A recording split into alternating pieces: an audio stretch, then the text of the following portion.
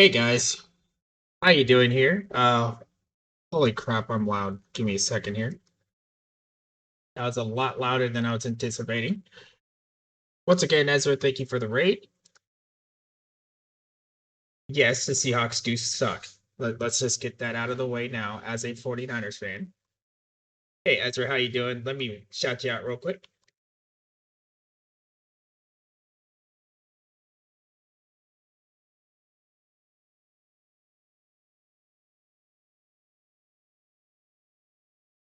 So today's gonna be a little different. I am starting a little earlier. I also had the DJ going for Spotify today. But I'm working on a gold cap roster because I'm trying to get into gold. I think I'm safe for silver and bronze, and I'm in the top 128 for open. So I'm trying to get into my fourth format here. And how I've been doing it is that is hilarious, Ezra. I have to go with that. Down with the Adderall Hawks. Oh yes. I gave them hell up here in Seattle. So or nearby Seattle. Just ask laptop. So what we're gonna do is we're gonna try and figure out what we can do to have a good gold cap roster. I have my silver cap roster as a base, and I have 322 points to work with here. Um, I'm not familiar with not familiar, but which is good. The good gold cards. Um, Still learning that all the gold cards, what's good, what's not good. Yes, you see a whole lot of boosted combis here, franchises because it's kind of needed for caps. I I just use them mainly just to make sure my bullpen isn't a completely sorry full of 40s and 43s. Um, but once again, guys, we're gonna work on this, see if we can get it going. Um, Somehow I became a really good cap player after during the PTCS week. I have no idea why. I did have a lot of help getting it started, but it's been very good. And I single-handedly qualified for or in a qualification spot for Open just because of it. This is also the first stream in a while since I've had my camera on because quite simply I had a very, very horrible beard going, and I'm very self-conscious about that. And plus, I had the receding hairline, so it was really showing. So it wasn't. It would have chased a lot of people away. Um, so the 24 hours of spa was great. Um, I did actually hit the start streaming button, but I forgot that I still had bandwidth test in OBS Studio. So I did a full 3 hours of just bandwidth test and didn't stream. I didn't realize it until I was in the car, and you can't really do anything when you're in the car. So I did 3 hours of driving, 75 laps, mostly incident free. Didn't kill anybody, but we got it to hour 11 and it started to rain, and our best driver's wheel failed. So someone went out on the track in the rain to try get us to keep going. And going up El Rouge, the big hill leading onto the long straight, he killed the car. So by the time I would have been able to get back in the car in the night, the car was dead. So we had to retire with 11 hours to go.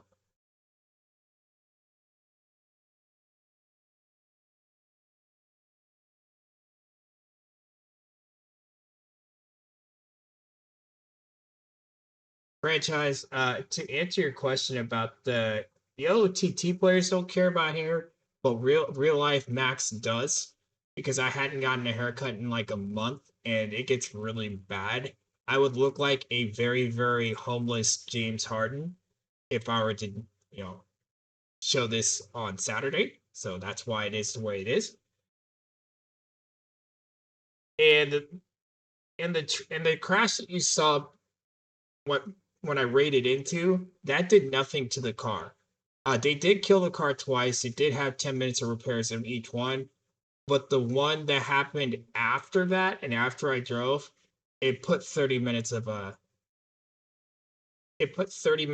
repairs on the car, and we were already pretty much where we were at. We couldn't lose any more positions, so they just retired the car. Franchise, you were the first person to redeem that watch streak. Eddie, thank you for the resub, by the way. 10 months, how you doing? How was your 24-hour, Eddie? Because I know you probably had a better chance than me. So I don't have any combinators for gold. I haven't gone down that road. But let's see what we can start with here.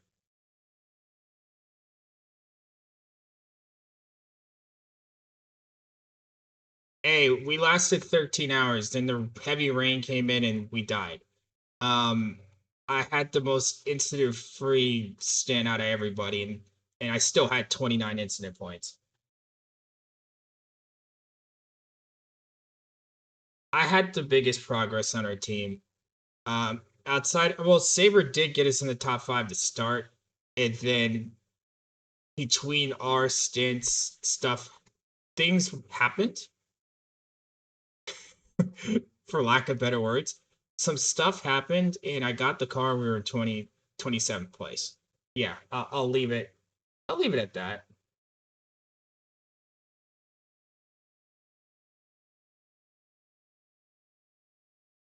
Eddie, I could have done another 6 hours in the car when I got back, but I was just like, we would have been in 24th no matter what. So kind of pointless at that point. So we just let it go. Um, all right, so let's get into this here. Is there anybody worth? Oh yeah, Posey, Posey and Boone for catchers.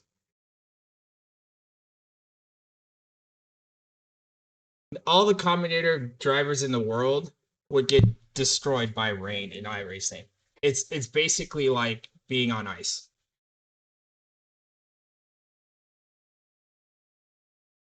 Bench, Carew, Epstein, Otis, and Sutton. Hey Liz, how you doing? Hey, I have two mods in here. That's amazing.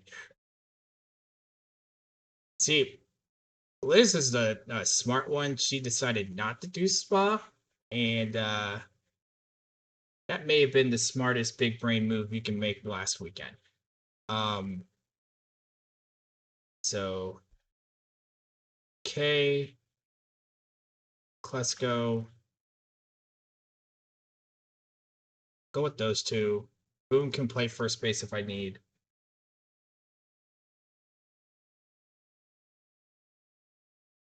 Eddie, you know I don't care about that. Liz, you could have just watched any stream and you could have saw it went bad for everybody. I probably had the best good story out of everyone.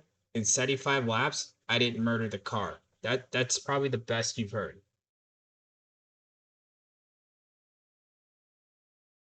Damn, maybe that's rough. All right, so second base. Is there anybody second base that's worth it?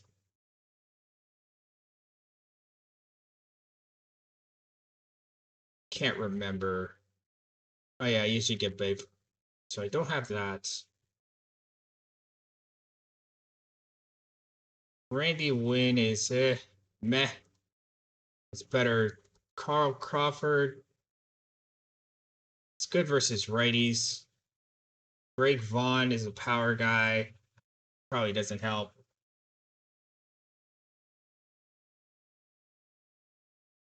Oh dear God, it's 9.23 ERA. Jesus. So, oh yeah, and Liz, to answer your question, I'm probably done with racing iRacing for another 2 months. I'm gonna go another 2 month stint just to see, just because I'm in no rush. Tartable maybe as a DH because there is DH in gold, so I'll activate. pitching wise, there isn't really a whole Bannister. I know I already activated Carlton. He will be on the team. Cecil is very extremely splitty. McCullers, I'll consider McCullers and I'll consider Hughes. Probably more McCullers than Hughes.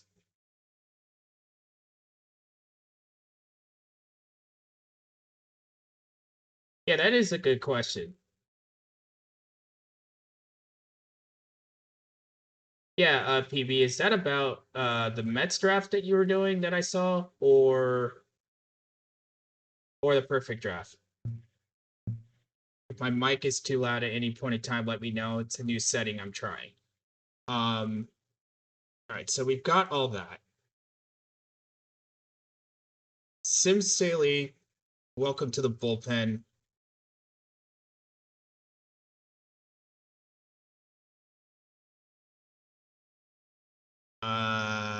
Kokenauer, you even bad even with the boosted. So Steve Carlton, you're now starting.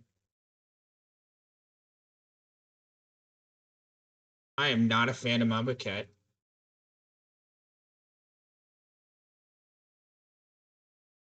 McKay can play both ways. So I'll probably go with McKay here. Garver, you can meet Buster Posey. Bob Boone can play first base, but I don't think he's better.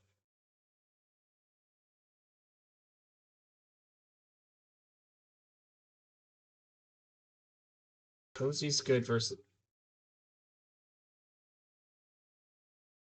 Ah, I think we might go with Boone. Yeah, we'll go with Boone here.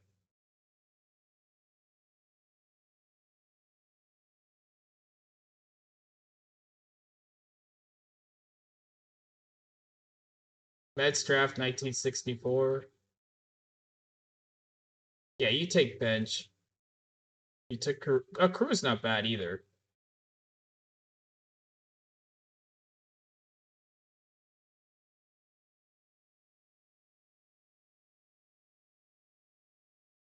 Yeah, I definitely should. I should definitely check out the 64 season.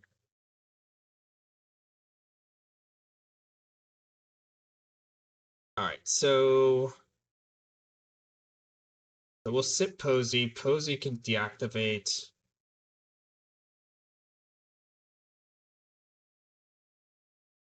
Actually, McKay, you can play first base.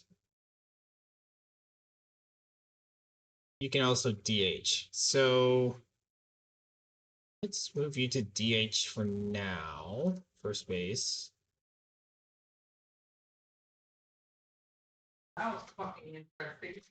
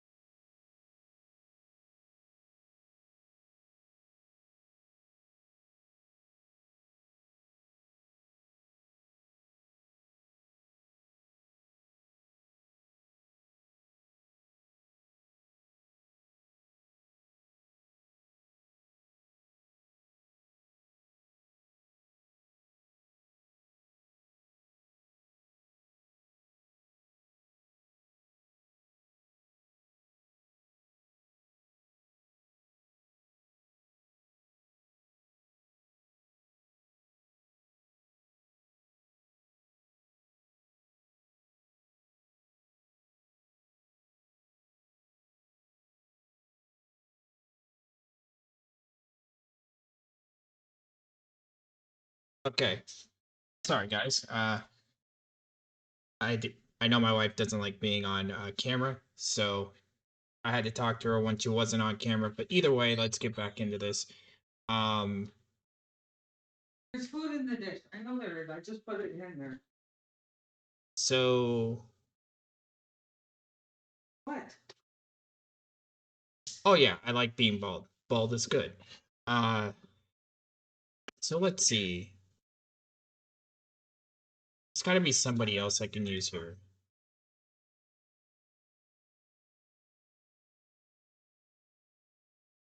Bannister, we already looked at.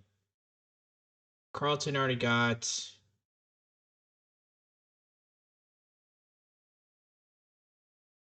Let's activate Morgan.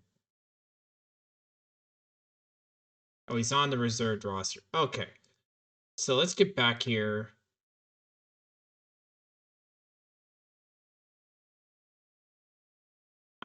He can't be on. Let's activate him again. Yeah, activate. Thank you. All right, so we'll activate Morgan. We'll put Morgan in for Saberhagen.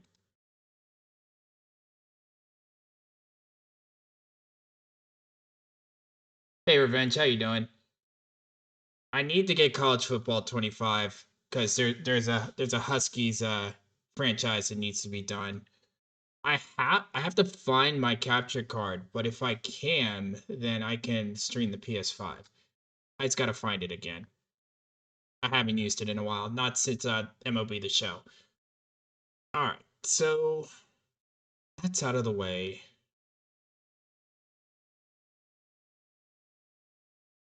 I need.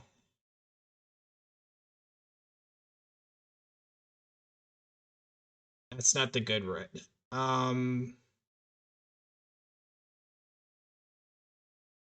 The Turtle Moon, Rucker, Cozy.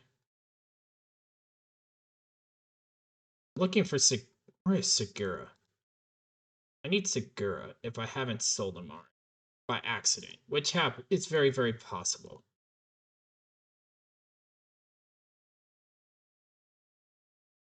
But not have Segura?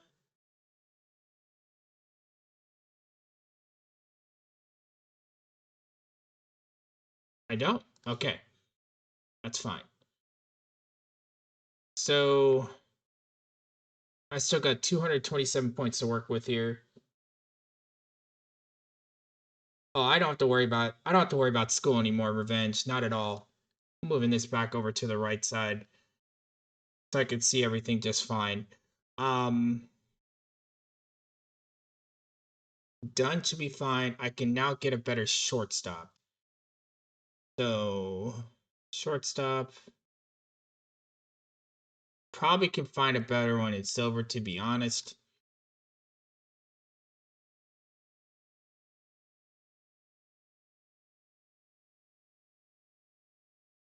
Most likely, Jeter is not going to be the one in this situation. It's likely to be Bill Sweeney, who could turn a double play, or Christian Guzman.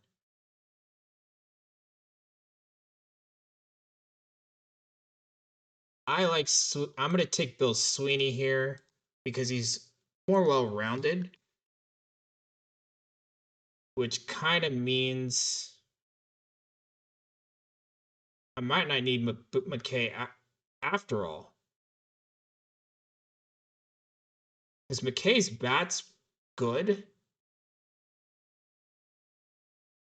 and I would like to use Brandon McKay's bat, but I don't think he'll fit because he only plays first base.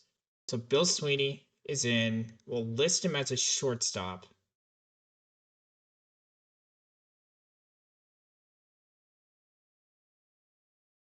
For now. Yeah, we'll stick with that for now. Davis, Cameron, Foley. Foley's going to play because I need the extra pitch. I don't need the extra pitcher, but it's hard to pick. He can play center, he can play right if needed. But I also have Coleman, who can play all three and first base. So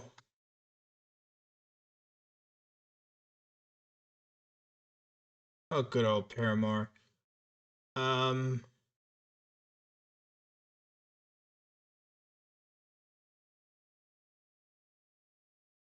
so revenge. Baseball is like a math major's dream, or someone who really liked math, like I did in school. So yeah, I could see where it would drive you nuts, or someone who doesn't like it as much. So all outfield. I had duplicates because I got duplicates of see, I have Curtis Granderson to to be a DH if needed, but he only really does stuff against righties. He's got power versus lefties, but his eye is meh. There's Castellanos. There's Chris Young. If I want to go pure center field, Harrison could play three spots, but not very well. He's really good against righties.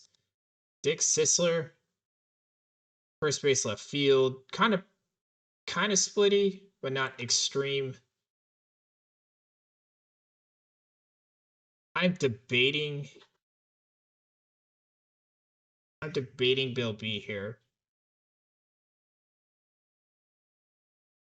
because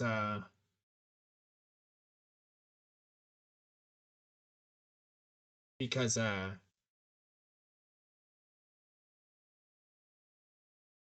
he can pitch if needed. Castellanos is the greatest bad situation hitter in the history of mankind, and I say that in real life events. It's kind of hilarious. Um, doesn't play center field, so can't. Who would I really sit if I wanted to use him? No one really. Done fully. Hodges is the catcher because he's really good defensively. He can frame pitches.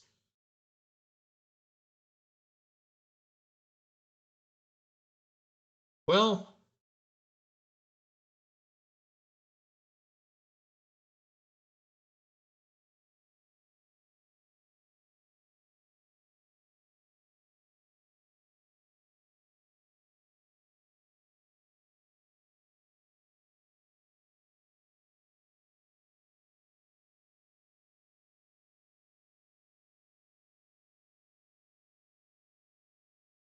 we can use him as a two-way. We just won't use him as a starter.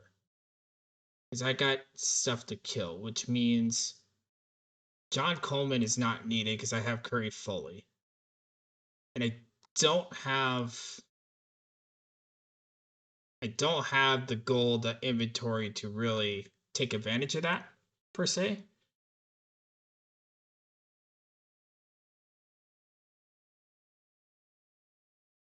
Castellanos doesn't really seek this out.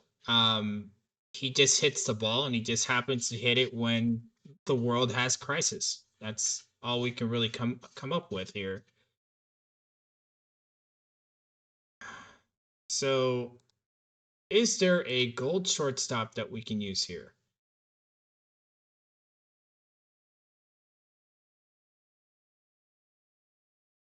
I was working on Joe McGinty earlier. I'll get to the Soriee roster in a minute. But I'm trying to find a shortstop. Or I'm gonna have to use Paul DeJong, and it's not something that I wanna. I mean, there's Castilla. I can use Castilla there, but I don't know if it's gonna be that much better. I mean, there's Tulowitzki.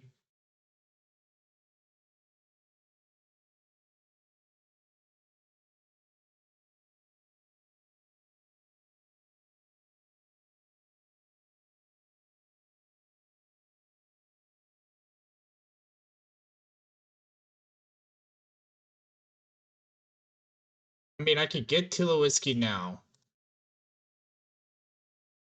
As much as I want to get that Maxwell Combinator, I don't really need it yet. He's been fine as a base. So wrong thing.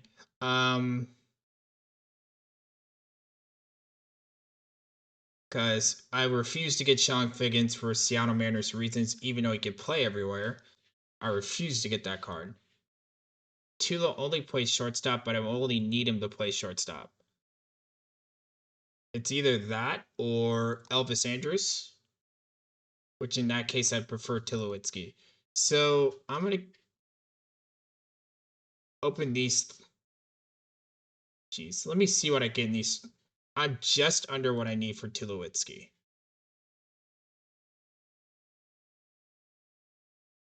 PB, if you have a baseball stadium or a baseball team near you, baseball is a lot better live than on TV. I don't think TV baseball translates very well, but if you're at the game, it's a little different. But that's also like that with like hockey or football. I think sports in general are better live than on TV because the TV doesn't give it. Oh, you're not even close? Okay.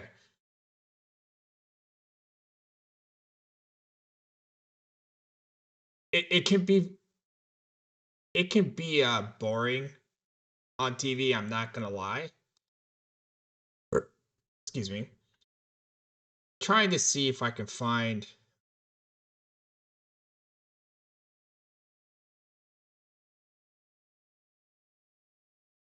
All right, so I might need to do the live dupe thing real quick.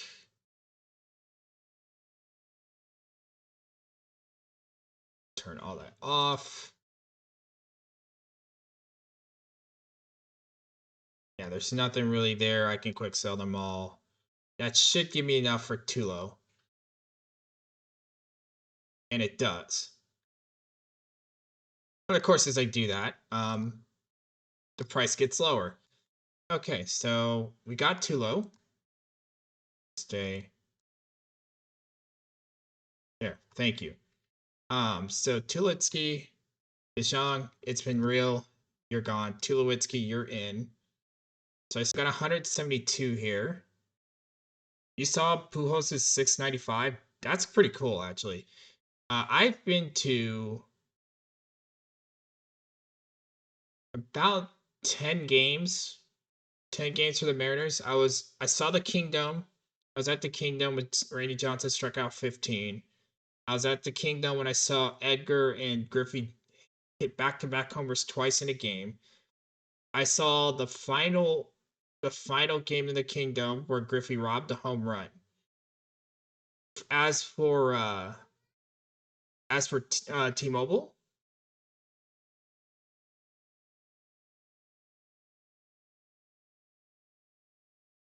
nice. That's pretty cool. So for Safeco slash T-Mobile Park, I have seen a 4-game series with the Royals where I saw Felix pitch in the first game, and I watched Zach Greinke, prime Zach Greinke, throw a one hitter against the Mariners. I've seen a game where Mike Trout robbed Leonis Martin of a grand slam.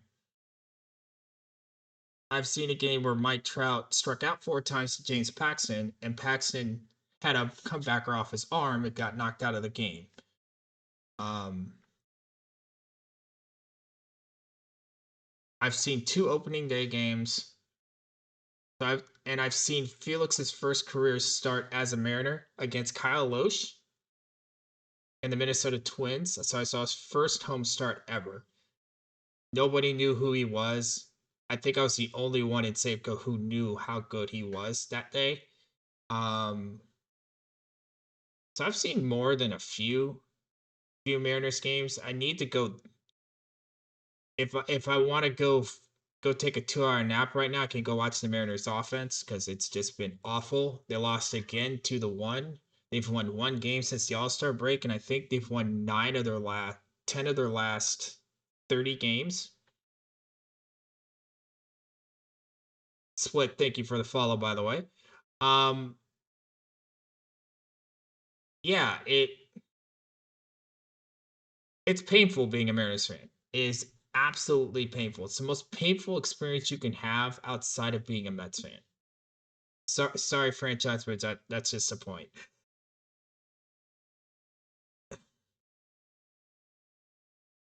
1 month ago, the Mariners were 10 games ahead of the Astros for first place.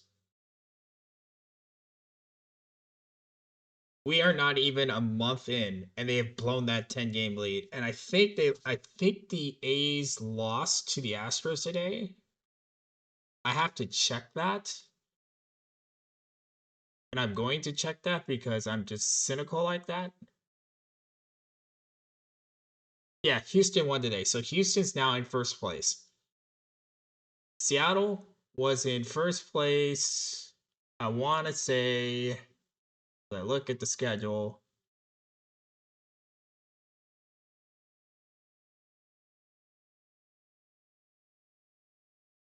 Give me. So on June, yeah, on June the 18th, Seattle beat Cleveland to go to 44-31. They were 13 games over 500. Since then, since then, they're now 2 games above 500. They are five. Let me do my math here real quick. So since June the 16th, they are 10-20 since June the 16th. 10-20. That is White Sox level of ineptitude, for lack of better words.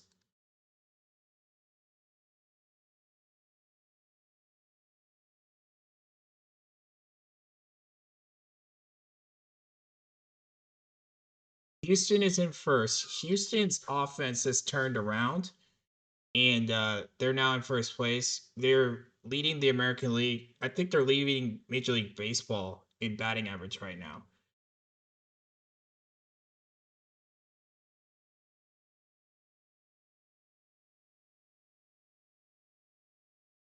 – 1965 might be the year. As much as I want to start the Mariners in 1977, I don't know if I have the patience to deal with that roster. But if I do get to a World Series before today's time, I would have done better than the Mariners currently. Houston was first at the time they faced Seattle, so they must have the A's have gotten to them. But yeah, so we're still working on this gold cap roster. I think this is what I'm going to go with for now. I'll have to adjust the lineup, so it's going to be Tulowitzki both ways at shortstop. I need a catcher, which will be Bob Boone both ways. He will hit eighth. Tulo is better versus lefties. He will hit second. Young will hit towards the bottom. I really like this lineup versus lefties. Will generate. Ron Hodges is the backup catcher, whether you guys like it or not. McKay. Well, actually, you are not a better hitter than Branyan. Branyan strikes out a lot, but at least he hits with a little bit more pop. Fully compared to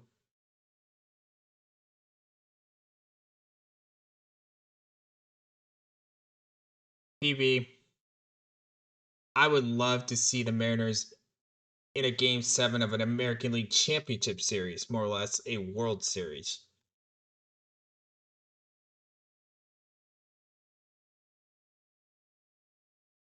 Yeah, I'll go with this today. Or Let's do something else. All right, so let's turn that down just a little. Like it's so painful. And I was going to compare him and Brandon McKay. I think McKay I'm playing both ways anyway. McKay, where are you? Oh, there you are.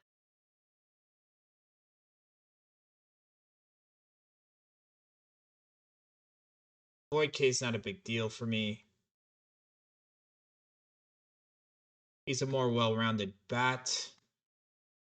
So yeah, McKay will be the DH versus Wright. Foley can come in every third game. That's fine. Bill Sweeney is Bill Sweeney. Sweeney can back up third. Pinson, Daddy Wags, and Henderson. That's actually not a bad outfield. Not a bad outfield at all. So Sweeney and Day, that should cover middle infield. Hodges, once again, backup catcher. He'll start every fifth. Days in case of break of glass. Okay. You are not backing up Bagwell. Bagwell will be in as long as he's still possible. Day. I'm gonna go with that. I'm gonna go with that rotation versus left. I think that's fine. Maxwell's the DH. We'll go every fifth for McKay. Sweeney will go every. Actually, Sweeney doesn't need the DH.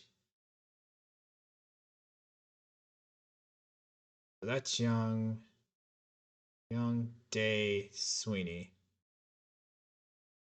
Day's the defensive sub.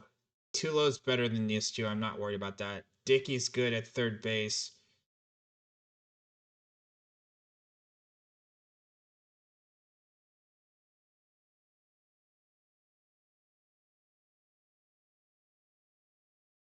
Oh no, Hunter out. So Henderson is center. And Henderson is Pinson playing left? All right, so I think that's good there. Pitching. Mike Morgan, Steve Carlton, you're there. All right, so player strategy, Steve Carlton. I am going with the 27 batters faced.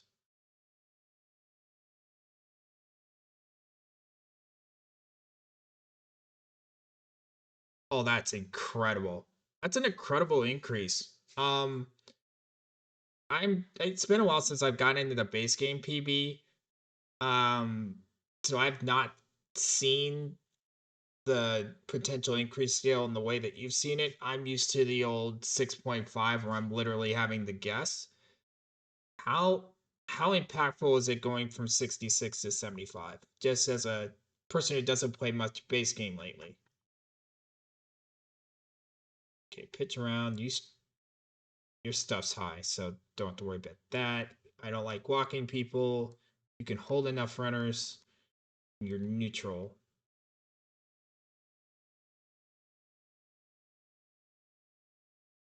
I guess I want to watch your stream a little more. Like I've been, lurking in your stream when I can. But if I start doing base games some days, I might be just like you. I will have no idea what I'm doing at first. I still have no idea what I'm doing at times in this too, so it's not that much worse. Who else did I? Oh yeah, Morgan.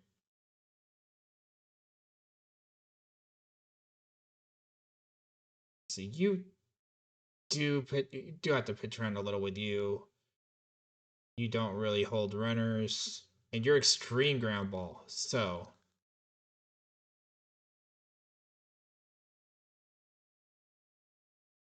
27 batters faced.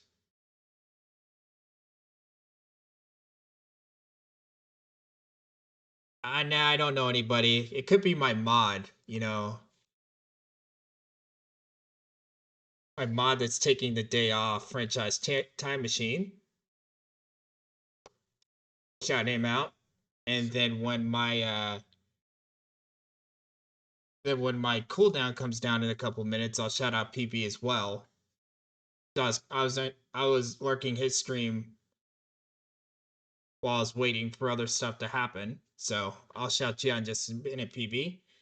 But once again, guys, I'm just trying to get this gold cap in. I got a bronze cap I can work on too if I have time in between. Yes, he does stream. PB, it's all right. I'm used to friends just being. You don't have to worry about that. I have been on that end where you just want to take your friend, throw him out the window. I get it. Plus, is he really is a Eagles fan?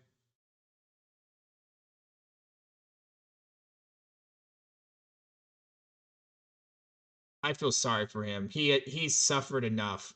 We ended their soul last season, so they're nothing to worry about as the Eagles fan. I just want to get that out of the way right now. Um, they talked all that crap and they got their soul taken when they faced each other. Okay, who else do I need to work on here? Oh yeah, McKay.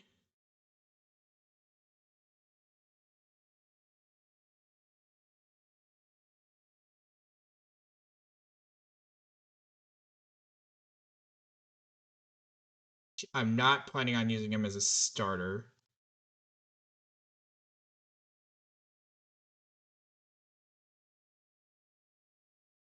PB, as much as good as the Browns were with Nick Chubb, their quarterback's gonna hold them back, regardless of whoever's there. I'm not sold on Watson right now, not with his injury history of late.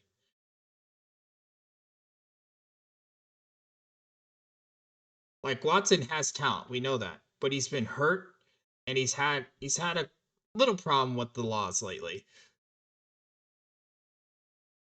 It's not the fact that you guys were relying on Flacco. It's the fact that that's all you had left.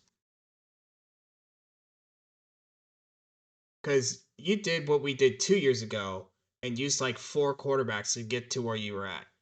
That's not always the safest thing to do. Okay, I think that takes care of that. So we can get out of this.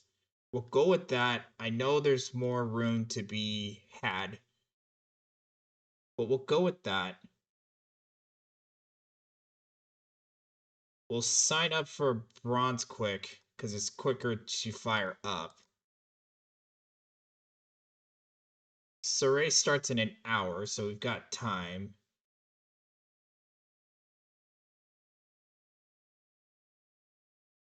Oh, you could. I've seen it happen. You could. As someone who's seen a lot of stuff happen before we got Kyle Shanahan, like the early part of Kyle Shanahan and the parts of the great wizard that's called Oregon's old coach.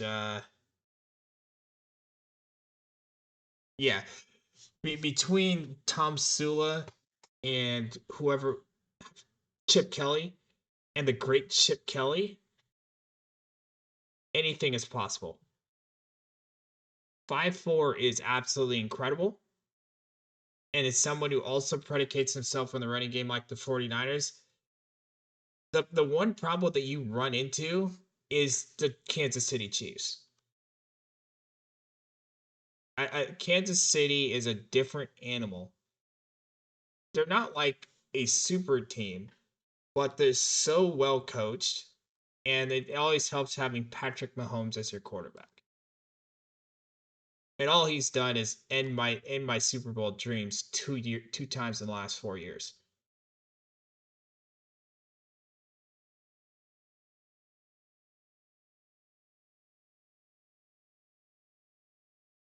There was an awful call. Yes.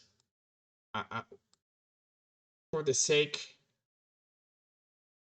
All right, so I don't have a game to get into here.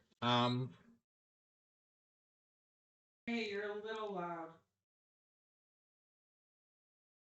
Okay. So we might have to sign up for a couple different things here.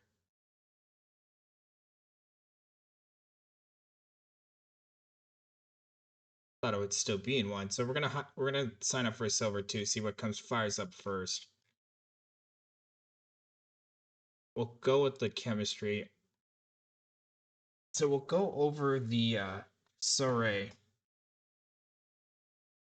Yeah, we'll go over the Soriee for tonight. Yes, I did sign up for tonight franchise, so you have to worry about me screwing that up. All right, so Jesse Hahn, you are gone. So we're gonna go with yes. I found a McGinty that was a combinator, and it literally was minimum, so I got him, and it only took me 900 perfect points to get him to level 2. So he's there. He's a new-ish addition, but really it's mainly this card right here, Thornton Lee. He was one of the new cards from the treasure trove on Tuesday. I added him to the roster just to see how he will do. He will be our number 2 starter for today. He replaces. Who did he replace in the? He replaced Jesse Hahn in the rotation. Another addition was Tony Salida because options for Snapshot and Unsung Heroes are meh. It's a very limited pool. So I'm stuck with Jake Stahl and Tony Salida because a first baseman is not available. Larry Gardner's a new addition. Curry Foley's a new addition. He's mainly to DH. He's not pitching on this. He's not even to see a ball to be pitched. So this is what I'm going with. I know I got an ad coming up in 4 minutes. Oh yeah, good thing I looked. So McGinty will be the number 4 starter. I'm gonna have to fix something here. So saves, Zachary, Thornton, McGinty, Evaldi.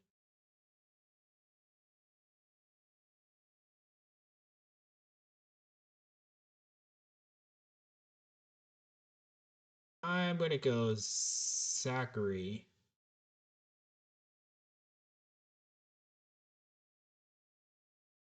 Zachary. We'll go Thornton Lee. We'll go with the 2 lefties. Saberhagen, McGinty, Evaldi. We'll go with that.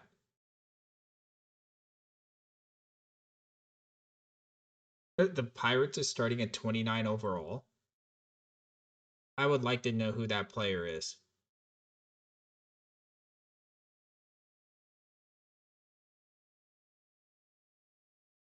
Shout you out while I'm here too. But yeah,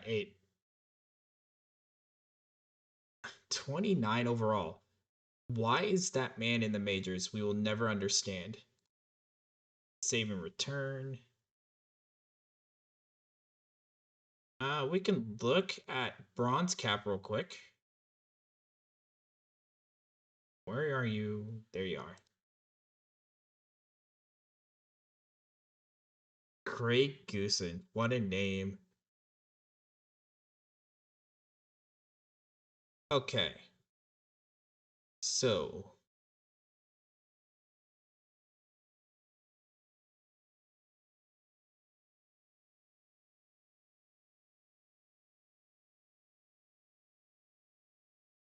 Nate can stay there. The rest can go. Move you all over there.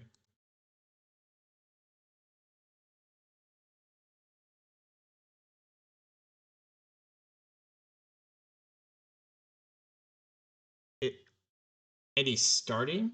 Is he like hitting 8th? or is he hitting after the pitcher? Oh, Jackie Column, Jim York, Herb Smith.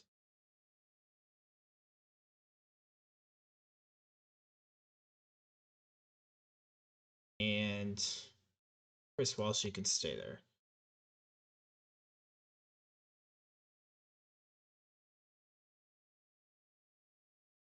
Well, Crary, Musil, Dunn, Ranyan, Bagwell,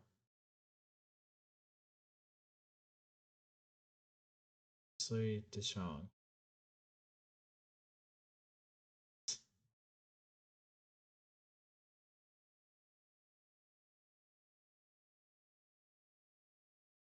Let me activate.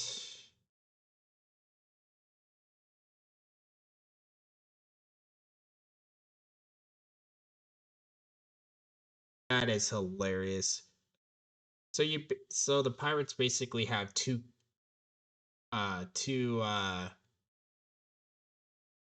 basic hitting pitchers hitting eighth and ninth. That's always optimal. Second base. Connie Day will activate you, see if we can use it this time around.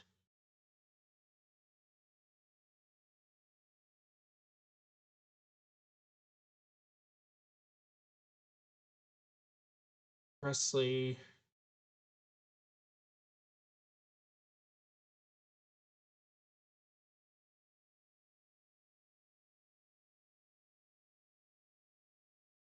Take you out. Connie Day, bring you in. So we're 4 points over.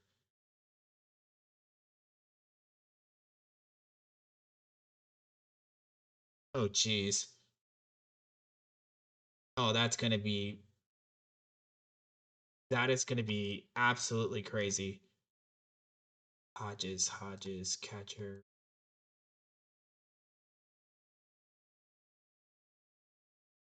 Let me know if he strikes out, PB. So let's see. Hodges takes care of that. That gives us 6 points.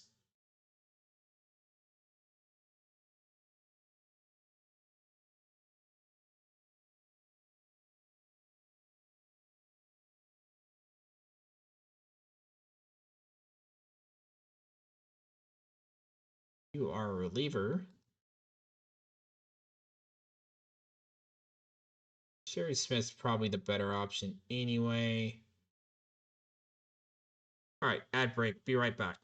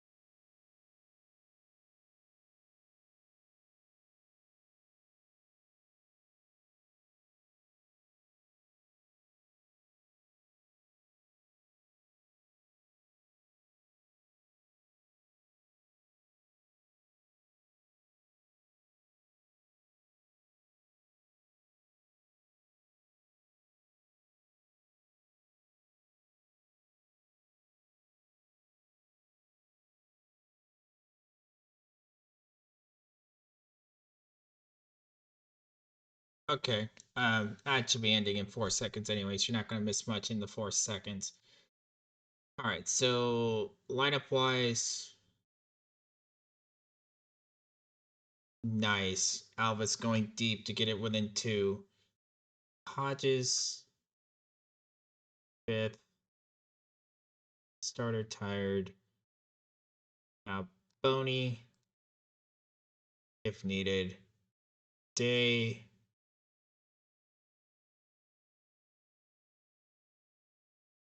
Actually, Hans can back up second, play every fifth. Day, and he'll back up there. Query, but Dunn doesn't have to do that.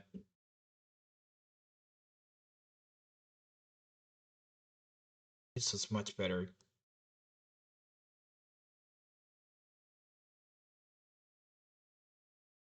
Curry Foley. That'll be Russell Brandon. Foley can back up there. And of course they subbed him out because it's the Pirates. That actually makes no sense. In the fifth, did he get hurt? All right, so done. So you're fixing this up.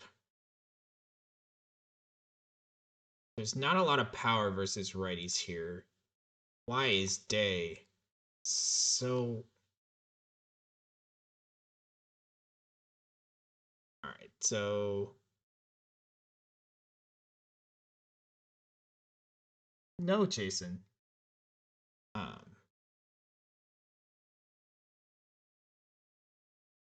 Is that...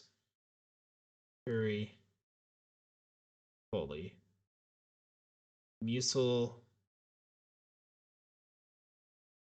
Okay. What for your game, PB? It might be spring training. Yeah, it's spring training. Um, so that should work there. Bullpen.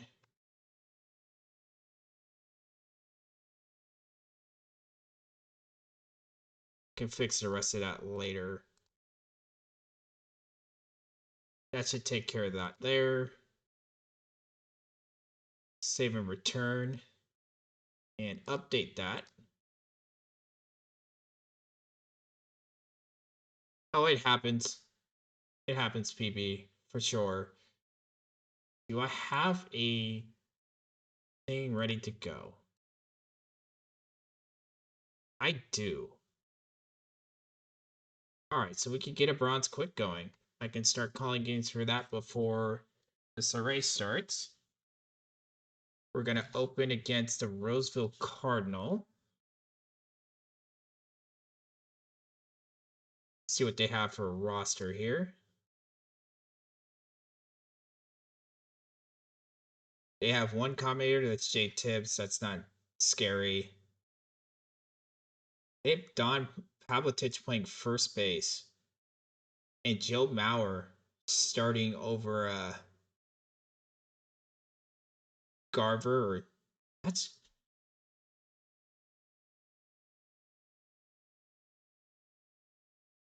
Is Carew going to play in the majors, PB?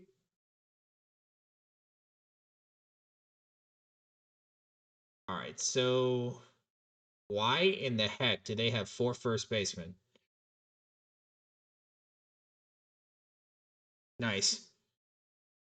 So yeah, we have 4 guys that play first base for this team, which means they're going to beat me 15-1.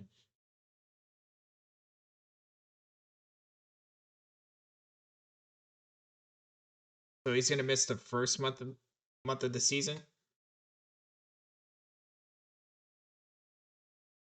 All right, so we got a minute before this game starts. It's going to be Nathan Eovaldi going against Charlie Wilson in this game.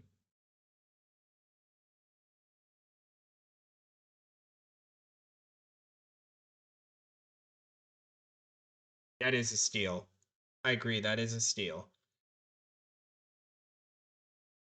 All right, so we've got a minute here.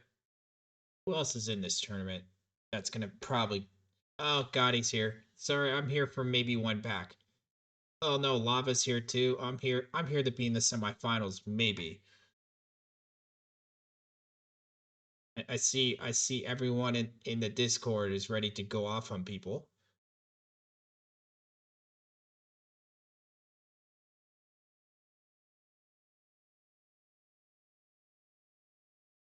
I mean, what could possibly happen with Gotti and Lava here? Give him a hard time on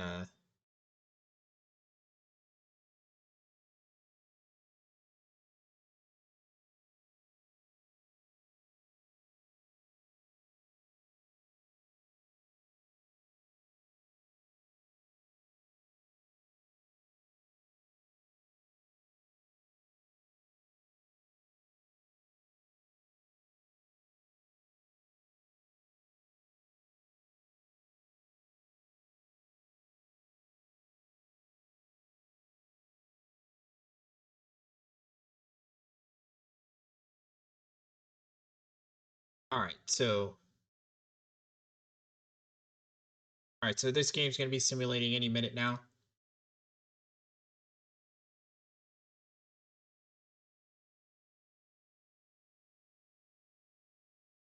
This is a perfect league PB. So it's the online version, the online side of this game. It's bronze level cards, so it's not like the greatest of players, but at the same time, it's an online tournament. Um, it's not like base game, so it's kind of like Diamond Dynasty. It's their version of Diamond Dynasty if it were MLB The Show. Normally, I'd be calling a game because I do a lot of play-by-play on this, just to follow the team, and it also lengthen out the time. There's an online tournament that I'm doing in about an hour. Oh, bronze. Sorry, PB. It's bronze. This is a bronze quick right here. All right, here we go. So game one between Roseville and Bonnie Lake here. It's gonna be first round double elimination. Winner goes on. Loser goes to the losers bracket. We're gonna start off.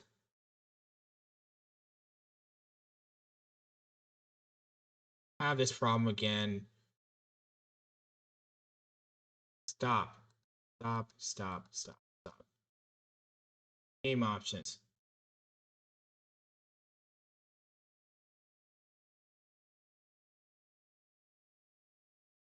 Let's try that. Start replay.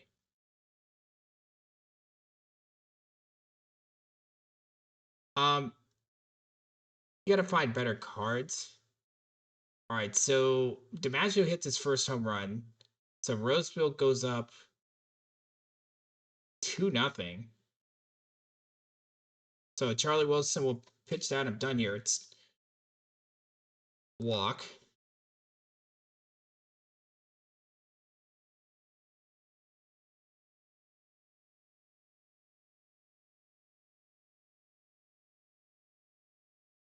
Trying to fix this. Ever since I went into this mode to stop one day. So the bases are loaded for Mitch Garver. Steve Reed will pitch to Paul DeJong. It's 7-0. So it looks like we're gonna win this game. I'm just trying to fix this mode.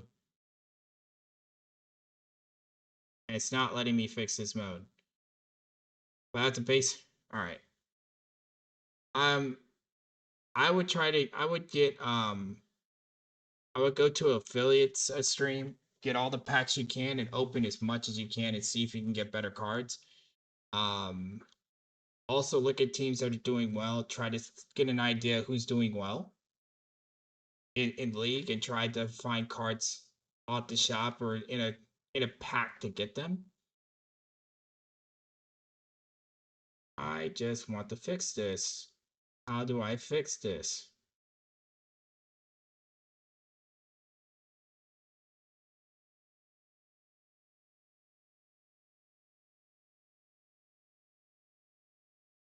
None.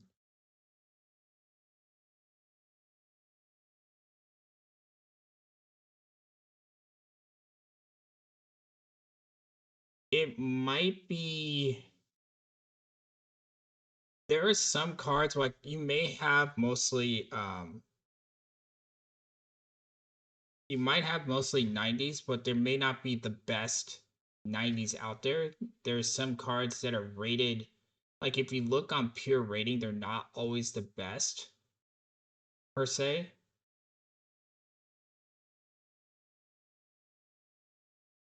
Guys, I'm trying to work through this. I'm sorry.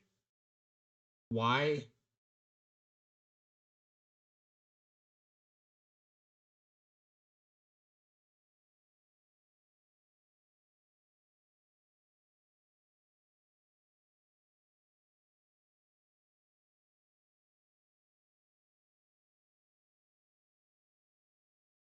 I'm gonna work through this. How do I turn that off? Hey, franchise, you still in here?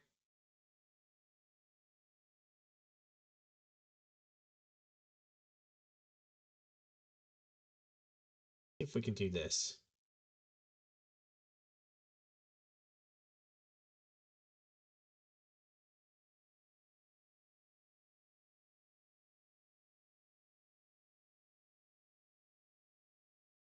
All I'm trying to do is I'm trying to get rid of the pause, and it's messing everything up right now. And it's getting really annoying.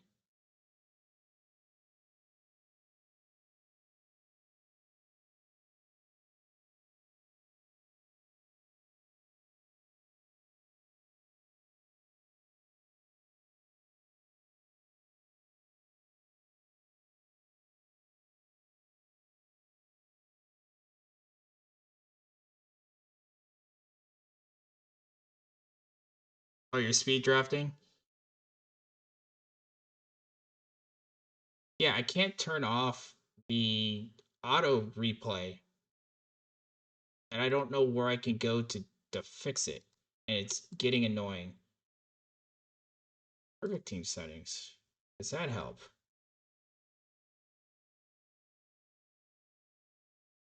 So bullpens are gonna struggle no matter what. It's not a whole lot you can do there. PB. Um, uh, maybe have you tried the Discord to see if you can fix their like go to like roster and strategy advice and try to get help that way? It's like I need to get help to figure out this thing because this is gonna drive me nuts if I don't figure it out.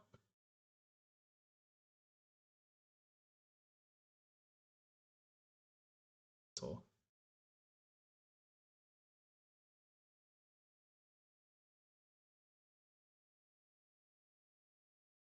so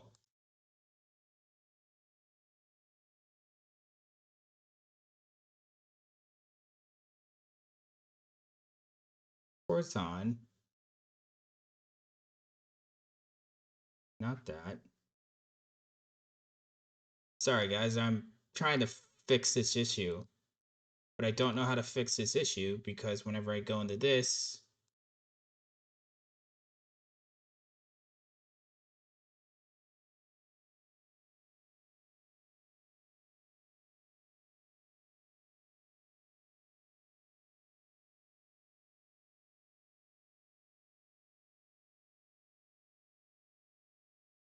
oh, I see the bots are out today. So that help?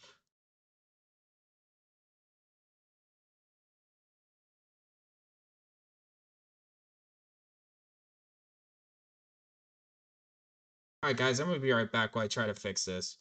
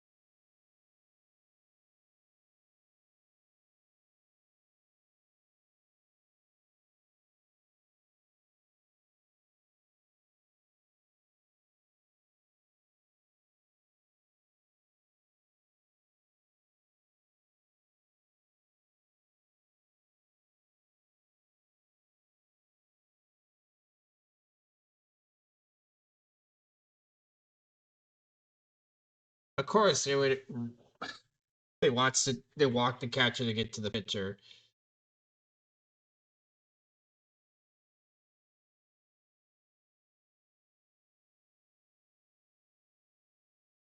I'm still trying to fix this issue.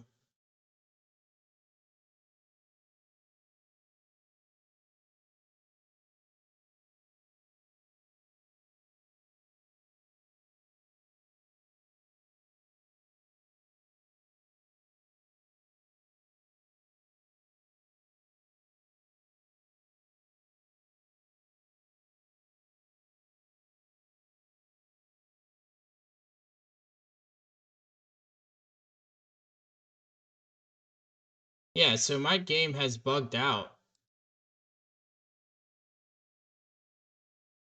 and it's not letting me do this play by play.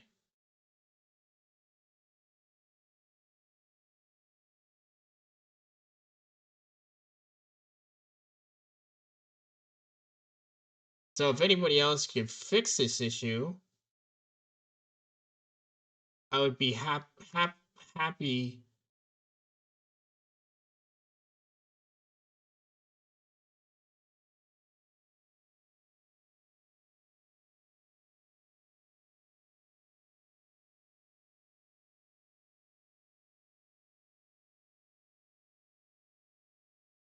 All right, I think I fixed the issue. All right.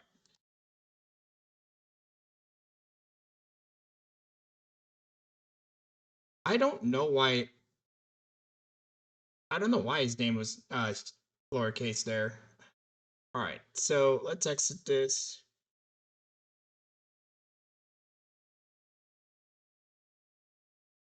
All right. So now we have everything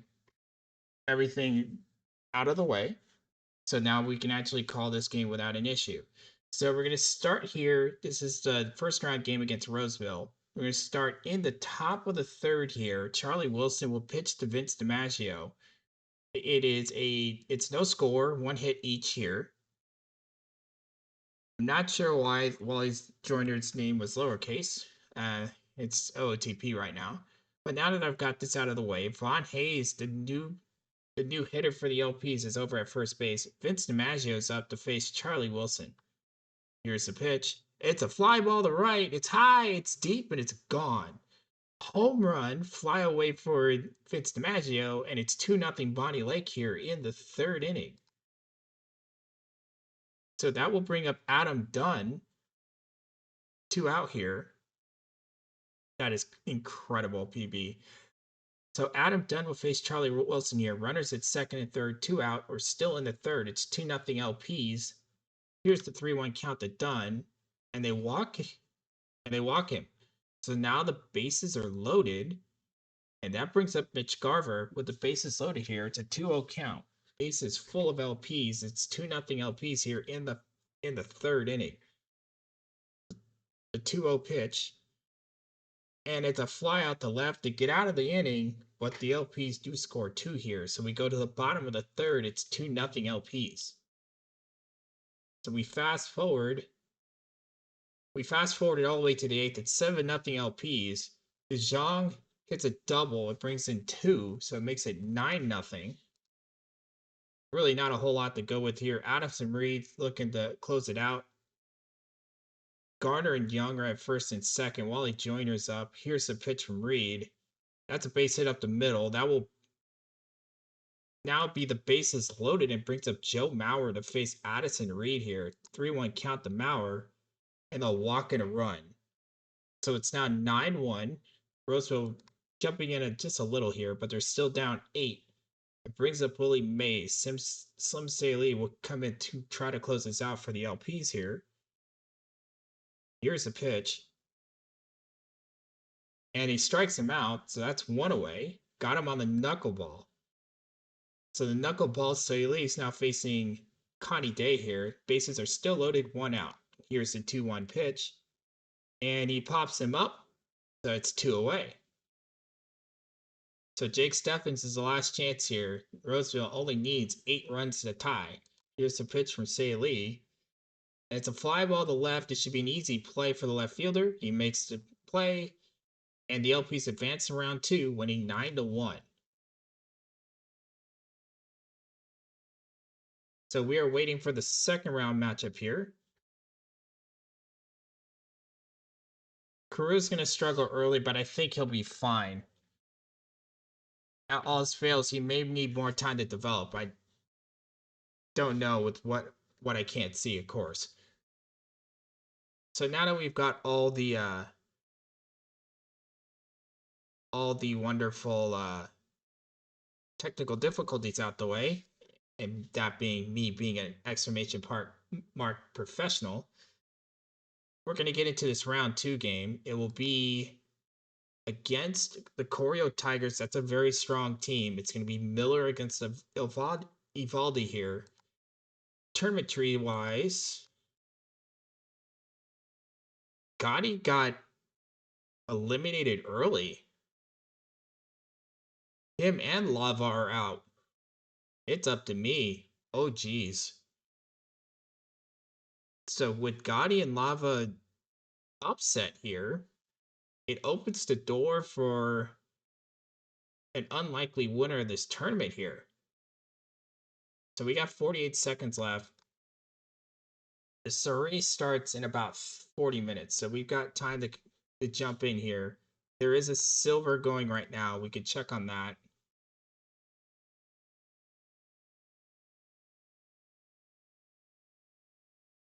And we're facing the Lagos Lions. They're up 1-0. We'll do this game.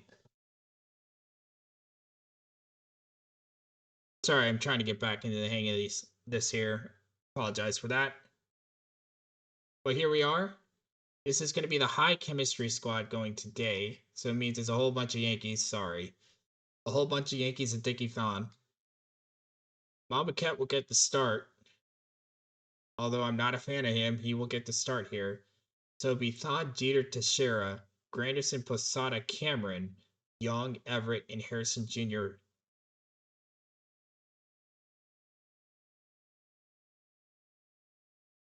Here we go. Game 2 here between the LPs and the Lagos Lions. We'll start off at the top of the first. Bases are already loaded to face Gio Gonzalez here. Adrian Beltre will step into the box with the bases loaded and a full count. Nobody out. Here's the pitch to Beltre, and he strikes out swinging, one away. So that brings up Gene Tenets with one out. He's known to walk, but it's a 1-2 count here. Gonzalez to pitch to Tenets, and he strikes him out. So he's struck out back-to-back batters here. And now that brings up Mike Cameron, an 0-2 count to him. Can Gio get out of this inning with the bases loaded and nobody out? Here's a pitch from Gio, and he strikes out the side. So Bonnie Lake fails to score with the bases loaded and nobody out. Sounds like the Mariners. So we'll go to the bottom of the inning. Mamba Ket will face Christian Guzman to lead off here. Here's the pitch. And Guzman hits a shot to right, and it's off the wall. Guzman can very easily leg this into a triple. He's going for the triple, and he'll be safe. So Lagos in business here with the runner over at third, and that brings up Tuck Turner. Here's a pitch from Mambo, and that is a fly out the left. Guzman looking to tag up. He'll be safe. So the LPs strand the bases loaded, and Lagos cashes in with a run here. And we will now go to the top of the second. Carlos Beltran is over at first. Dickie Thon is up here. Gonzalez, who's 3 strikeouts already. And that is a shot over the right fielder. It's a base hit. Runner looking to score. He'll be safe. Thon is safe at third. So it's a triple for Thon at RBI. And it's now tied at 1. So Andrew Jones will reach on a walk. So it brings up Michael Young here. With the runners at the corners, go ahead run 90 feet away. Here's the pitch to Young. Ground ball to second. They turn to 6-4-3, but the run does score. So it's 2-1 LPs here as we go to the bottom of the fourth. Sammy Harrison will be at first base. Michael Young will face Mambo here. with a 3-1 count and 1 out. Here's the pitch from Mambo. And he walks him just a little outside here. And that will bring up Nick Castellanos with a tying run at second and the go-ahead run at first. Here's the pitch to Castellanos. And that is a base hit to right. That should tie the game at least. In fact, 2 runs will score on this as the throw to third is not in time. Castellanos with a 2-run double, advancing to third on the throw, and now the lines are up 3-2. They'll add 1 more run, so we go to the top of the 7th here. It's 4-2 Lagos. Lagos 4 runs on 5 hits. LPs only have 4 hits to go with those 2 runs. Gio's still in the game facing Mike Cameron to lead off this inning. Here's the full count pitch. And that is a base hit up the middle, so the tying run will go to the plate as it gets by the center fielder as Cameron overruns Cameron's ball. So that will bring up Carlos Beltran. Base hit makes it 4-3 here. Still nobody out. Here's the 0-2 pitch from Gio. And that's a base hit over the second baseman. And past the right fielder, another error from the outfield. Castellanos cannot get it. So Beltran advances to second on the error. Cameron scores, and it's 4-3 Lagos. Which brings up Dickie Thon. It would be prime justice if he hits it to Tuck Turner, and Tuck Turner does the same thing in this inning. Here's a full count pitch, and he pops him up, and Harrison will make the catch. So there's 1 away, and I'll bring up Andrew Jones to face Gio Gonzalez. Here's the pitch from Gonzalez, and that's a fly ball to right. It's caught. Runner doesn't tag up, and now that brings up Michael Young. So 4-3 here in the top of the 7th. Gonzalez facing Michael Young. Tying run is Carlos Beltran. He's at second. Here's the pitch. And he walks him.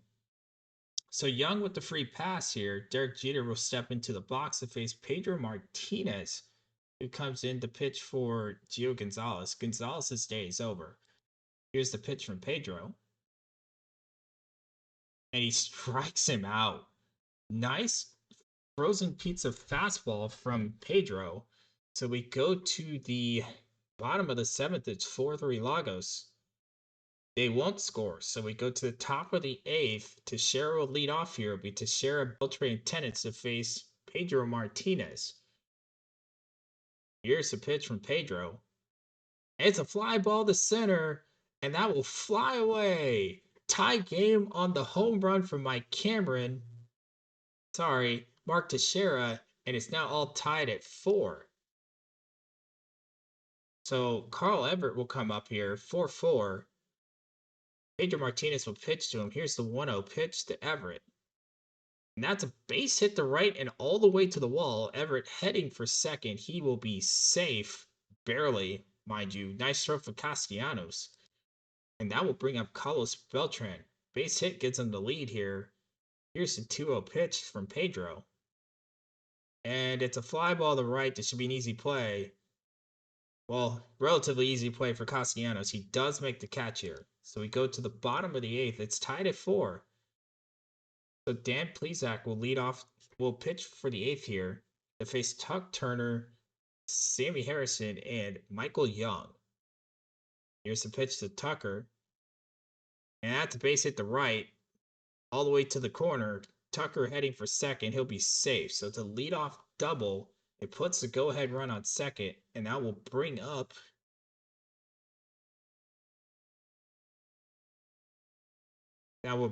Sammy Harrison, as Mike Stanton will come in to pitch to Sammy Harrison. Lefty against righty is probably not a good idea.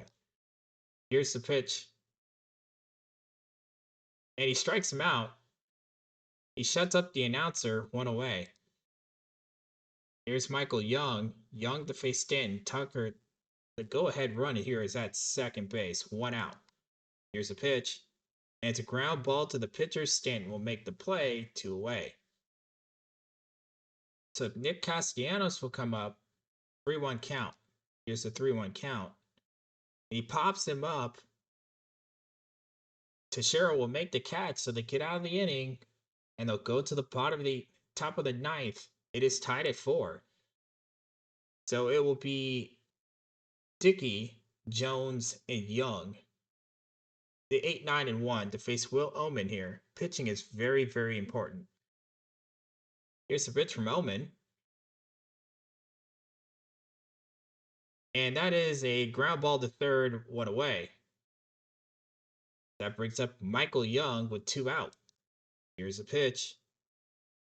And that is a base hit to left. So go ahead runs on here. And we'll go to the middle of the order. We'll start at the middle of the order. Derek Jeter will be up here, 2 out. 3-2 count. Here's the pitch to Jeter. And he strikes out. They get out of the inning. It's still tied at 4. We go to the bottom of the ninth where Stanton will face Davis, Teixeira, and Cameron. Here's the pitch. And it gets by the catcher Tennant. But he does fire it and throws out Teixeira in time, 1 away. It'll end up being 2 away. Hey, what do you know? It's the TikTok song. Mike Cameron step up here to face Mike Stanton. Here's the pitch for Stanton. And he strikes him out. So the third K on the day for Mike Cameron. Very rough day for him. We go to bonus baseball. And it's tied at 4. So Dan Plesac for the Lagos will face Teixeira, Granderson, and Tennant. Here's a pitch from Teixeira. To Teixeira, that is. And he strikes him out. A lot of strikeouts in this highlight today. And that brings up Gene Tennant with 2 out. Here's a pitch from Plesac. That's a fly ball to center. They'll get out of this. So we go to the bottom of the 10th. It's still tied at 4. Mike Stanton will stay in this game here to face Bill Sweeney. Here's a pitch to Sweeney, who's pinch hitting, by the way. Ground ball to third. Great play for Thon. 1 away. So Javier Vasquez will jump in here, 2 out to face Tuck Turner.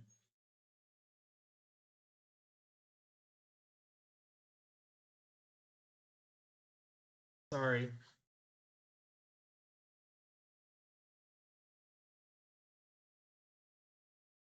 All right, so Vasquez will face Turner here. Here's the pitch to Turner.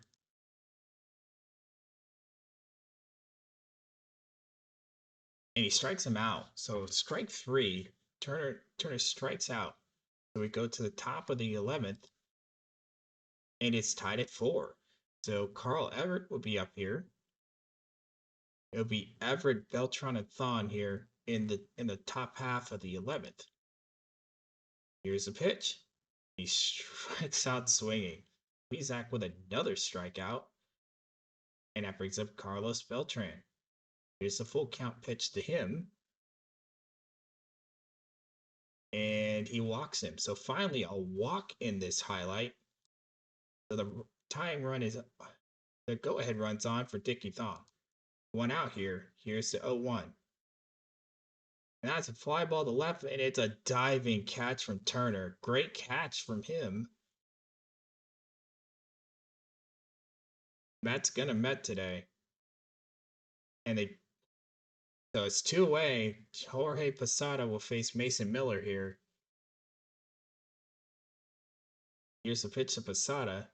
And that is a fly ball to center, and that will drop for a base hit. Will the run score? Runner goes. No throw. Beltran scores. RBA double for Posada, and Bonnie Lake will go 5-4 here as we head to the bottom of the 11th. It'll be Owen Wilson pitch hitting.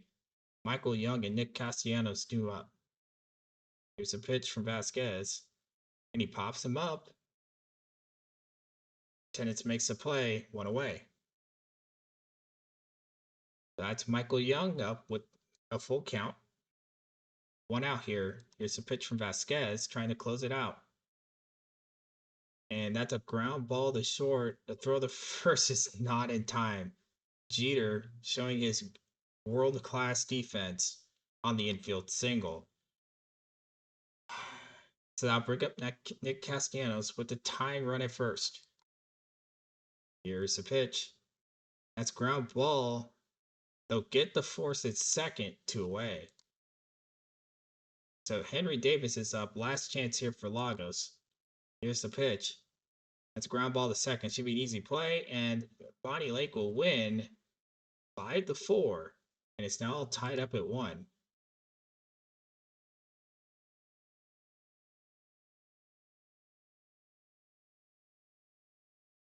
All right, so I got to be somewhat quiet here. My wife is not sleeping yet. So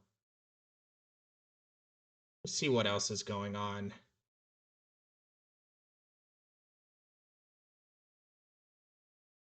All right, so it's 9 minutes to Soriee. Okay. So it may be a little subdued here with the play-by-play for just a second until she can go to sleep.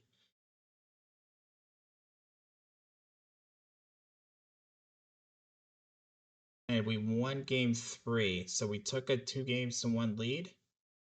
We won 9-2. Mike Cameron, Michael Young, and Everett all homered.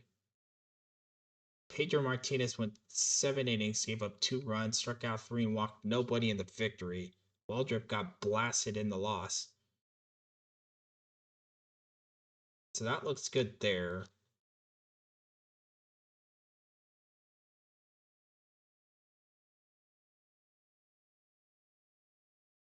Middle Tanger. So we have a decent chance to get some packs in this. It's not really a strong team outside of Peninsula and maybe the Kansas City Athletics. So we have a decent chance there. I'm really stalling until the Soriee starts. How are we doing in the bronze?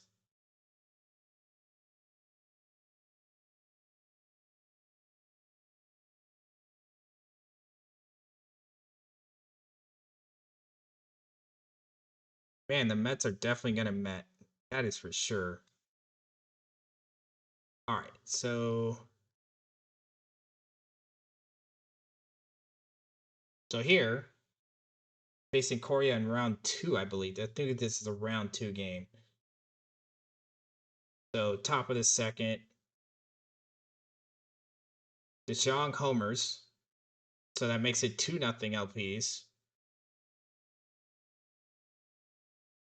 So Von Hayes is up. It's 2 out.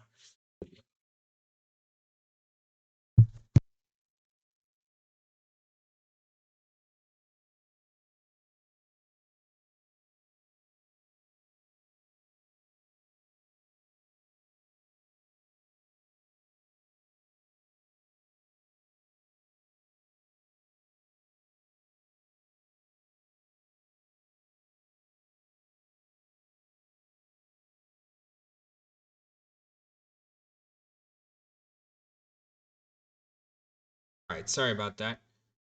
All right, so I'm going to just for a second kill the face cam for a second. All right, so it's 2-0. Von Hayes here is the facing Valdi. Here's a pitch from Evaldi. And that's a fly ball to right, and that ball's gone. Fly away for Von Hayes is back-to-back homers, and it's 3-0 LPs. So we are in the bottom part of the second inning. It's 3-0 LPs. Bob Miller facing Andrew Jones with runners at first and second. Coleman and Day both have great speed, so any ball hit to the wall will score 2.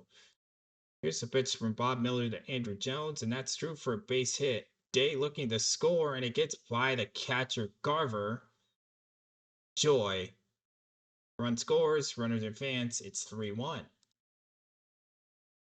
That brings up Roger Bressenhand to face Bob Miller.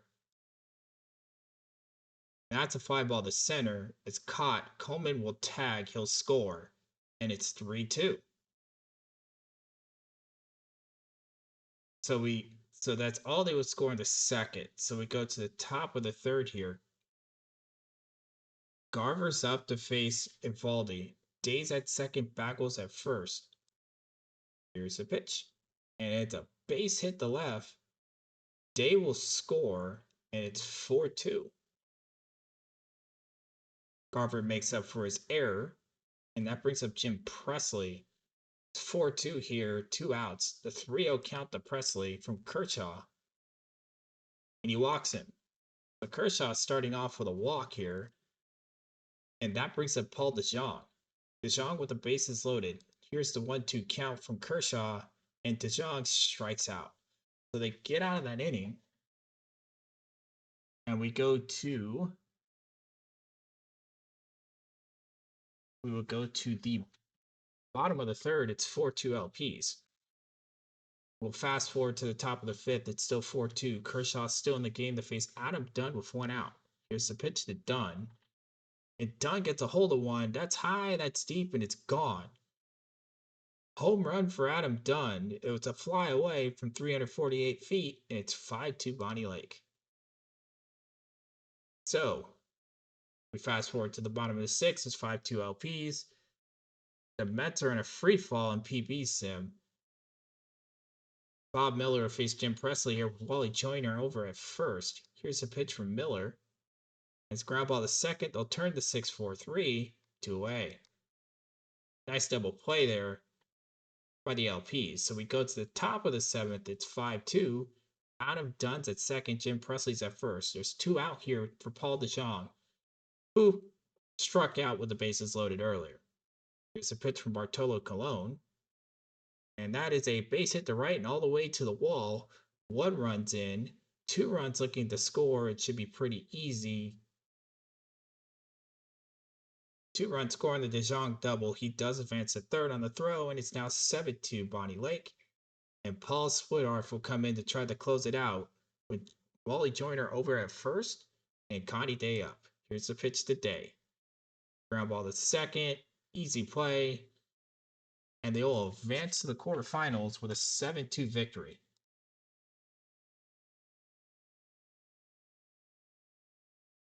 Sorry, I've been all over the place today. It's a little hard trying to balance the sleep schedule of my wife because she's trying to go to sleep, and since there's no carpet, everything the voice travels a lot easier. So I'm talking at normal, but it still bounces back into the living room. She's having a hard time sleeping. So everything's a little thrown off. I usually start around this time anyway, so it's kind of weird that usually see sleep for an hour and 40 minutes, but I started earlier than normal and it's kind of throwing everything off. But the quarterfinal matchup against the Las Vegas Kings here. Winner goes to the semifinal to face the winner of Phoenix and Austin.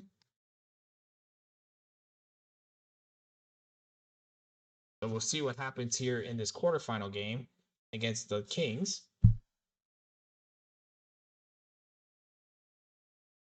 We'll bring up the highlights here. And we'll start off in the top of the first here. Already threatening here. Carlos Silva will face Adam Dunn with runners at first and second. Connie Day and Jeff Bagwell. Here's the pitch to Dunn. And that's a ground ball to third. They turn the 5-4-3. They get out of the inning. So Bonnie Lake doesn't score. It's still no score.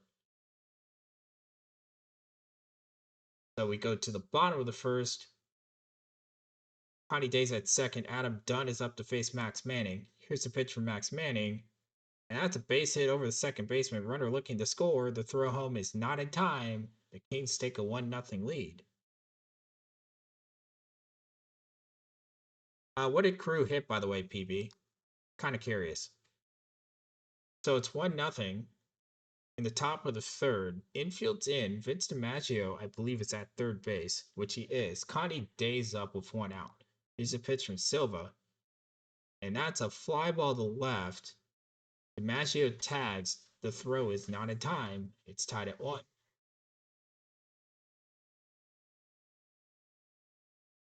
Oh, how shaking.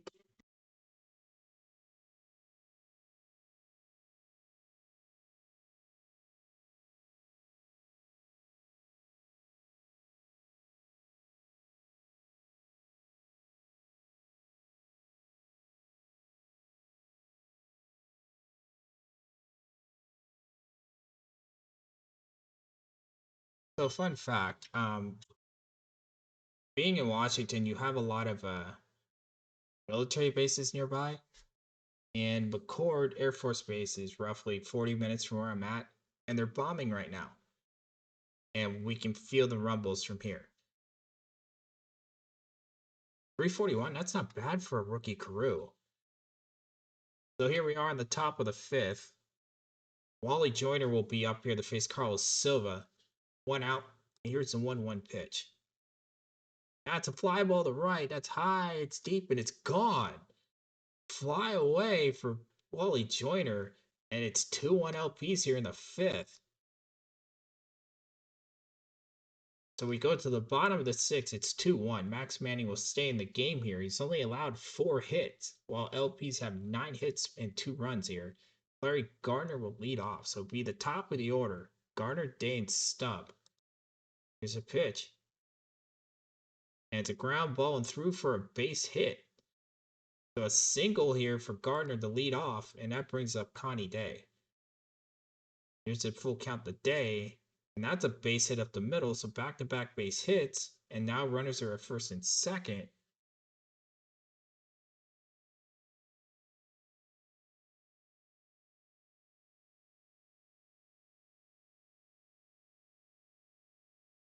What pick do you have, PB? So here we are, bottom of the sixth here, still 2-1, runners at first and second, nobody out. Rusty Staub is up. Oh, geez, that's rough. Here's a pitch. Ground ball to the pitcher. Manny makes the throw to second, gets the out there, so it's 1 away. The time runs 90 feet away here. Oh, you went fifth? Maybe try trading for Seaver?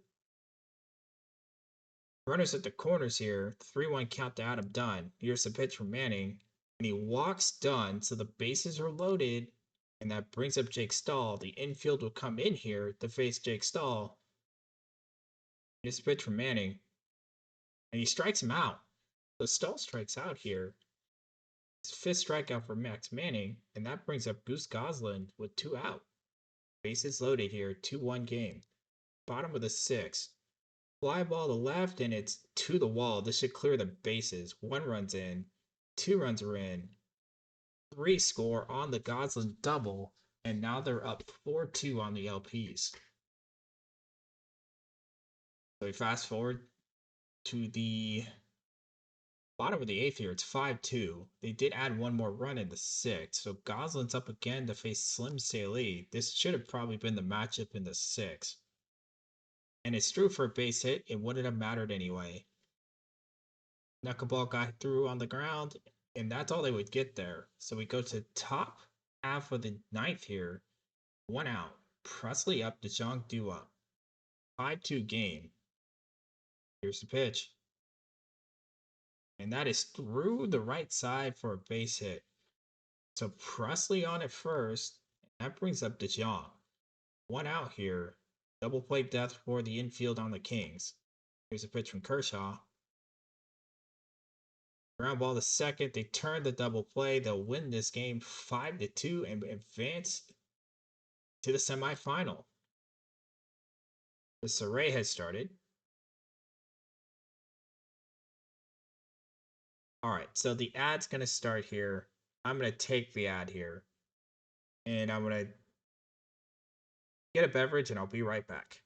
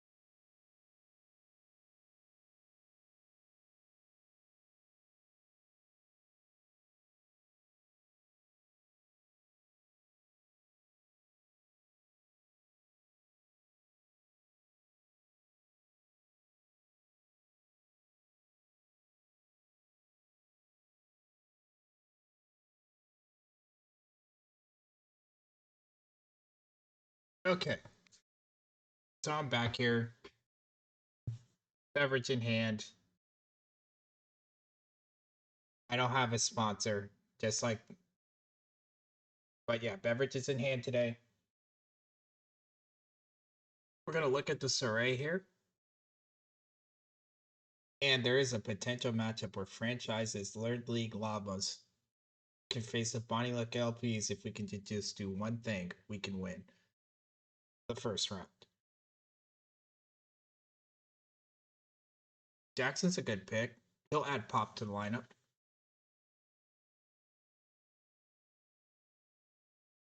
I would try to take Holtzman if he's there. All right, so we are facing the Indy Arrows, so it's not going to be an easy matchup in round one. The Arrows do bring a very solid lineup in a decent rotation. So Arrows have been very good in this array, so I don't know what to expect when we face them. What catches are available, PB? We'll check in on the silver here.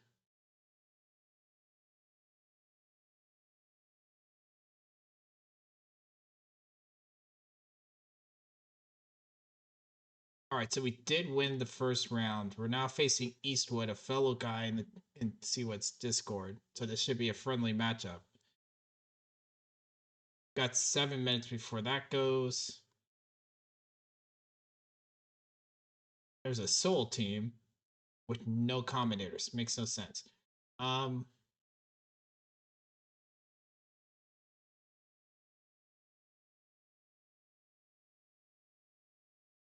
Joe Nico's a knuckleball too, if I remember right.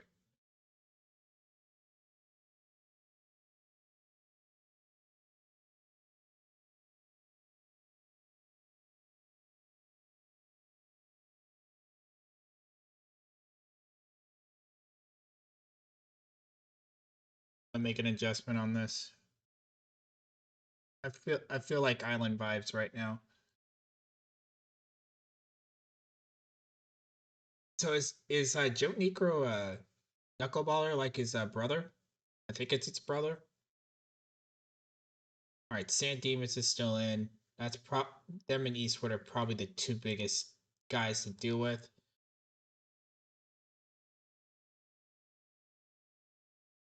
Hey, franchise, did you hear me earlier? We could face in round two. If we can get by our opponents, we are a second round matchup.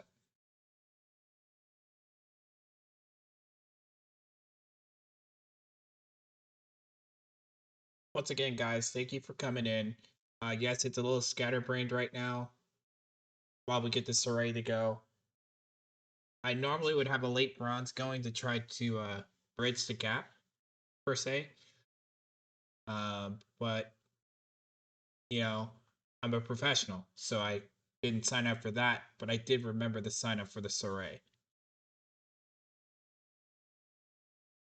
I hope we do actually get the face on stream. I know I called a D block against you game. Would it be nice if we can have a game? By the way, franchise, you do have you are a mod, so you should have capabilities to shout out and all that too.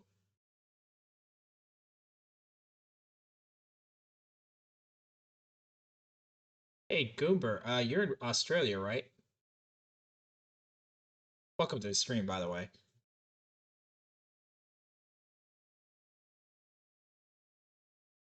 What time is it there? I know it's a one big island, so there's like multiple different time zones. But I'm kind of curious what time it is in Australia right now.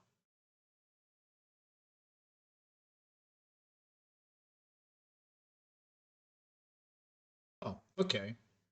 So I know you've probably been in a couple of times, maybe through raid or what have you.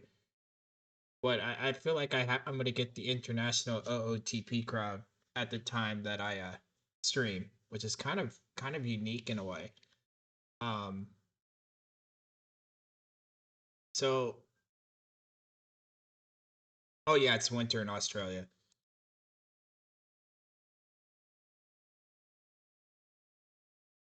Actually, one of my mods is actually from Australia. Probably lurking or sleeping, one of the two. I can't remember if she's getting her sleep schedule back up because she goes opposite of me in a completely different game. But yeah, I get a lot of the international people at the right time. So I think we got knocked out of that bronze because I don't see it.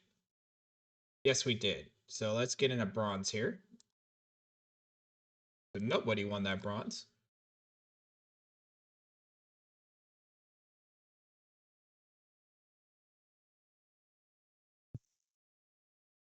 I would take Necro, but I always prefer pitching.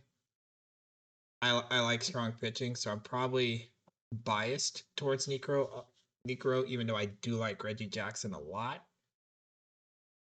Um, do I have a poll I can put up?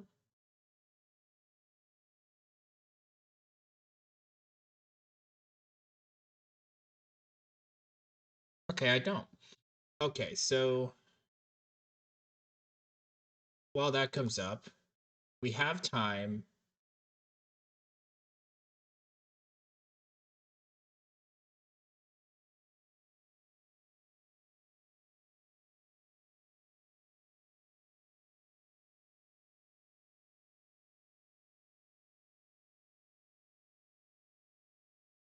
Do you need pitching more, PB?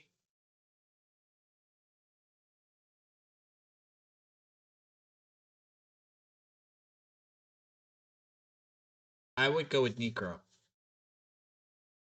You might get the more upside from Reggie, but if you need the pitching, and I know you were looking for Seaver, Necro may be a good second option.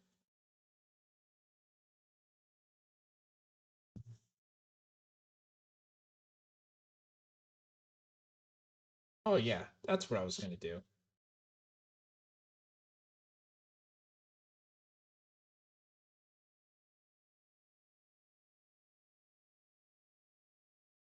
See, this is a problem when you have three monitors. You very easily get distracted trying to get to the right screen on your third monitor. Can we do a poll from here?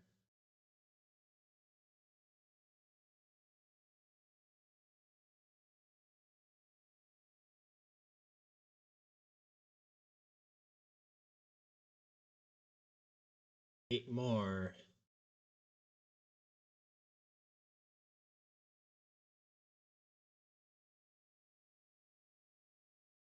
All right, I guess I'm not doing polls because I can't remember how to do it.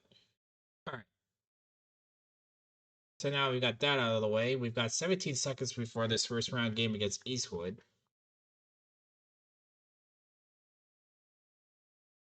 Is Les Kane a starter?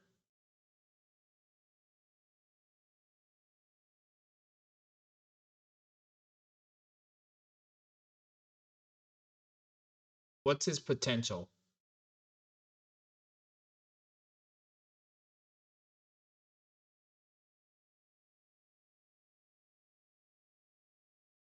So yeah, welcome everyone in. Uh, we've got about 10 minutes until the Soriee, so I should be able to call this game and go straight into the Soriee from here.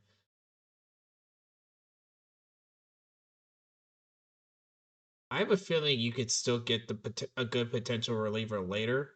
I would take the starter. I would take Les Kane. Are you trying to win now, or are you trying to get? Are you trying to stock up the farm for later? I guess that's the major question. You want to win now?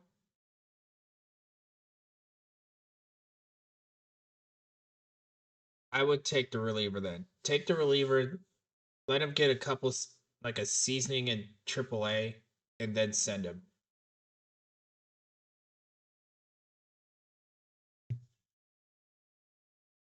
All right, so the game's in. Time of death has come in. So we'll call this game Eastwood and LPs here.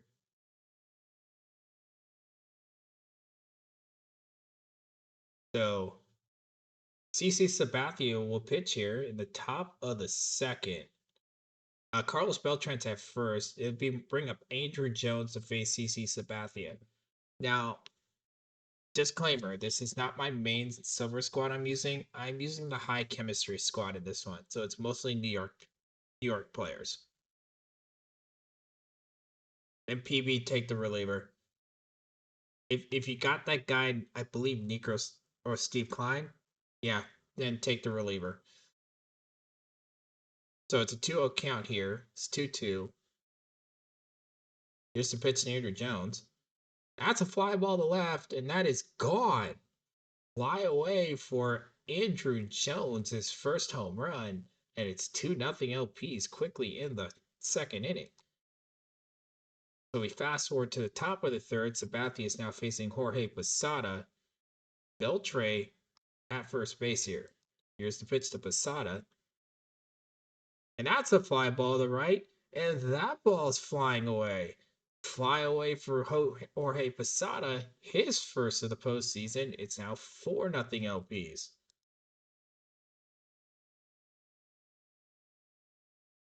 Hey, Vivise, how you doing?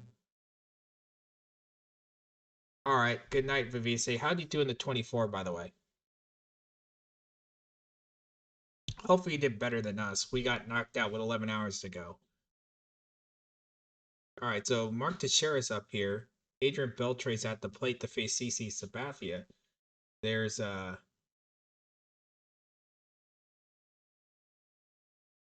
there's no hits for Eastwood right now.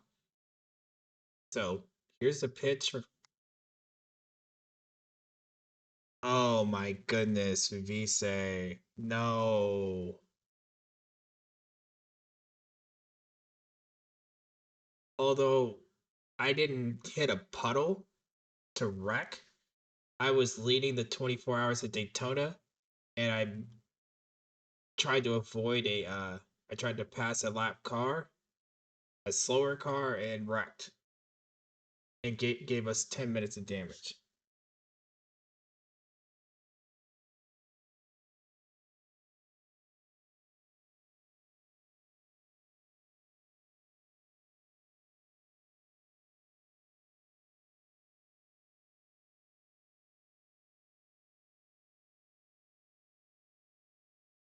Hold on.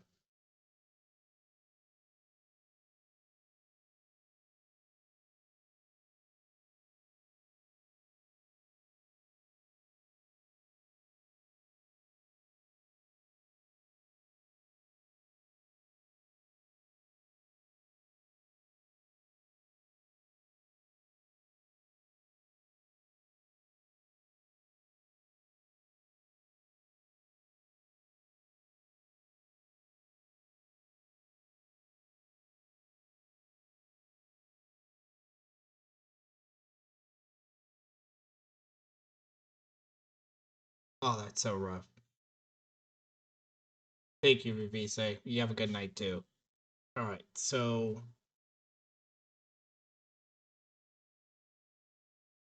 here we are now. Top of the fifth. Beltre is going to face Teixeira here.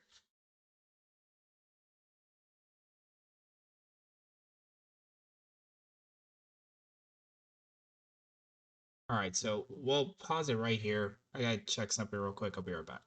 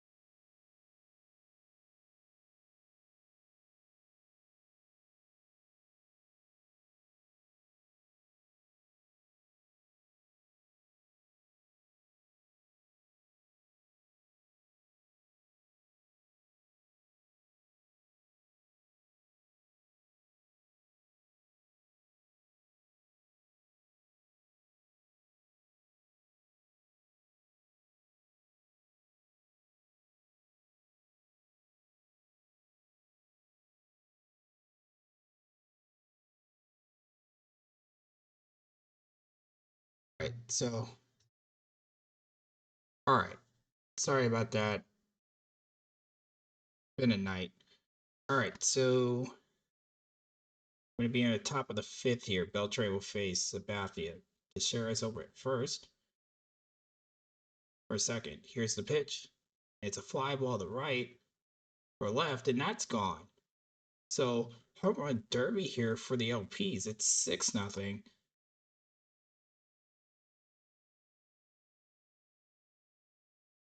We'll fast forward to the bottom of the seventh here. Sabathia has a no-hitter going in the seventh. Here's a pitch. And the no-hitter is gone. That's a double for Beltran, the first hit of the game for Eastwood. And that's all they would get. As we go to the bottom. Yeah, we go to the bottom of the eighth there. It's 7-0. Here's the pitch from Sabathia. That's a fly ball to deep center, and the shutout's gone. Second hit of the game. Home run for Cotty Day. It's 7-1. Fast forward to the bottom of the ninth here. One out. Zach Greinke here to close it out for the LPs. Runners at second and third. That's a base hit to the gasoline sign and right. 2-run score there at 7-3.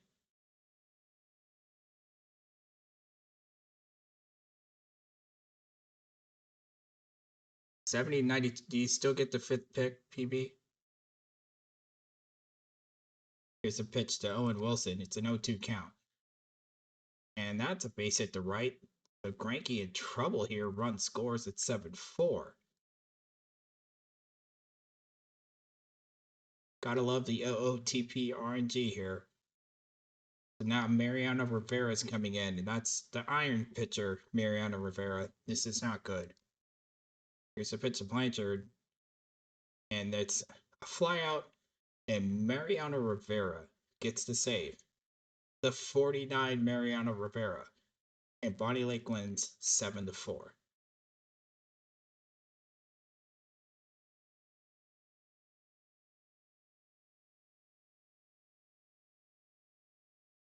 You think it'll end up being better, PB?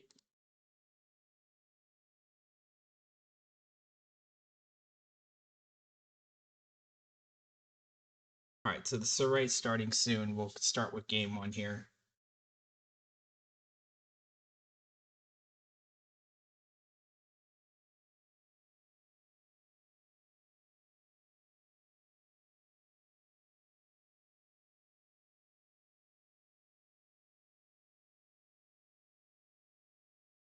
Well, that means you're the fourth person in a three-player draft over 70. You think you get any of the three?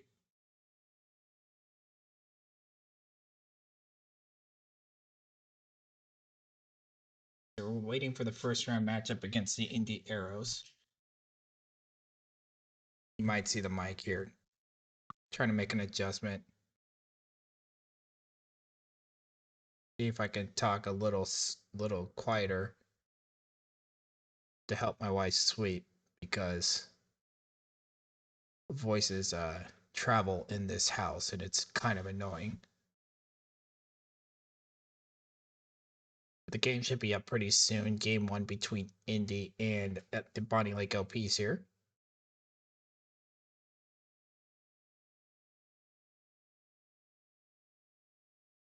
He's probably going first, PB, to be honest.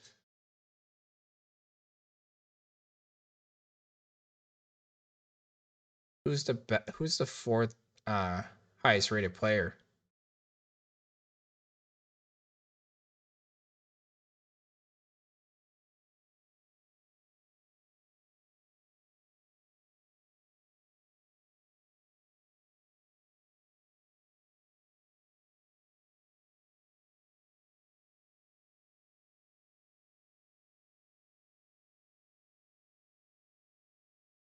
Oh dear lord.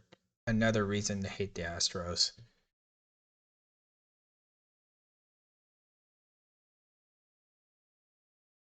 Alright, so here's game one between Indy and the Bonnie Lake LPs here.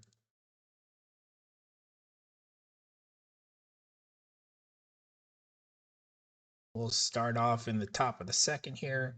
Runners at first and second for Dave Nielsen. Bill Sweeney's over at first. Vince DiMaggio is at second. Here's the pitch from Tony Mullane. And they'll get the force at second. They somehow turn the 1-6-3.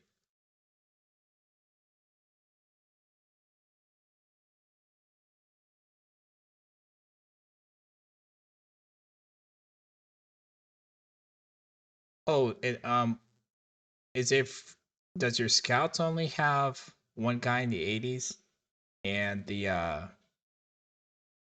OSA, the computer, has 5 in the 80s? Because they do differ between the scout and the computer itself.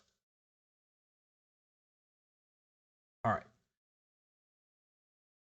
So they got out of the inning. So Indy Arrows are tied at 0 here. Tom Zachary is going to pitch to Tony Graffagnino. Oh, it's the OSA the whole time.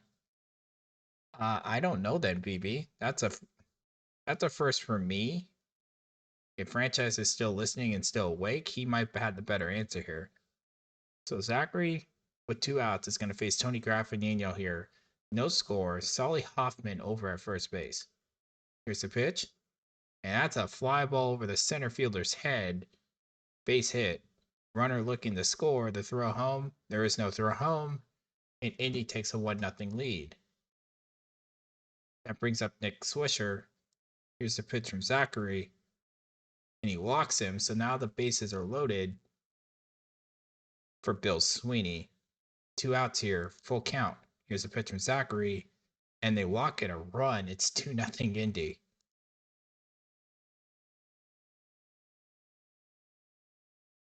What position does he play at PB? All right, so the bases are still loaded. Bob Fothergill will just step in the box to face Zachary. Here's the 1-2 pitch.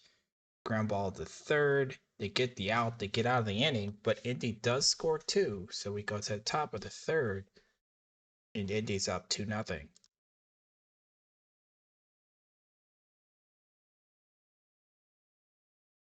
All right, so we're in the top of the third.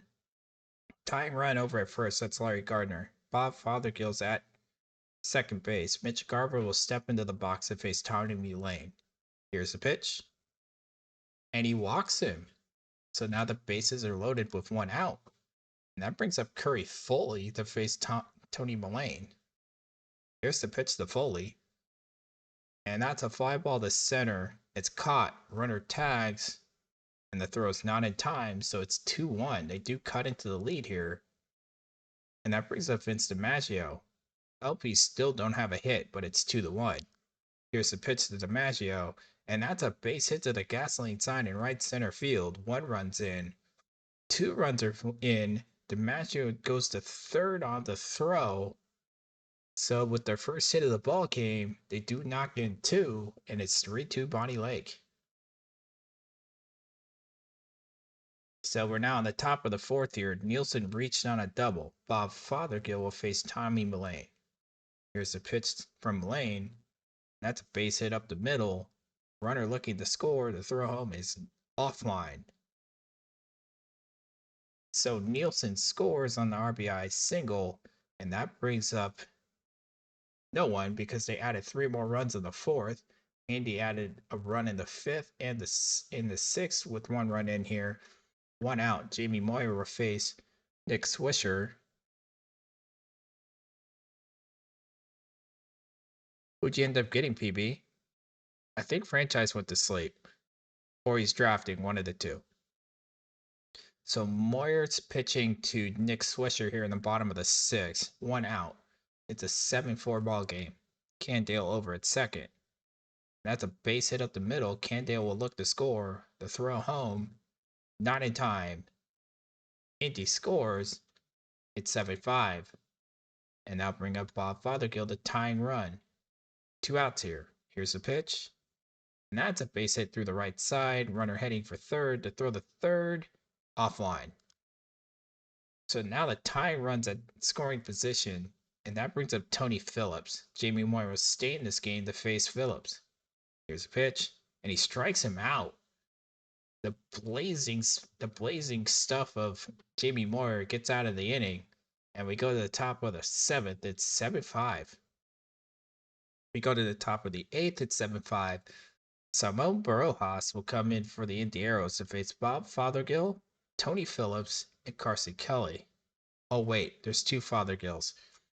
Fothergill, Slide, and Gardner are due up here. Top of the order. Here's his pitch. And that's base hit up the middle. So Fothergill gets on with an RBI with a leadoff single. And that will bring up no one. We go to the bottom of the 8th. Graffinino will lead off. It'll be Graffinino, Candale, and Swisher. You haven't decided? I would take Holtzman if he's close to his potential already. Here's the 3-2 pitch.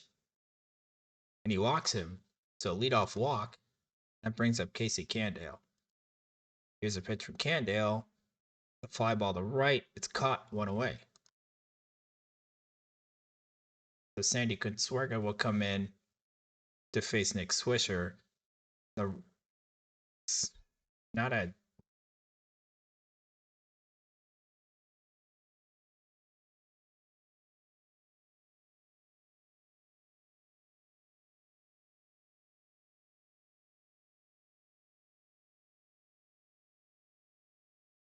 If you need the pitching, I take Holtzman. If you want to go with the potential, you take Reggie. Both are close to the majors, though.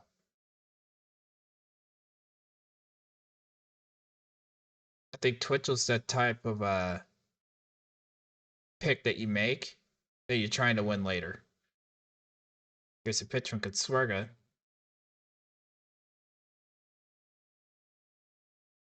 And that's a ground ball to second to get the force at second, but there's no relay. 2 away. To get out of the inning, so we go to the top of the 9th. Rojas will face DiMaggio, Kim, and Sweeney. Here's a pitch to DiMaggio. And that's a fly ball to left, and that's gone. Fly away for DiMaggio, and it's now 8-5 with the insurance run. And that will bring up Tony Phillips. Hey Nolan, how you doing? I'm good. Trying to be somewhat subdued because my wife's trying to sleep and my voice is carrying. Even though it doesn't sound like it's carrying to me, it's carrying.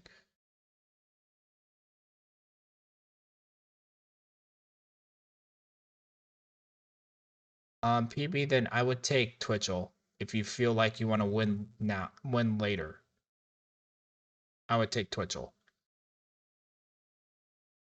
How's your night going, Nolan, by the way? All right, so bottom of the 9th, Consuegra is going to look to close out this game. In game 1 of the Silver Soriee against the Indy Arrows, Tony Phillips will lead off here. Or Tony Phillips is up with Carson Kelly on deck. So here's the pitch to Phillips. That's a base hit through the right side.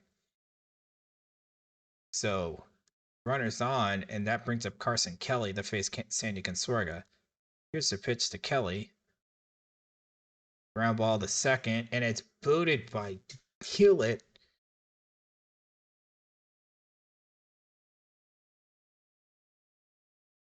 Hey, Ito. Welcome to the stream, by the way. What do you want to learn to play here? Do you want to learn base game, or do you want to learn perfect team? There's enough people in chat and me that could be able to help you out here. All right, so we go to the tying run comes to the place. It's John Mayberry. Mayberry will face Consuegra. Here's the pitch to Mayberry. And that's a ground ball to second. They turn the double play. They win the game, and they're up 1-0 on Indy.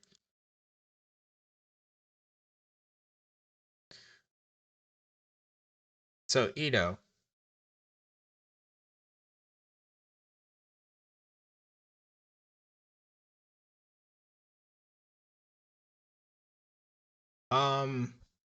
Which team?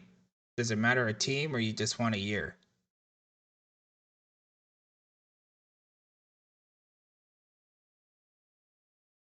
Nolan, I will go with 1980.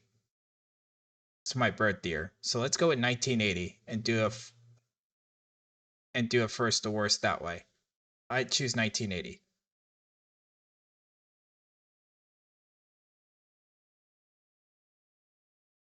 Hey, Ito, if you want to learn some base game play,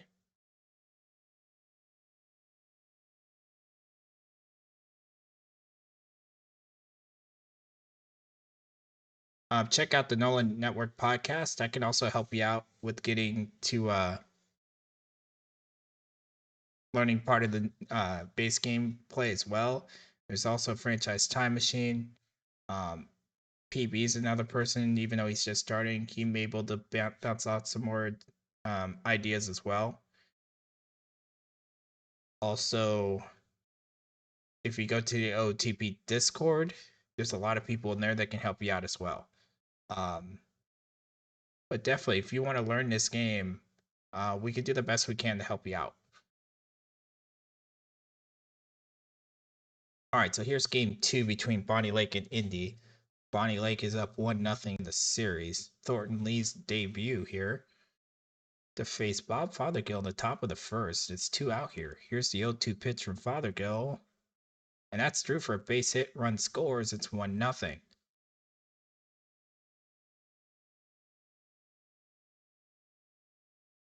So we fast forward to the bottom of the inning. It's 1-0 out.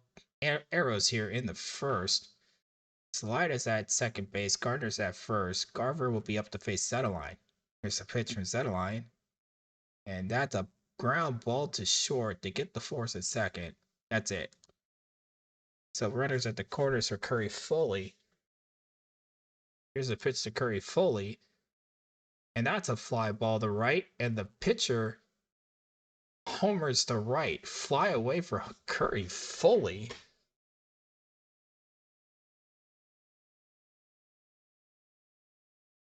Oh, I'm all for it. So, so you're gonna try to win the 1980 World Series with the Toronto Blue Jays. Why not?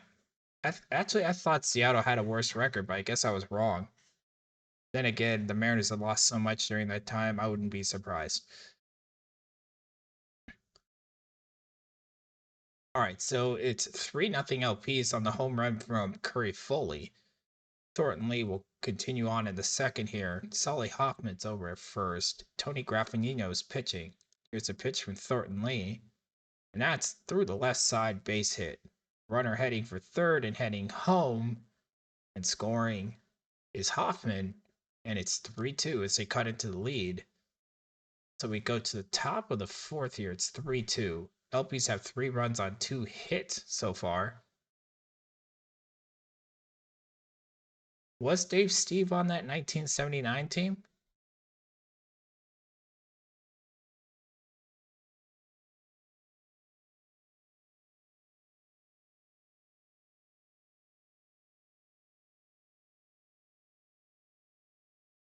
Oh, that was his rookie year?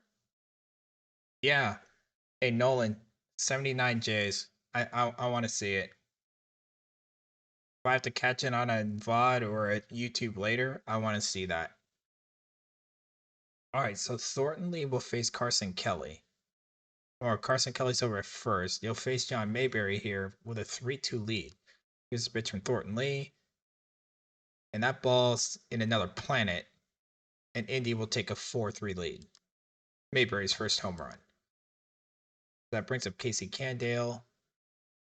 The Lee's pitch to Candale is a shot into the corner and right. Candale heading for second, looking to stretch it to a triple. There's no throw. Well, there is a throw, but it's not a time. So that brings up Nick Swisher. Lee's pitch to Swisher is gone. So it's now just like that, 4 runs in the fourth, and it's 6-3 Indy. And we go to the bottom of the fifth, it's 6-3.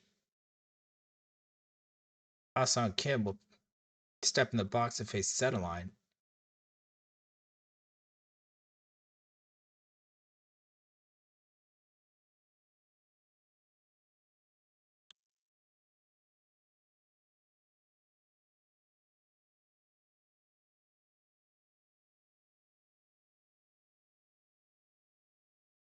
See, franchise would like to see you win with the Mets. I would say Toronto or Oakland. Who's the tougher of those two teams to fix? Here's a pitch to Kim. That's a fly ball, and they're gonna cut it to the lead here. Home run, fly away for Ta-Sung Kim, and it's 6-4. That brings up Bill Sweeney. Sunlight's pitch to Sweeney is a base hit to left here. So Sweeney's got on here. That brings the tying run. That's Dave Nielsen. Here's a pitch to Nielsen. And that's a base hit to center. Sweeney now is at second. And the go-ahead run comes up, and that's Bob Fothergill. Fothergill, the top of the order here. Fothergill, Slide, and Gardner. Here's a pitch from Zetterline. And he walks Fothergill. Uh-oh, there's some trouble as the infield will come in to face Tony Salida. And Salida is a very good power hitter versus righties. Here's a pitch to Salida. And that's a fly ball to left. It's caught. Runner tags and will score. One away, but the run scores and makes it 6-5. So that brings up Larry Gardner. Gardner could tie the game with a base hit here. Here's a pitch to Gardner. And that's a fly ball to right. That's caught. Runner doesn't tag.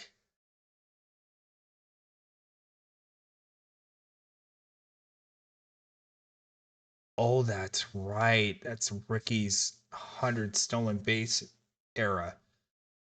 Yeah, I would go with Toronto.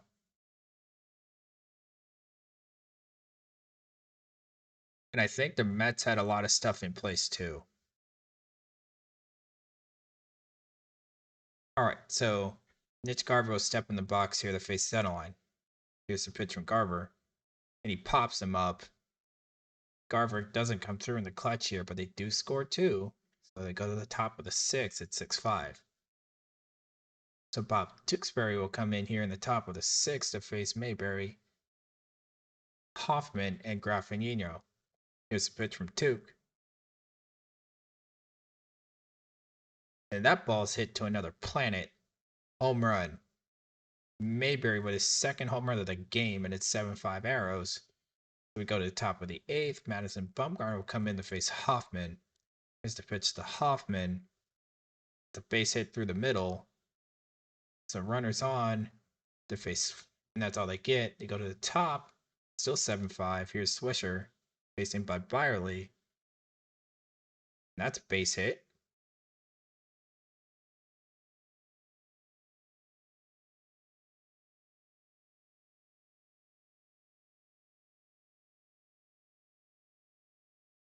I think you need to go with yeah,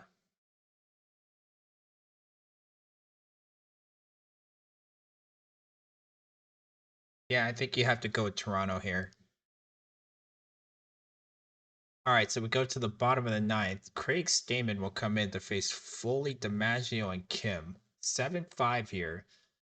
Indy has 7 runs on 10 hits. LPs have struggled mostly in offense. They'd scored 3 in the first, but they only have 5 hits to show for their 5 runs. Here's the pitch to Foley, who homered in the first. And it's a hit to the pitcher, 1 away. Don Pavlovich will pinch hit here to face Craig Stamen. The pitch to him is a base hit to right. That puts the tying run at the plate here. Oh, PB, you're so winning the World Series with an 8-22 record. Here's the pitch to Kim, who homered in the fifth.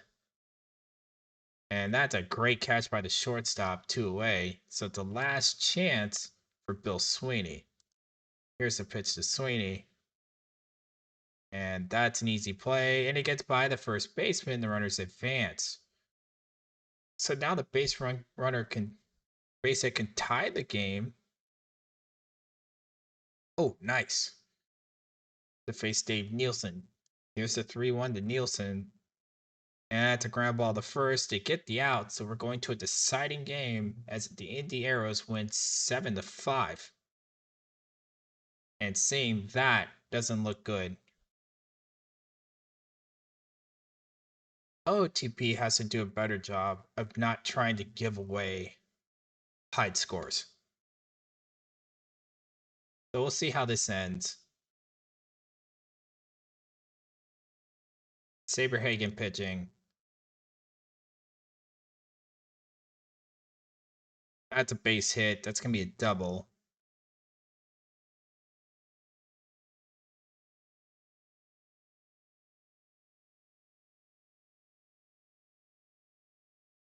I might do Jackbox. I'll hit you up, Nolan, on Discord if I can.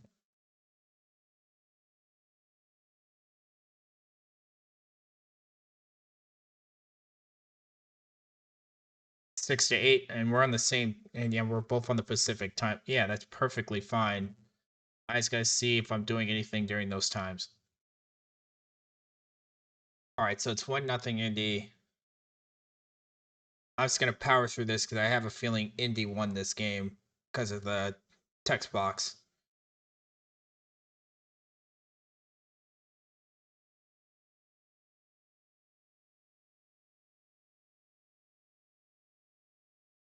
Yeah, that's exactly what's gonna happen here. It's 2-0.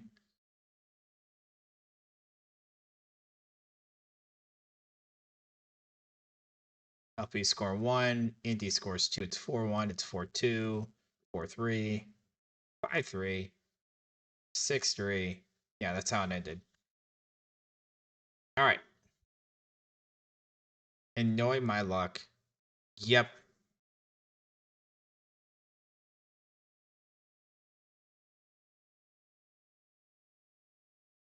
Rough game here. So both of franchises teams went through,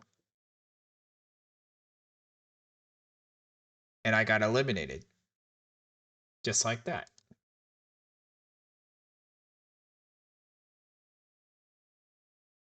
All right, so we'll go back to that silver game. Open low's not ready to go to another hour and a half, so we've got time.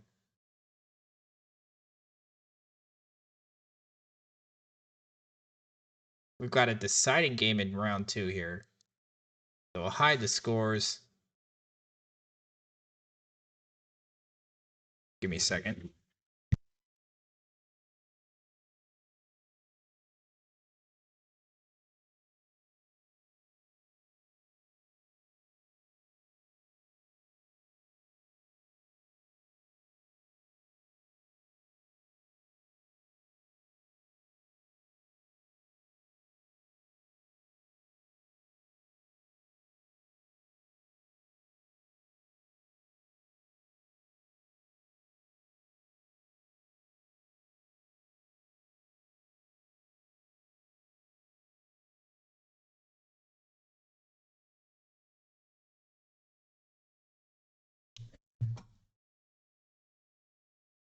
Okay. So, all right, so this is game 3 between Eastwood and Bonnie Lake here. Game 5 of the quarterfinal. Nothing too crazy here. We've got an hour and a half to kill before open low.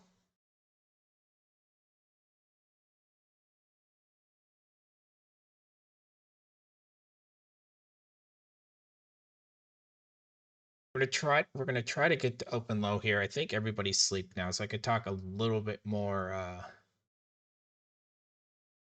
little more normal here. Hopefully she's asleep.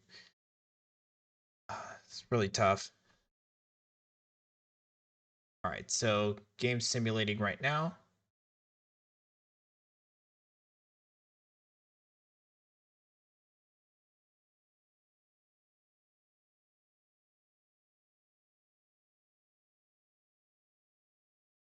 I've done Jackbox before. I know how that runs down. Um, as for the new silver cards, I mean, not really. I mean, the closest one, like Kid Low.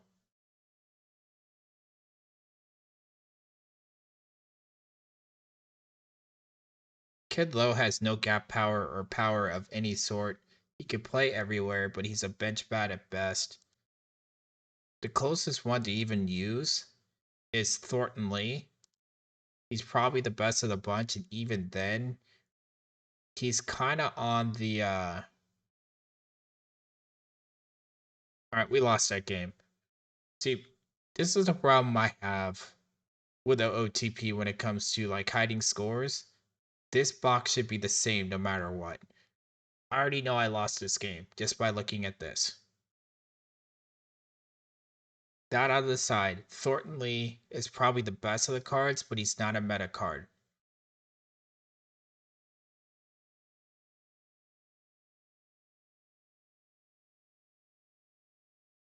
Nobody really stands out.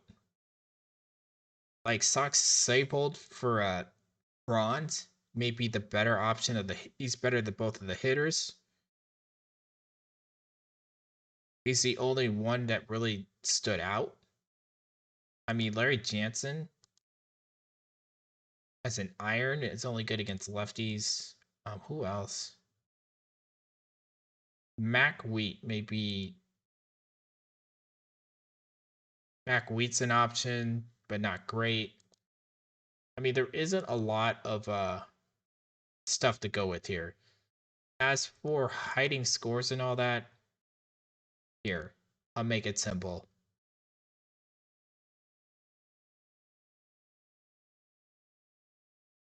Eastwood went 6-5. They moved on. We can get into another quick. Actually, we can get into two quicks. Oh, we're still in bronze.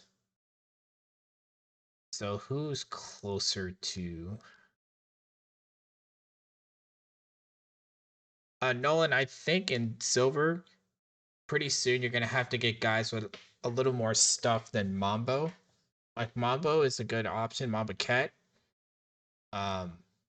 He's still good with all the data that I've seen. But I think there's gonna be a shift towards high stuff guys with decent control. Like Chris Archer, Geo to a point.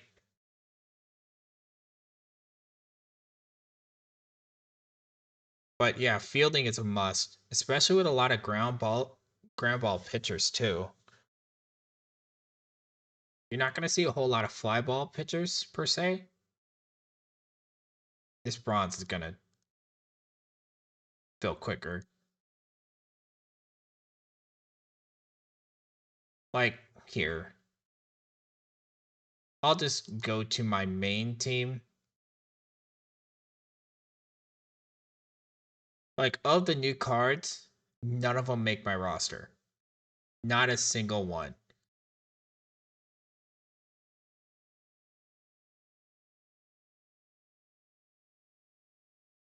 But you figure like Antonelli's been okay. He's not a meta guy. I think Thornton's a more well-rounded version of him with a little more control but a little less stuff. Let me know how 1966 goes, PB. Like Navarro, he can be okay. I just think the guys with the red stuff, it's not going to be as effective unless you have like 150 control like Mambaquette.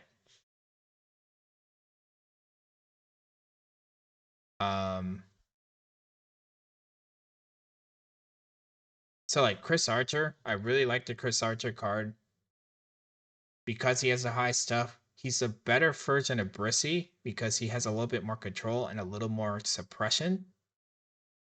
I think not by much though.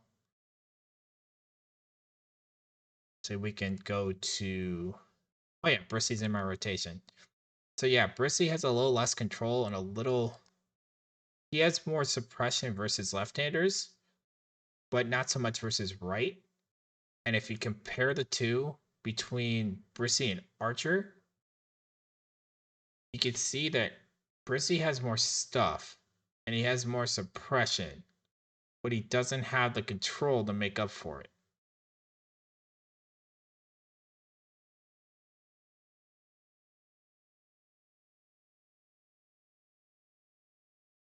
most of the BREF cards have been the meta. It's been BREF cards and the tournament edition. Nice. So like, we'll bring up the tournament cards. See if we can't bring those up. Yeah. So the tournament cards, and we'll break this down to 70 and 79. Teixeira's a solid bat versus both. He's a switch hitter. He's very even versus both. He's been a good card. Bob Horner has great power. I'd use him mainly versus right if you have him. You can also DH Horner if needed. Tennant, he's probably the best catcher versus. He's the best of the power catchers and one of the better defenders with the power. Christian Guzman's a solid shortstop, especially defensively. He does have problems with his error. Really good gap power, but I think he suffers versus left-handed pitching, and that's my concern if you have Guzman. But if you have Dickie Thon, it's not going to matter anyways because you can play Dickie as second, third, or short. Um, Carl Everett is an intriguing card. He's not like a meta guy versus like a particular side like a Cameron or a Berkman, but he's really good in right field. He's got a really good arm. He's formidable versus both, so he may be an option. Um, Richard Blyer is one of the best relievers. He's one of the best relievers in Silver right now, and you could say the same thing about Mike Stanton from the right side, and both guys have a high suppression while their PBABIP's not high.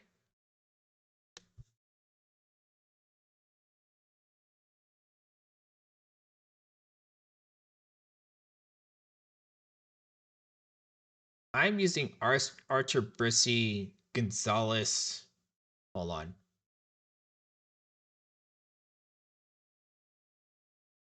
I'm Archer Gonzalez Sabathia, Brissy, and Navarro.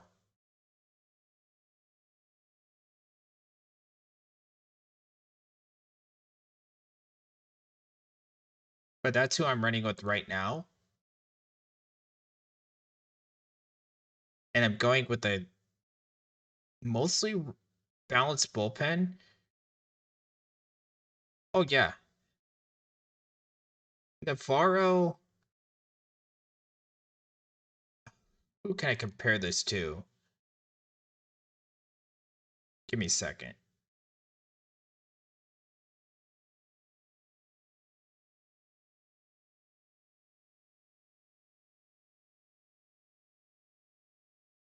Give me a second. I want to bring up somebody that would compare to him. But yeah, Navarro's really good with his control. He's got. Yeah, it's mainly control and suppression with him. He's got a little more stuff than the average guy with the high control. Um,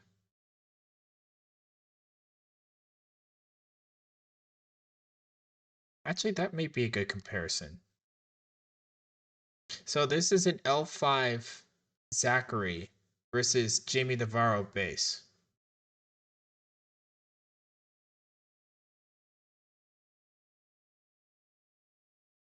Another option that you can go with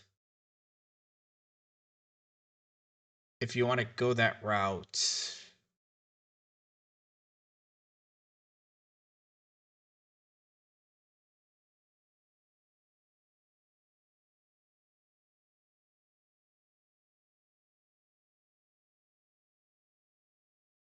See, like Bombaquette is a good option because he has that 150 control. And he also has the movement to make up for it. My concern is the 39 stuff. But another option I can find him. Like I could Swarga had better pitches. He'd be fantastic as a starter, but he's borderline because of his pitches.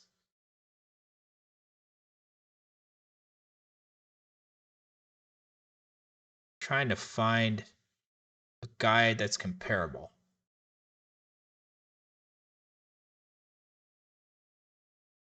Like Joe Mays. Well, we're looking at base cards. So Mays has to be 5. But here's Thornton Lee, and we'll compare him with Jim here. So Nolan, here's a comparison between the new card Thornton Lee and Jamie Navarro. I'll snooze here.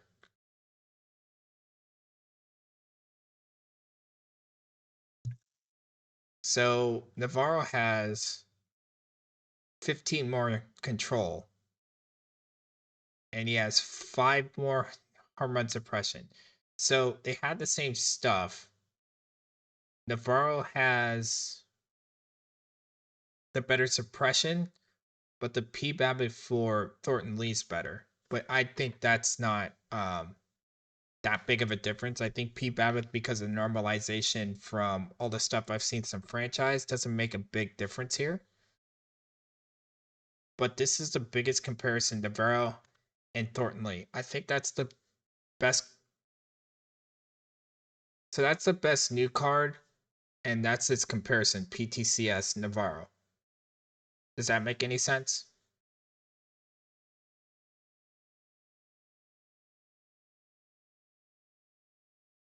And in defense, you could go like, if you can deal with Gordon's lack of a contact bat, you can go Gordon, Thornton, and Guzman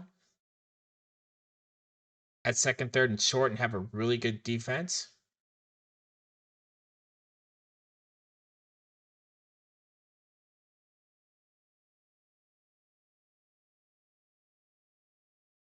The biggest breakthrough that I had in figuring that out actually came from franchise when he did Nick Conjero as all pitchers, and I forget the batter he used, but he had like 180 avoid K, and it broke the game basically.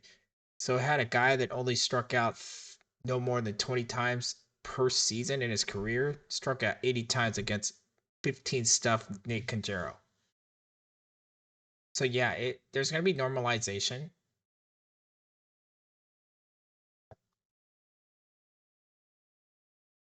Another comparison.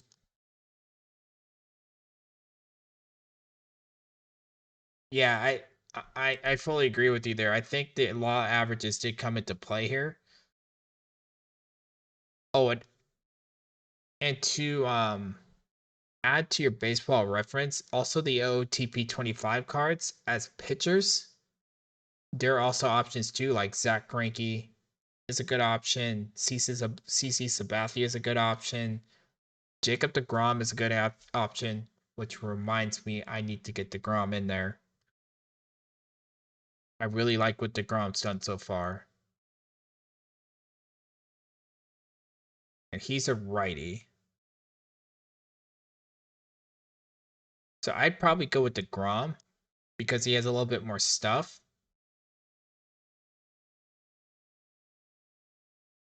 And then Brissy, I'm gonna move back to the bullpen. And I'll start Zach Greinke.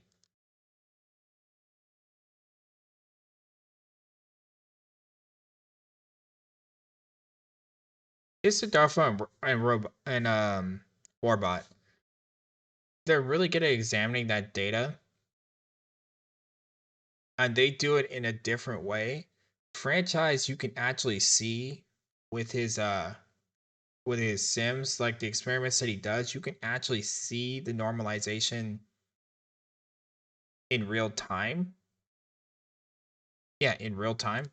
Best way I can put it.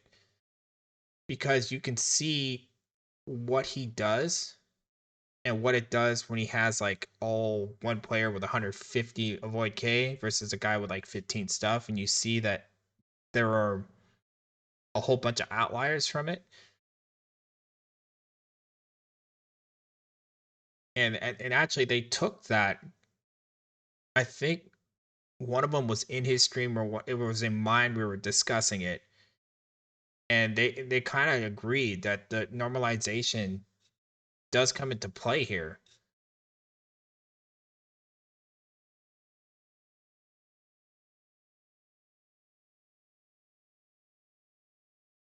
So save that roster, save and return. But yeah, I 100% think normalization comes into play, and and it's different for different environments. So that card maybe in silver won't be the same in like a high cap or a low cap because there's more cards in the play, there's more variance in the play.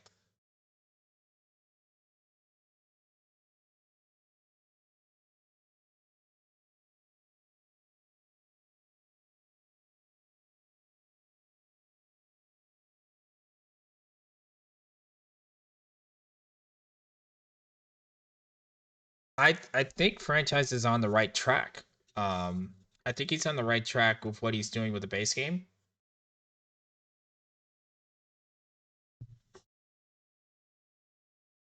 If I knew how to do all that stuff, I'd be crazy enough to do it too. Like for instance, here, let's see if I can bring up an old tournament from today and see if there's any differences. Let's go to only finished. Just again, I have like an hour. Let's do it daily.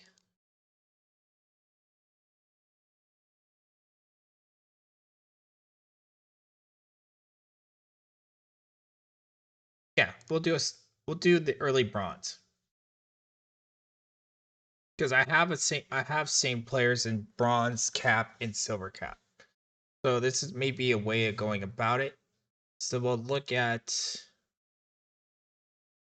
who do I have in all three that I can use? Connie Day. All right. So Connie Day, high contact guy.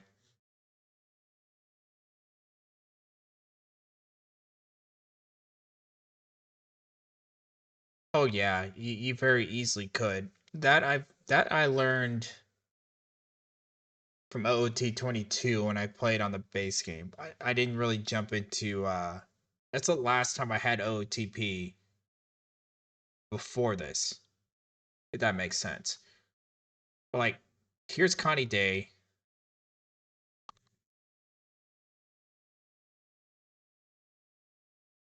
Yeah, so Connie Day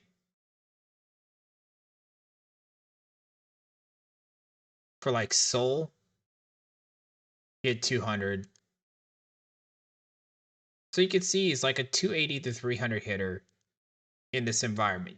This one, he didn't play a whole lot. That's 100. He hit 190. But you kind of get the idea that when he does get playing time, he's right around the 280 to 300 hitter. So now let's go to open low from that day and see if it's different. Or silver cap, sorry. So this is silver cap. Different environment. It's not all bronze. You see variance between iron and iron, bronze, and silver.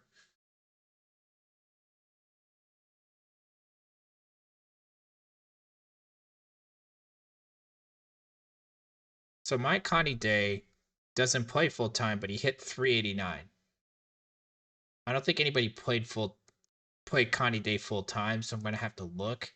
I know Hot Route doesn't. Okay, here we go. So Connie Day, because there's not a lot of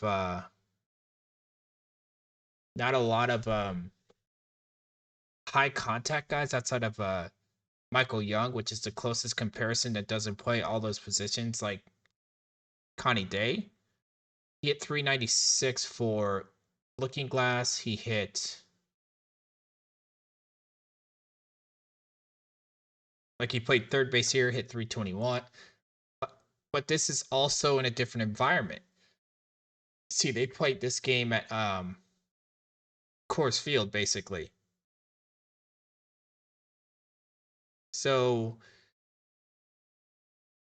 So in a hitter's park, he's still hitting like 350 to 380, but Coolray Park, everyone hits 350 there. Um, that may not be the good. That might not be a good comparison here. Um, oh, so we did a late bronze.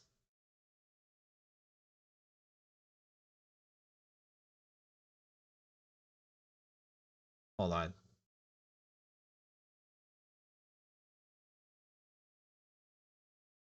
Trying to do everything on the fly here. So we did an early bronze. So we can do a late bronze. I'll take the break here because I don't have any more snoozes. And then we can look at the late bronze versus the early bronze when I get back. Be right back.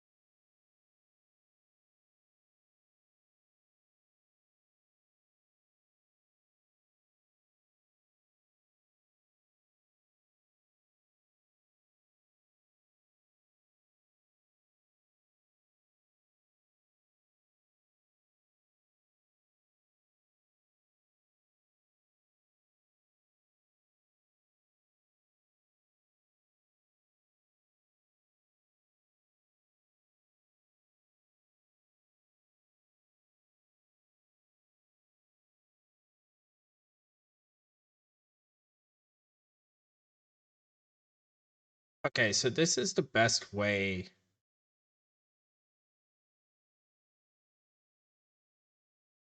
Oh, I know. We need to help him out somehow.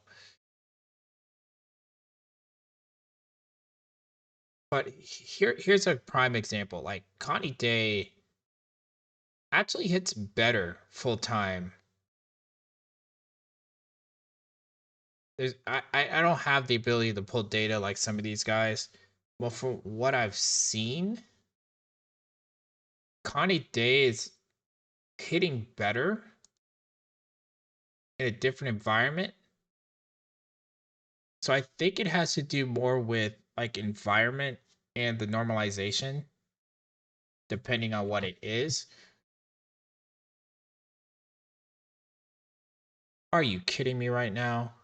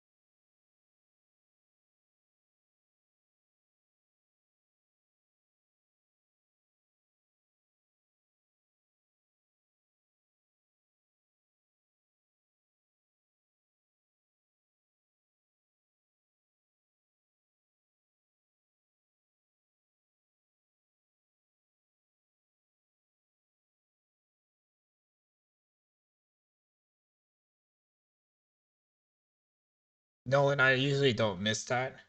I thought I pressed the button, but I moved my ads manager little thing to the OBS studio. So I'm used to having creator dashboard up on my left monitor, but instead it's on my right monitor with my OBS. So, eh, professional stuff here. But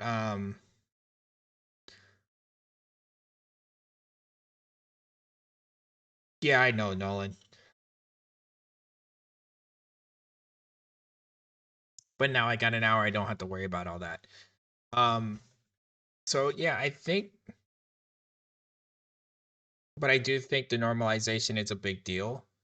So you have to look at that on how the player is going to play, because it may play differently depending on the tournament you're in.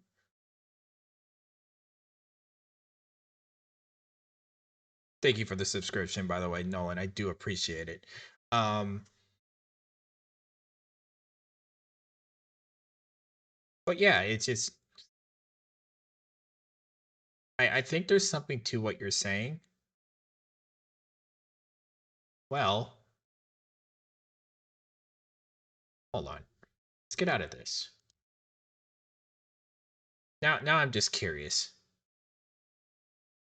New game. We're in the beta.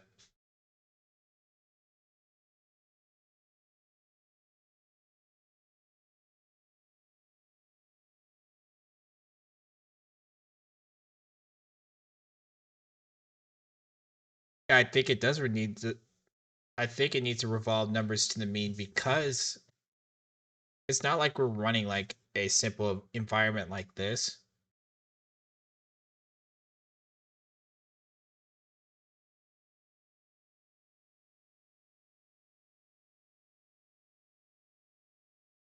Also, I'm setting this up because I got nothing better to do for the next hour because I don't have a tournament available.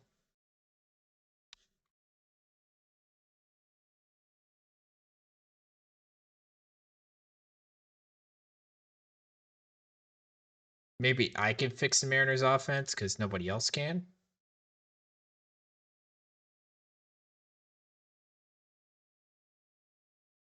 I figured if I set this up for tomorrow, I have that option.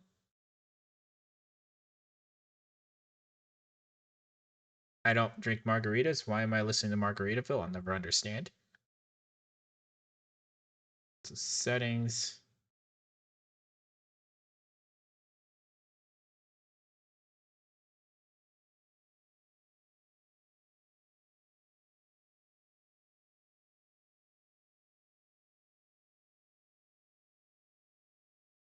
Yeah.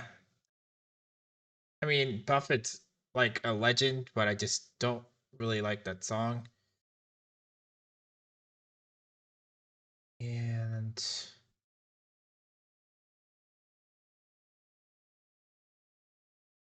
I try to find something else here.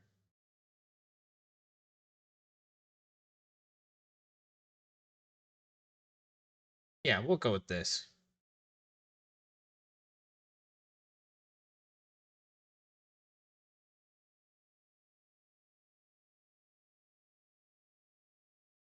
So go through the music here.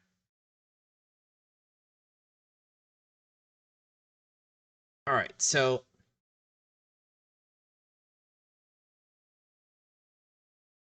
let's see if we can fix the Mariners here.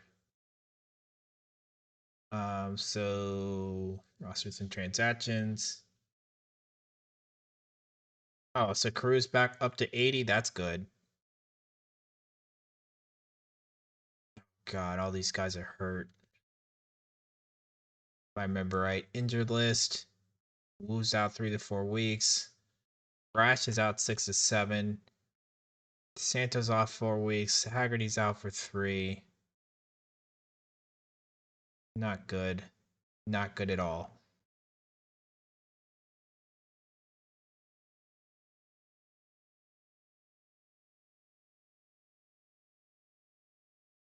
Nolan, I'm a fan in pain. 100% fan in pain. Like this team has been such an offensive wasteland since T-Mobile slash Safeco Field has existed. Like we're looking at a team that once had 9 players with 10 home runs on the team, and now we got guys that could barely hit 200 on this team. Like this team on offense is, if I can make a comparison here, give me a second. I'm going to make a comparison. I'm looking this up as we speak.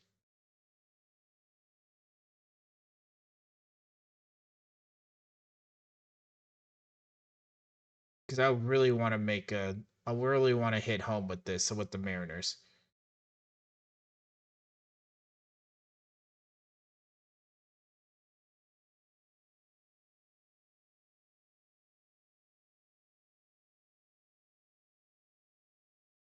So, yeah, to put this in perspective, got a calculator up here.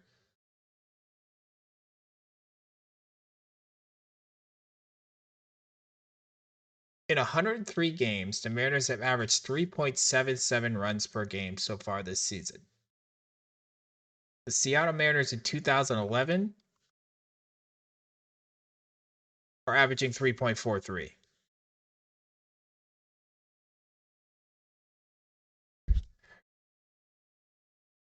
Here's the problem that I have.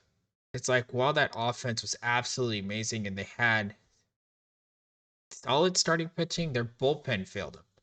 Now they've fixed all their pitching and all the offense went away. So the best comparison that I have as I'm doing projections here.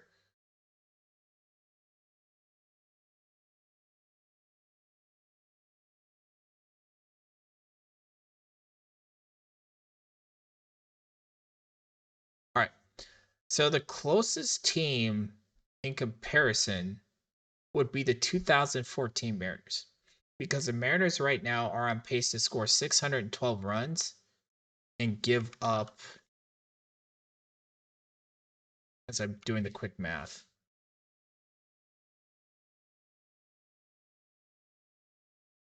So I'm about to type the current projected runs scored, runs allowed here. 612 runs scored, 596 runs allowed. The closest team in comparison is the 2014 Mariners, in which they scored 634 runs and gave up 554. That team finished 87-75. It was the Lloyd McClendon year. It's a team that did very well, but it was widely believed that they overachieved that season. On that team that season, Mike Zunino was the catcher. Robinson Cano, it was Robinson Cano's, I think, second year.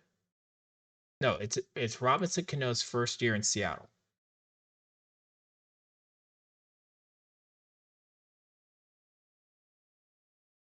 So you're running a lineup of Zunino, Morrison, Cano, Miller, Seager, Ackley, James Jones is your center fielder, Michael Saunders, and Corey Hart. That's your main people. You had Justin Smoke, who you called up. You had Andy Chavez, who you traded for, and you signed Kendrys Morales to get hurt. And he hit 207 that year. The team's batting average is 244. The team's OPS is 676. The current Mariners squad, as I quickly bring that up,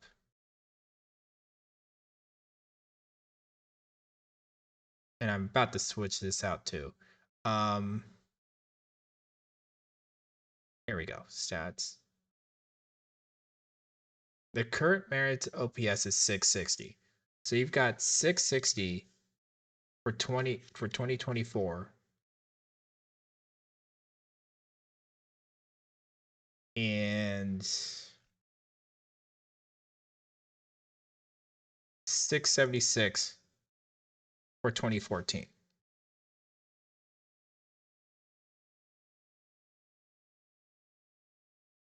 So there's a lot of similarities. I'm getting rid of this. I can't do it.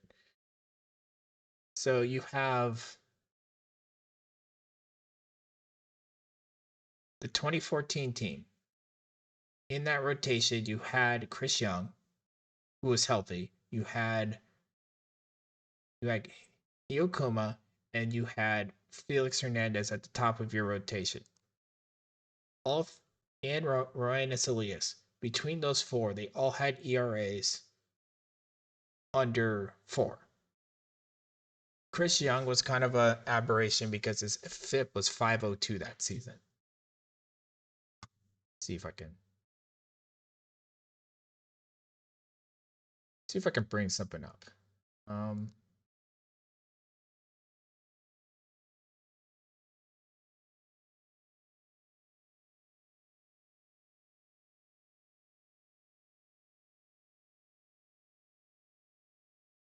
Okay, here we go.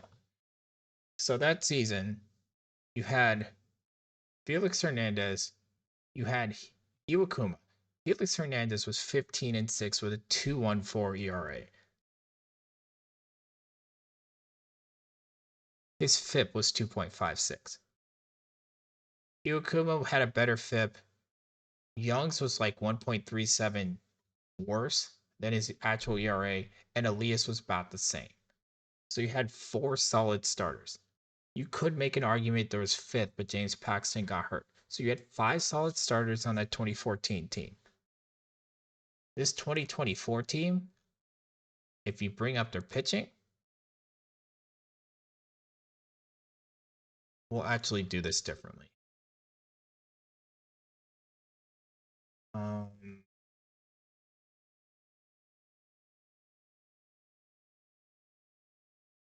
So this 2014 team, and here's the 2024 team.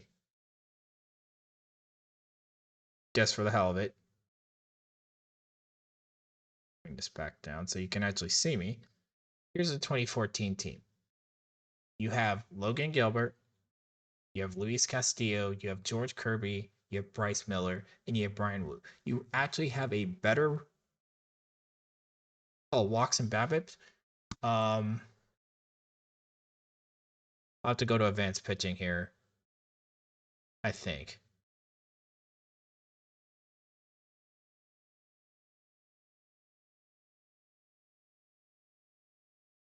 So walk-wise, are we talking about for the offense, Nolan, or are we talking about the pitching? Gotta be a way I can do this.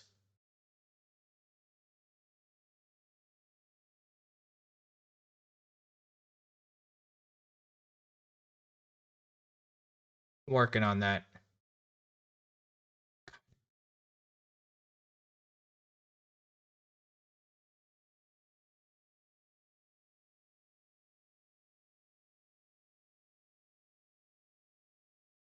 I cannot find the BABIP. But we'll break it down this way. They walked 396 times. They were second worst in the AL in walks. The current Mariners squad has walked more. No, that can't be right. It is. So amazingly, the Mariners offense is second in walks total. But they're 15th in yeah, it's translating back to OOTP. Control, most important stat. Walks per 9, 2.4. The 2014 squad was. As soon as I can find them. Give me a second. Oh yeah, back up.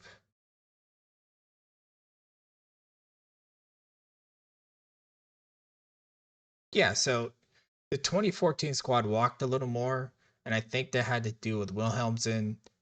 Their bullpen walked more batters than the current 2024 team.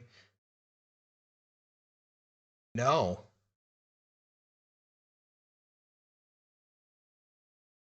I stand corrected. The bullpen's about the same in walks per 9.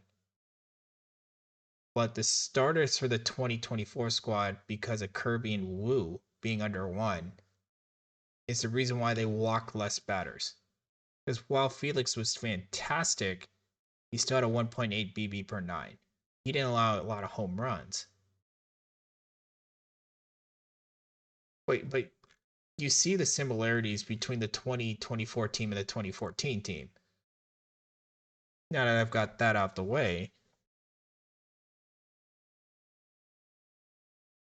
that's the main reason why I bag on these Mariners. And plus, they're 10-20 in the last 30 games. 10-20. That is 10 wins since June the 16th.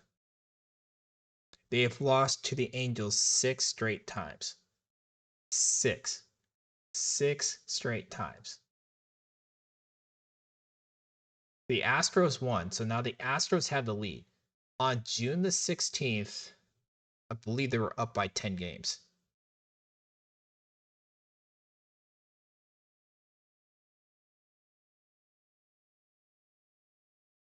I'm working on that. I believe they were up by 10 games at that point. Looking that up right now. Let's see how this.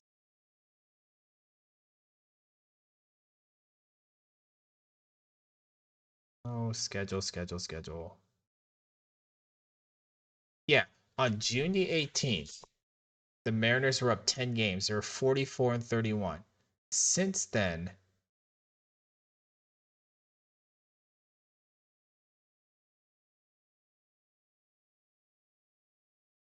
Julio struggled though. Julio's not even doing well in his in relative to his like slow start. Like he's a slow starter, I get it. And what's in 2024?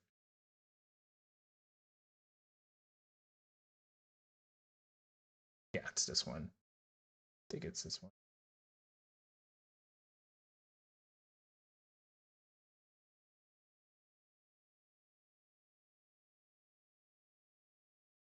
Either way.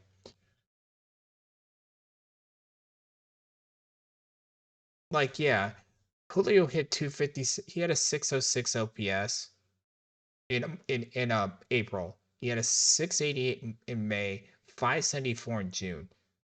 Not until July, and then he gets hurt. Historically, I believe historically he is better in the second half of the season.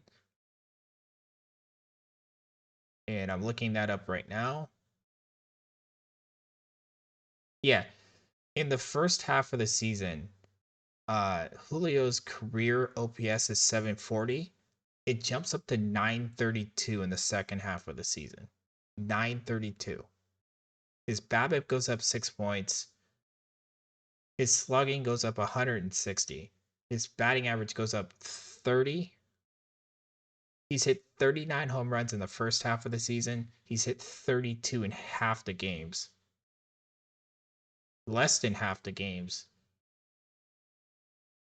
So yeah, Julio hurt. It's a big thing. JP Crawford being out is a big thing too. Um, but but this is something they could have addressed in the offseason. And I still feel to this day with Jorge Polanco being the big ad in a division that has the Astros who are known to hit the ball. You've got at the time the Angels had a healthy Mike Trout. You had the Rangers who had one of the best offenses in baseball, and you did nothing to improve your offense, which was a problem to begin with.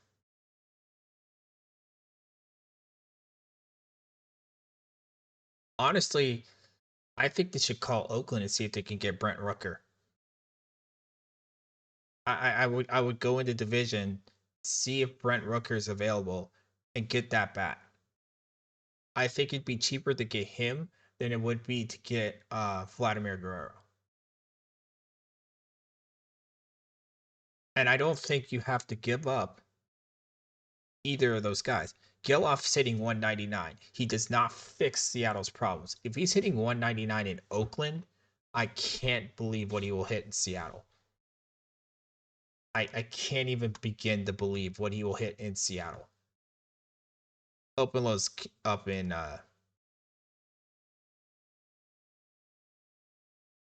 here. Let me just bring up something. So we'll replay this. I mean, we won the game. We'll have this going in the background.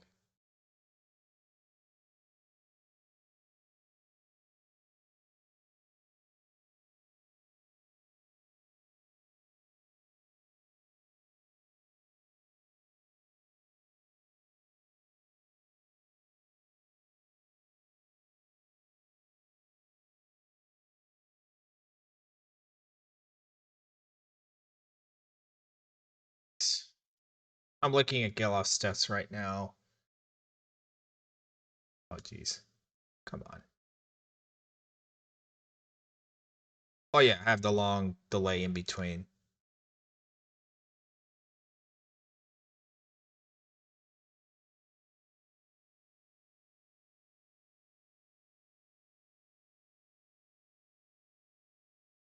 All right. So Geloff plays second base, and he's not a big contact hitter, and he strikes out 34.5% of the time. That does not fix the Mariners' problems. They strike out enough as it is, and you want to add a guy that strikes out 34.5% of the time to a lineup that already strikes out right around that rate. I don't like he's gotten better, don't get me wrong, but I don't think he's the right fit for the Mariners, considering they're on pace to break last year's record of most strikeouts ever.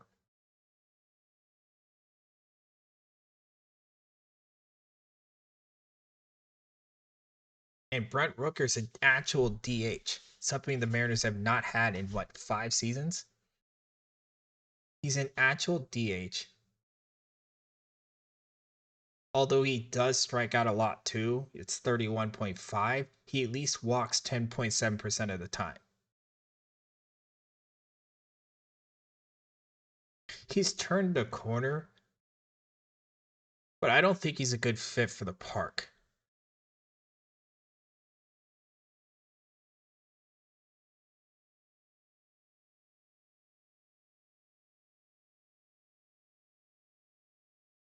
I mean, I can look into this more. I just prefer Rooker because he's a DH, and I honestly we need a DH more than we need a second baseman that's hitting low contact right now.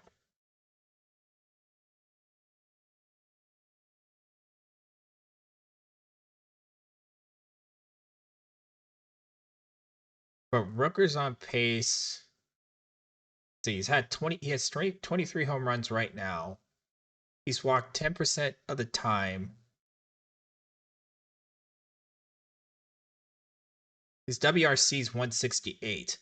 Like, he's the guy I would go after before I would go after a guy like Vladimir, because I think he's going to be cheaper.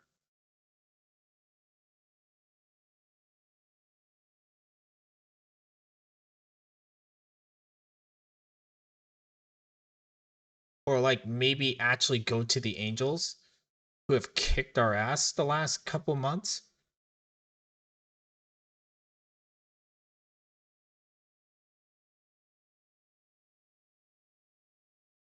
My internet's being slow right now. Forgive me. But like go to the Angels and maybe call for like, I don't know, Taylor Ward. Or if you wanted to go defensively, Kevin Pillar and his 330, 322 BABIP. Or heck, Luis Regafilio.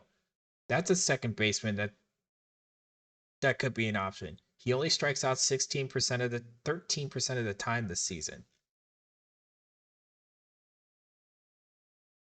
I I mean, we got to get guys that can actually take walks and actually not strike out 30% of the time. And it's hard to see that like currently um go back. So of all the regulars, the current regulars, they strike out 28% of the time. Cal Raleigh's 31, Dylan Moore's 28, Rodriguez was 27. He actually went down, I think, from last year. Rojas is Victor Robles is the best option we have to not striking out. Crawford, Moore, and Raleigh are over 10% walk rate.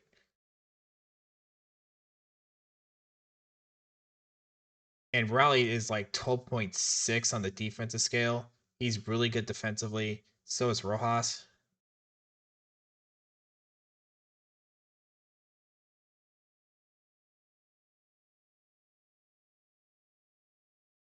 we got lucky. Suarez has hit a wall.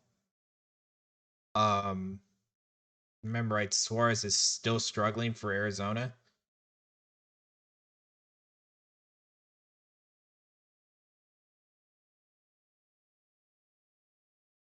We've had 3 hitting coaches in the last 3 years.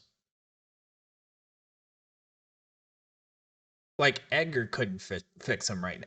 Edgar couldn't fix his team right now, and he was a hitting coach for a while. So is it the players? If we've had 3 different coaches and had the same problem?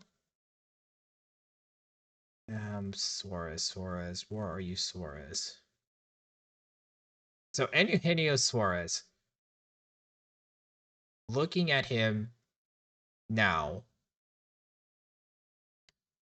last season he struck out 30.8% of the time. This season's at 29.5. His walk rate's down. His OPS is 657. It's down 60 points from last season. His WRC plus is at 86. It was 102 last season for Seattle. His hard hit rate is down 4%.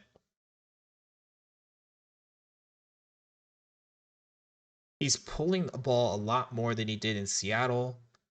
His hard hit rate is down 3%. Like he's really struggling in Arizona.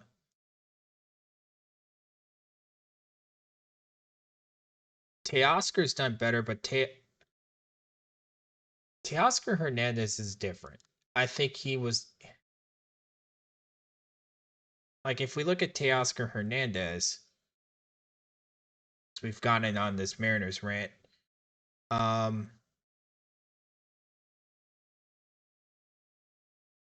Teoscar's actually walking 3%, almost 3% better than he did last year, and his K rate is down 4%. It's down from 31.1 to 27.7. His isolated power's up. His WRC plus is up from 105 to 133. His lineup does help a lot, but he also has a higher WAR in 60 less games than he did in Seattle already. And I think the lineup does help, but it's not like Dodgers Stadium is a haven for hitters.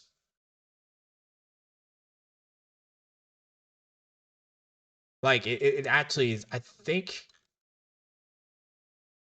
I remember correctly, the Dodgers have a more of a pitching park than Seattle, but I could be very wrong. Very, very wrong on that.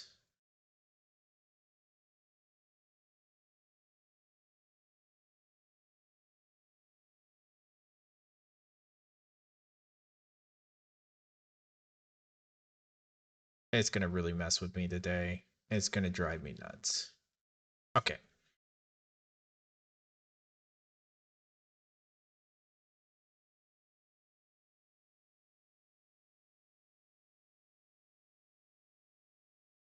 Trying to get the park factors up here.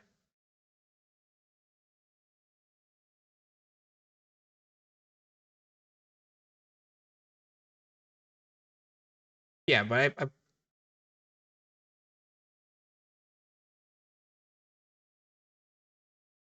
the Dodgers spend so much money that the Los Angeles Dodgers are like the Philadelphia 76ers when it comes to Major League Baseball. They'll spend a lot, they'll get in the postseason, and then they forget how to play baseball. That has been the problem. The Marlins, they win World Series and then they break their team up. Like the Marlins are,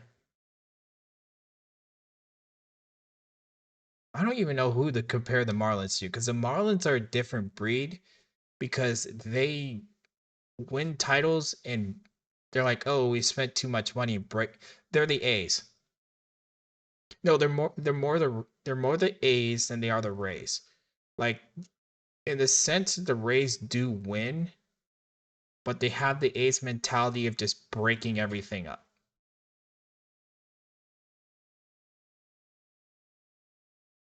I think the current Dodgers core is closer to the 76ers than they are to the Steelers and Cowboys.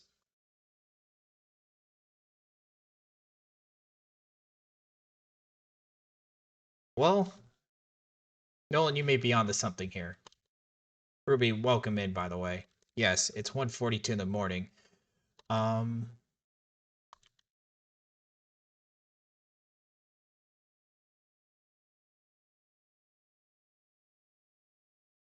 We have gotten off in this tangent on everybody here. All right, since the Marlins were a team, I think in 93, 92.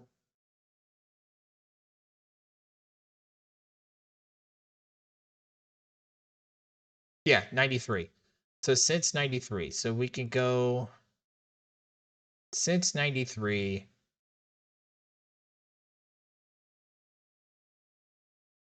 Yeah, since 1993, the Marlins have 2 World Series and the Dodgers have 1. But they're not quite the Cowboys because the Cowboys haven't won since 93. The Steelers have won multiple since then. So I think the better comparison for the Dodgers could be the Green Bay Packers, but the Green Bay Packers have won multiple. So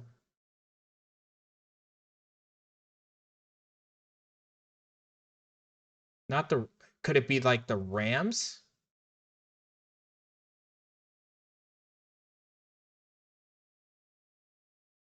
The Packers have won 2 Super Bowls though. So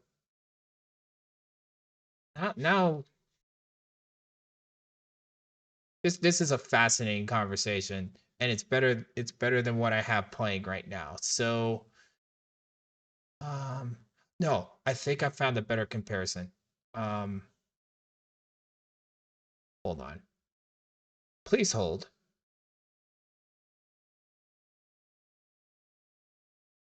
Cuz if my comparison's right,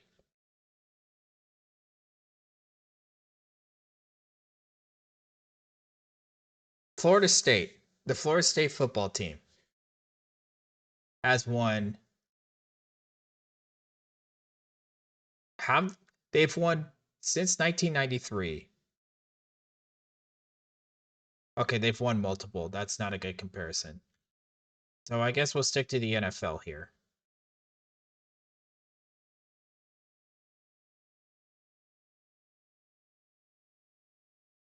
Oh, we could go Indianapolis Colts here.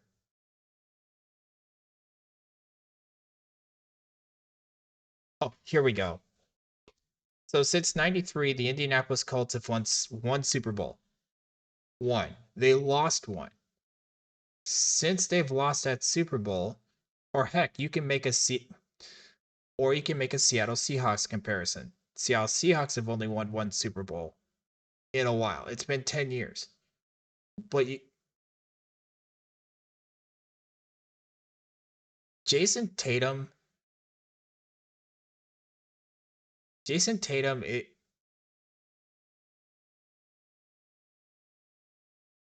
it helps that Jason Tatum does have a Jaylen Brown, but it's not like Jason Tatum's completely sucking either, as he led the Celtics in many of the categories in the postseason.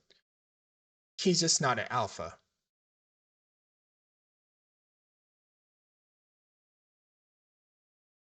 And Kershaw and Rogers are not similar because Rogers has a Super Bowl. I don't. Well, actually, Kershaw does have a World Series too. So yeah, there is a comparison there.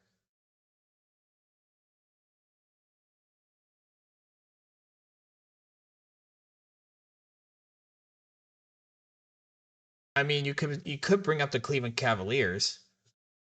They've only won one title ever. Like that could be a comparison. Um,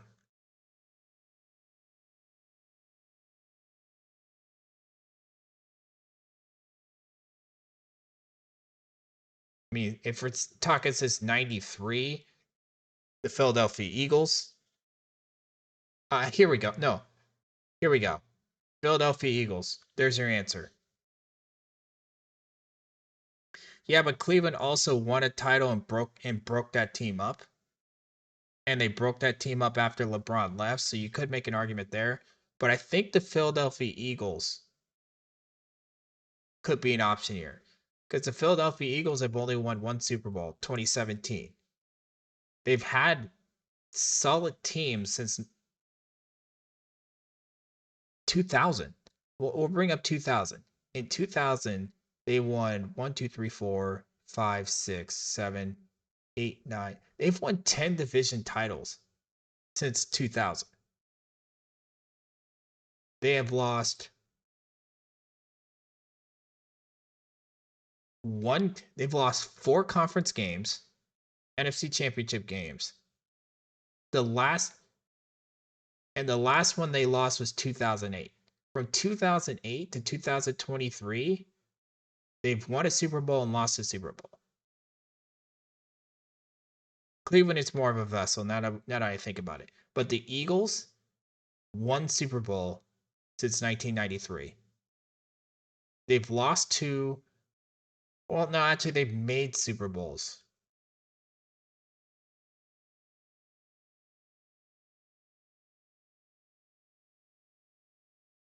But then again, the Dodgers have made champion. Yeah, I will go with the because the Ravens have won 2 titles since '93.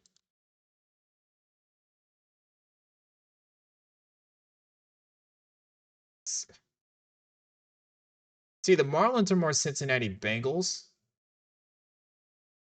than they are Eagles.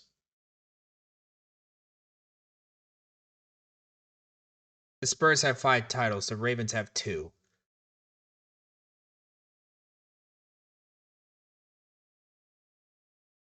The Ravens are more Peyton Manning Colts than they are Spurs.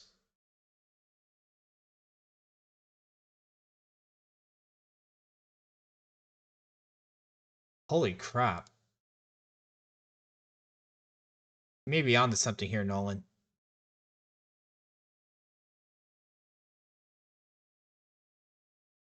What has started as an OOTP stream is turned into, can we compare this team to comparing team?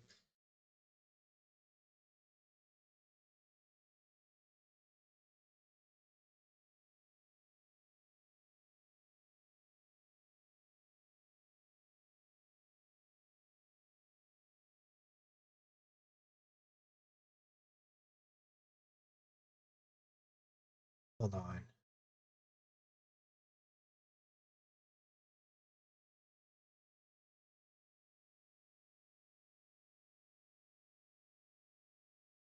The best defense I saw was the Ravens.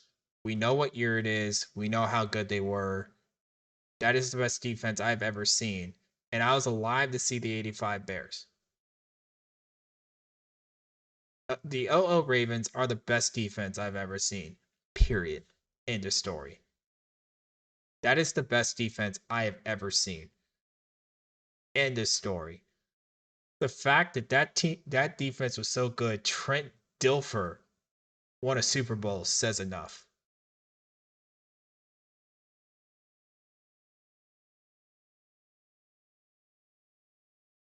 Los Angeles Dodgers meet the New Orleans Saints.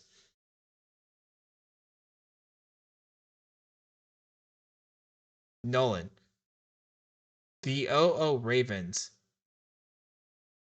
dwarfed the 85 Bears in overall stats.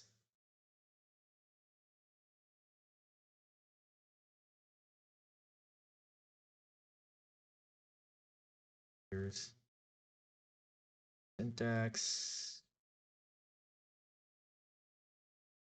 See if I can find a team here.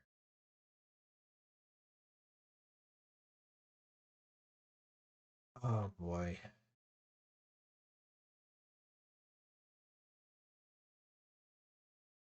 I wish they did this by team. It'd make it so much easier. Now I gotta go find the Ravens.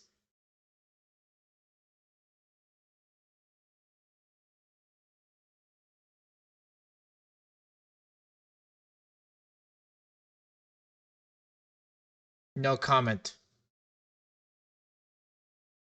I refuse to give the Seattle Seahawks any credit whatsoever as a 49ers fan. You know that. Um. So 2000.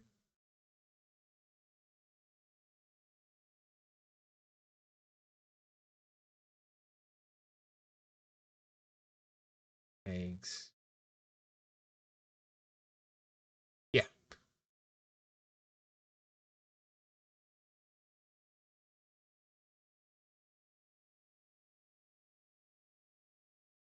So in that 2000 season, I'm still trying to figure out how the Jacksonville Jaguars scored 36 on that defense. They're the only team to score more than 25 points on that defense. After the 36, I'm allowing that. So in the 2000 season for the Ravens, of all the opponents they faced all season, only one team scored more than 25 points. That was the Jacksonville Jaguars. After that, every team they faced below that scored 23 or less. And of them, only two other teams outside of the Jaguars scored more than 20 on that defense. The Titans in week 11 and the Jets in week 17. In the playoffs, they gave up 10 to the Titans, 7 to the Giants, and 3 to each of the Broncos and the Raiders. That is the best defense I've ever seen. By far. By the way, LP's tied at 1 here in the 6th. Basically, breaking down time until open low starts.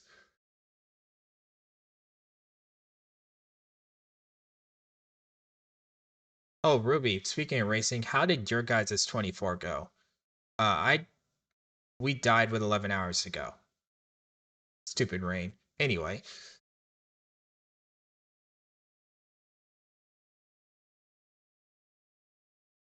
so I can move that back.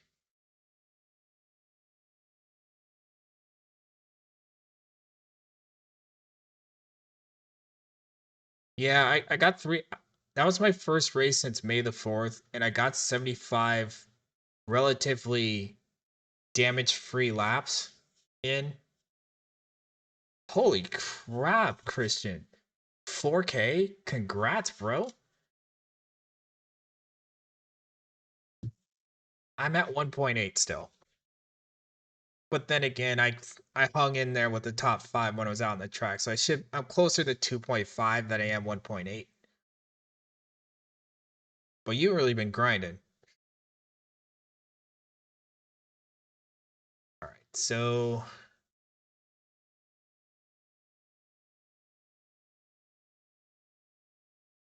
yeah, they didn't even use Ed Reed until 2 years later. Which car is it? The Acura Ruby, or are we talking GT3? Yeah, I need to drive that LMP3 more if I ever have the chance, because that LMP3 is a goated car. I really like that car too.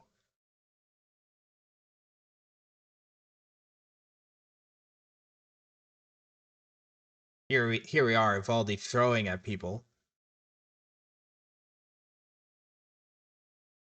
All right. Nope. So we ended up winning that 5-1, by the way. Um, that's not why I'm doing this. All right.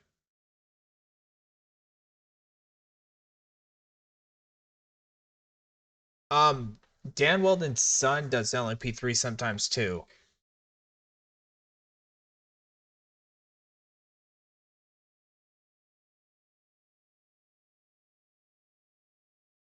The '01 Hurricanes,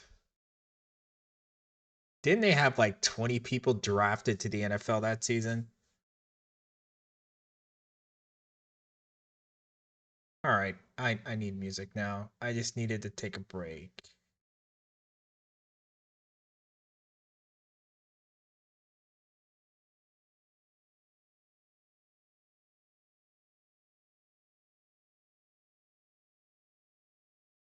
Yeah, that team was so good.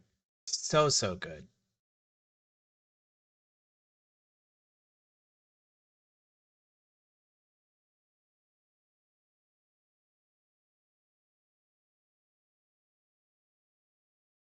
All right, so open low starts up in 2 minutes, so we did kill enough time here.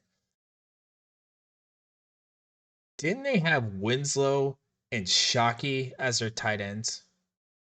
And we hadn't gone to Santana Moss and company at wide receiver.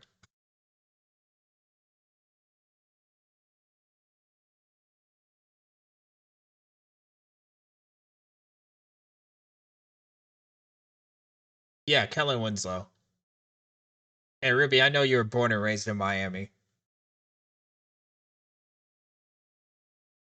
Aren't you like a Florida State fan? I can't remember what college you liked.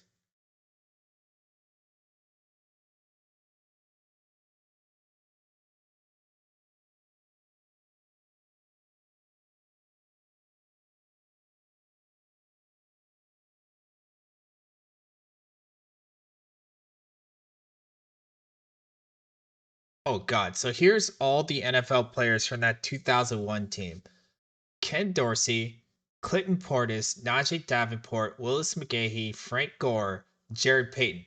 5 NFL running backs were on that roster. Five.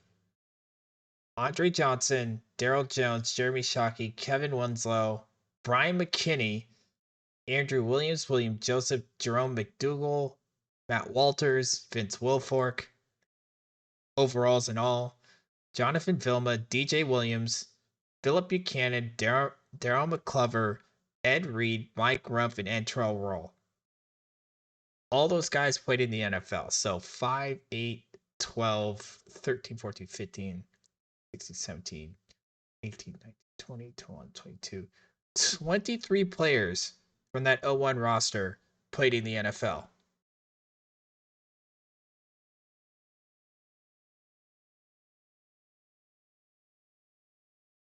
Sean Taylor was before this. Oh, wait, I think Sean Taylor was after this. But the fact that they had 5 NFL running backs on their roster says enough. 5. Frank Gore is probably going to the Hall of Fame when he's eligible. Clinton Portis is near it. McGahee's near being a Hall of Famer. Peyton wasn't great, and neither was Davenport.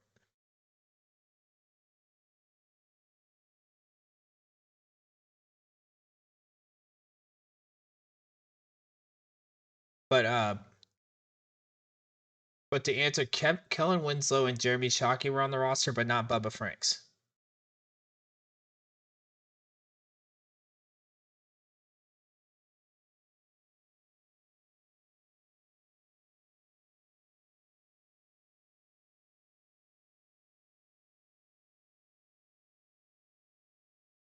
Yeah, the 99 team had Santana Moss and Reggie Wayne and Bubba Franks.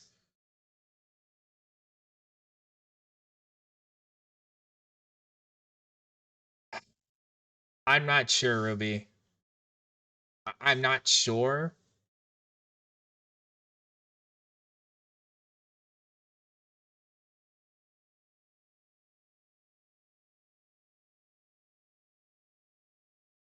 Sean Taylor was on the year after the '01 Hurricanes roster. He was a sophomore in 2002. Him and Antrell Roll were the year after. But the '02 squad had Roscoe Parrish. It had Sonoris Moss. So yeah, Winslow and Sean Taylor and Antron Roll, they were the year after. And Jonathan Vilma, I believe. Oh, Vilma was the year before, 2001. All right, so that's fired away. Let's see who we face.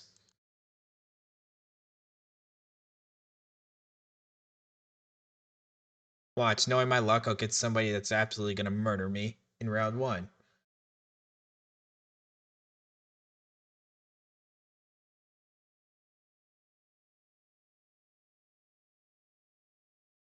All right, so this first round matchup is going to be a battle because it's my buddy Hot Route. So I guarantee you, one of us are not going to be happy we have this first round matchup.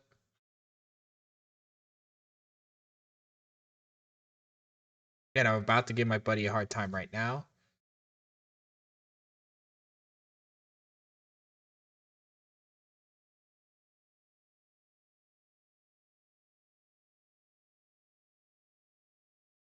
So this may be my first round exit of this in a while, because the Giants have that a whole bunch of combies on their team, and I have to rely on base cards right now.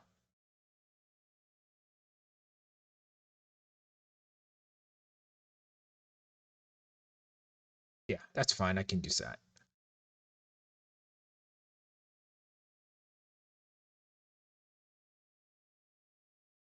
So now that I have that to deal with, oh good, Newton's in this. It doesn't get much better. All right, so not only do I have a first round matchup against the Giants, if I win, I get another possible tough opponent in Seawit.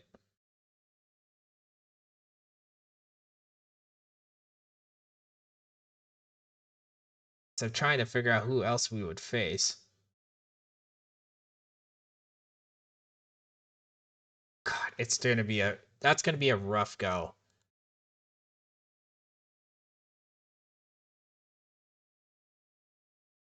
Not necessarily Ruby, because David Ortiz got in, and David Ortiz is part of that scandal too. So I don't know.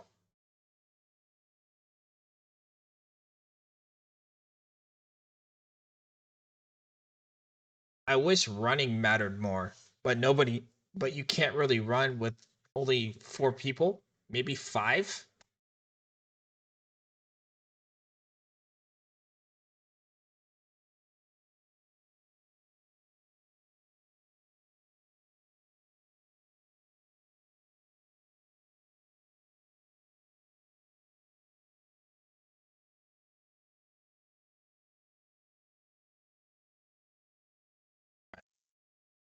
That's better. It's really blasting my ears. Bond should be in, Clement should be in, Alex Rodriguez should be in. Like, if you're gonna leave out all the steroids guys and not look at the 100 and almost 200 years of baseball history, everybody should get in. They know the story. Let them all in. And I'm one of the few people that think Pete Rose should be in as a player, not as a manager.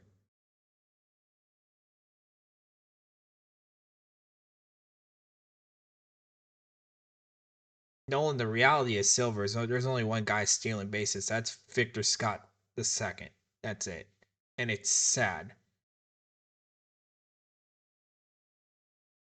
Like, Ryan Franklin got suspended for steroids. Ryan Franklin is a below league average pitcher. Ryan Franklin. Let that stick in.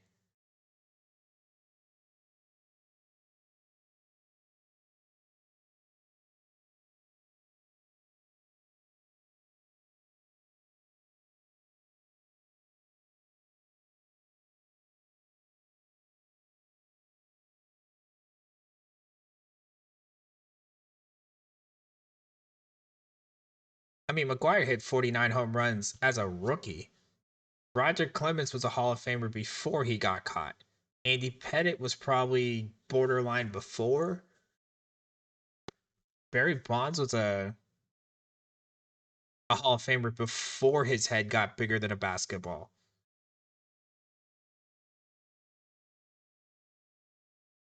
Yeah,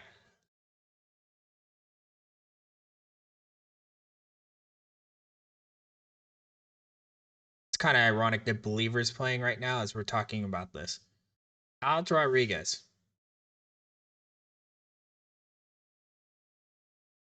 I may have different feelings about Alex Rodriguez because we saw him before he got to Texas, but it wasn't like he was horrible either.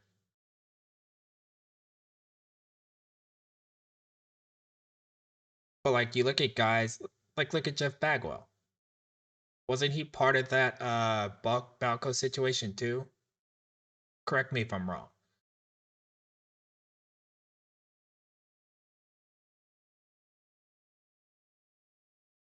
Yeah, that was Jason Giambi. Another thing, Jason Giambi.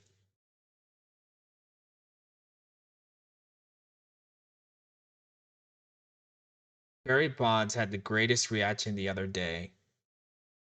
It was during the showcase game in Alabama, and they were talking to him about what he would do if he faced Satchel Paige, and he looked at who asked that question. Forgot who asked him that question, but it was one of the Fox guys, and he looks and it's like, I wouldn't be anywhere near it. No thanks. I think Giambi started in Oakland, but nobody cares about the Oakland, Sacramento, Las Vegas, Canada, whatever USA's. Nobody cares about the A's, but we don't even know what city they're going to be in 2 years, more or less one.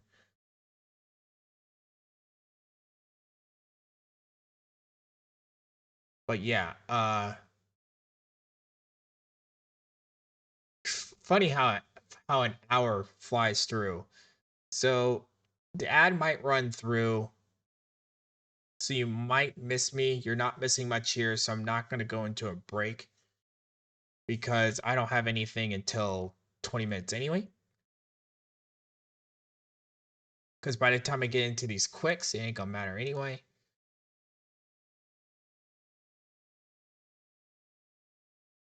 As DMX tells you exactly how he feels. So we'll just get into these just to get into them.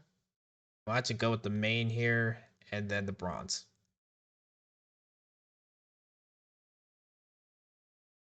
So we'll get into those just to get into those.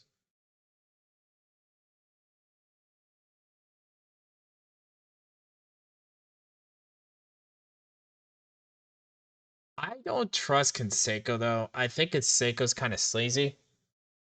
Like he may be right, but not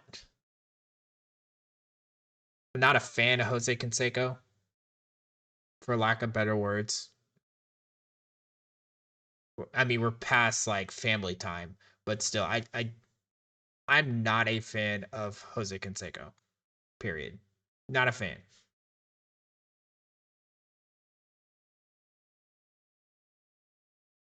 Daily bronze only. Yeah, we'll get into daily bronze only.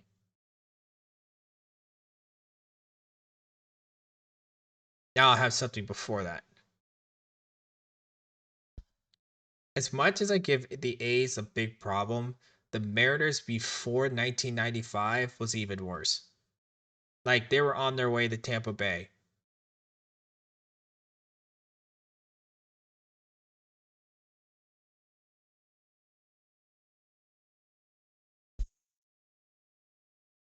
You know, if he didn't do other things after that book, that makes me question how much of that truth is actually true. Because he did say a lot of things that made sense, but he also said a lot of things that just was more like talking out of his butt more than it was talking anything else. I don't think he had a lot to lose by lying, and he had a lot anything to gain either. I just don't. I don't trust him. He may be right, but I don't know if it's true or not. So the ad's gonna start. So if you can't hear me, I'm sorry. But as you can see, I'm not in anything right now either.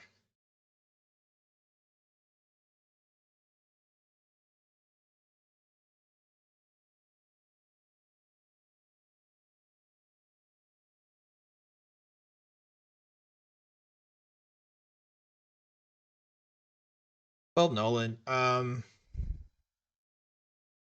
I could see that. I'm not completely dis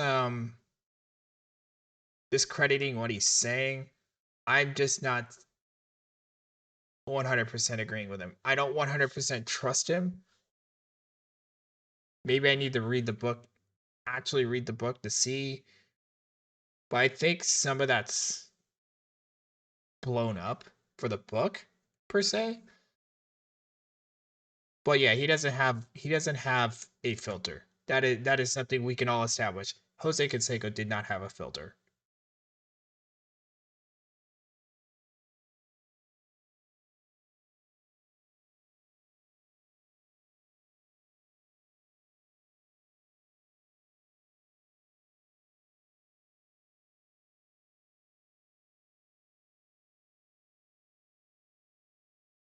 But I am waiting for a Barry Bonds book.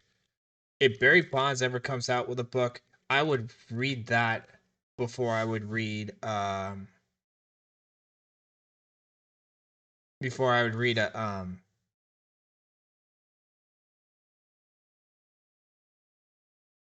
Jose Canseco book. I'm waiting on that day.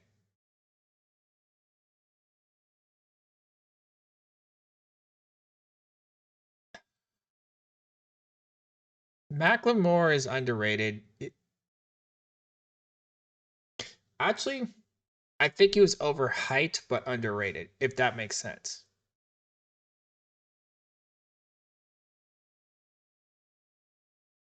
Like the hype on him, I think was overblown. But like as an actual rapper, he wasn't as bad as people thought he was.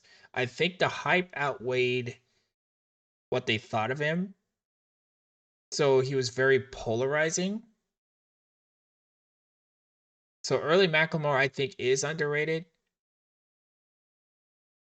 I also think that early Macklemore was overblown as well. If that makes sense, Nolan.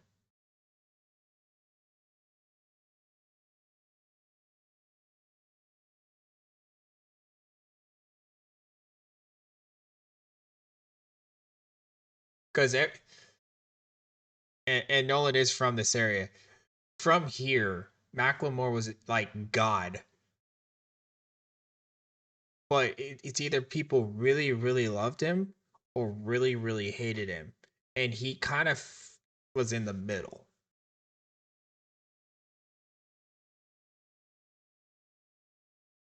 All right, the ad's over. Let me get an open low.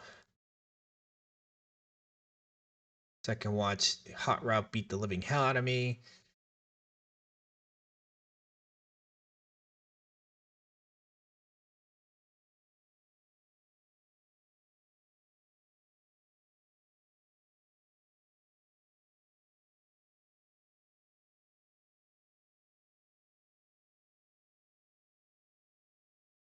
Well, hold on.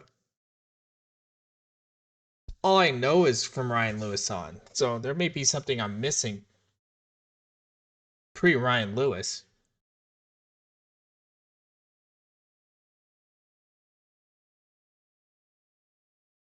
I actually like the fact that there's also a smart shuffle. So it adds songs to the playlist that I have.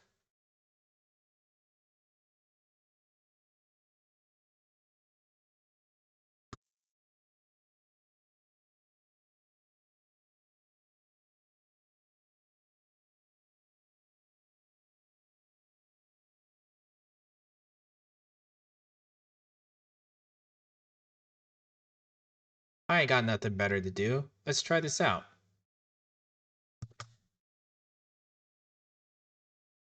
All right, so this is the language of our world. I'm playing it right now. We're going to listen to it right now. Because my Spotify Wrapped is always messed up, anyways, because of streaming. It is what it is. And we've got 12 minutes before this first game shows up. Um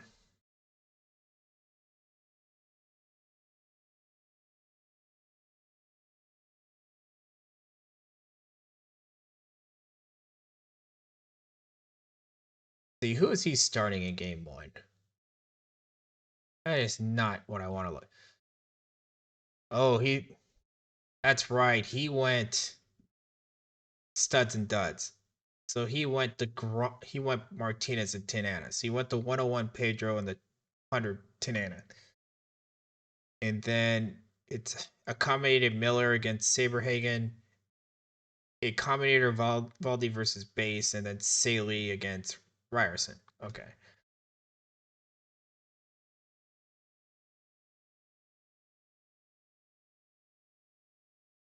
I'm just playing this beginning to end, Nolan.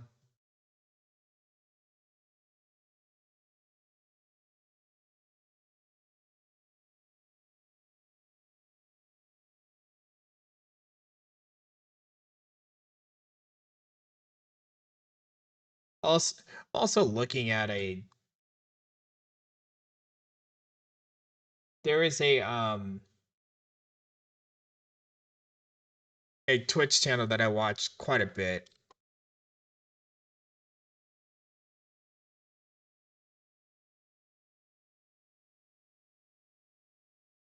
That channel has all the old games and it gets beat quick. Like the tool assisted speed runs. I'm fascinated by it. And it's going through the role playing games right now. So it went through the whole Final Fantasy 1 through 7, among many other things. That's what I have on my left monitor right now. All right, so White Privilege is playing right now.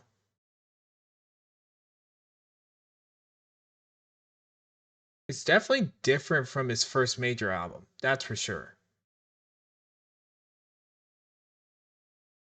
I miss Dave. I miss Dave Niehaus. I wish he was. Actually, I'm kind of glad Dave Niehaus is not here to watch this offense. Can you imagine like Harry Doyle from Major League trying to call this team's games? Could you imagine the commentary that would be in that game? Watching this offense score 2 runs per game. That bottle that he has next to his mic in Major League 2 would be so much bigger if he had to watch this team.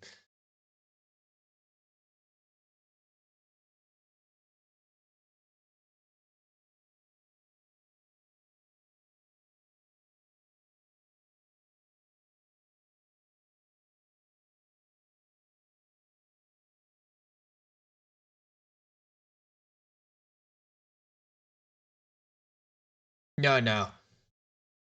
It would actually, you're probably right. But if Harry Doyle got a hold of that team, I guarantee you Harry Doyle would be complete drunk, passed out if he had to watch that offense by game 2 of the season. Change my mind.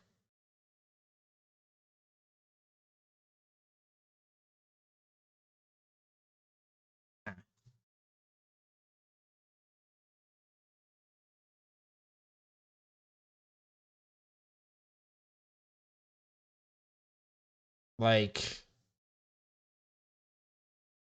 can I bring up? Yeah, this would be him every other at bat when we get struck out right here. Oh, I gotta log in.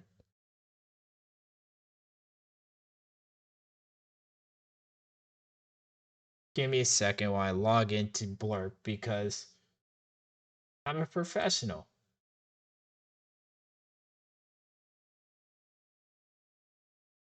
Personally, I think we got hosed on that call. But yeah, there'd be a lot of that. There'd be a lot of there'd be a lot of this. You're killing me, Smalls. And then towards the end when they're 10 and 20, there's a lot of this too. Nolan, I've watched all of Brockmire. I love Brockmire. See, Brockmire, if he got a hold of that team, he'd be canceled by game 1. He'd get into the 5th inning, and they'd be like, dude, you gotta go.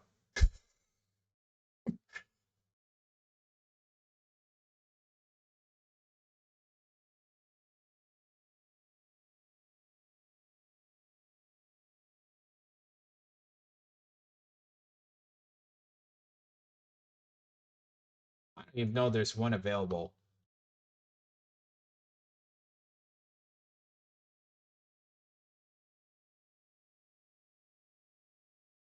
Actually, there is. Hold on.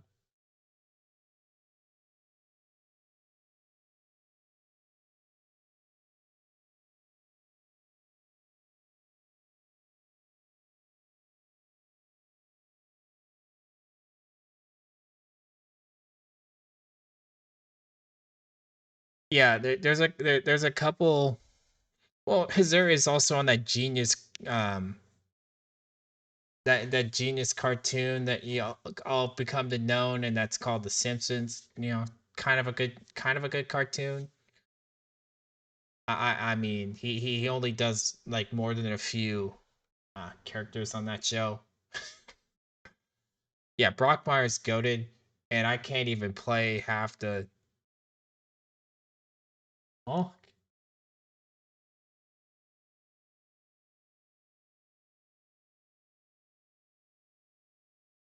okay.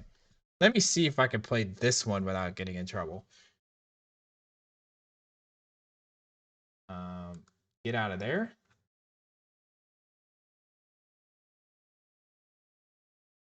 I don't think this may take a second here.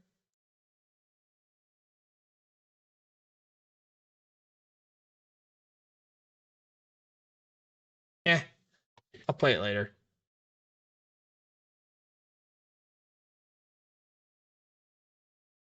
Brockmire is he's not safe for work. He would be the not safe for work announcer for franchise's not safe for work team. It'd be him and Harry Doyle. I don't know which one would do color and which one would do play by play. My thing would be Brockmire for yeah, it'd be Brockmire for color, and then have Harry Doyle do the play by play. Imagine them two in the same booth. Oh my goodness. Imagine those two calling games at the same time.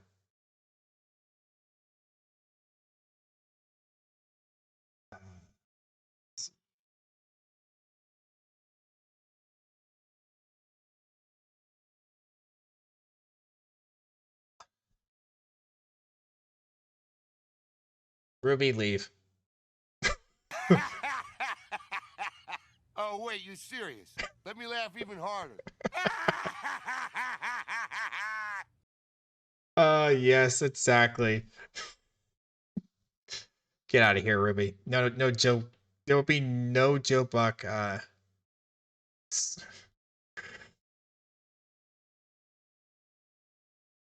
Nolan, as long as he is on the existence of an NFL team. What are you trying to say? This is exactly what we're trying to say. We're trying to say that Joe Buck sucks. And Brockmire and Harry Doyle needs to be on Amazon or Netflix to call baseball games. That's where we're at right now. And I'm also waiting 3 minutes so I can watch myself lose in the first round to a team that I know very well. How you doing, by the way? Welcome to the late.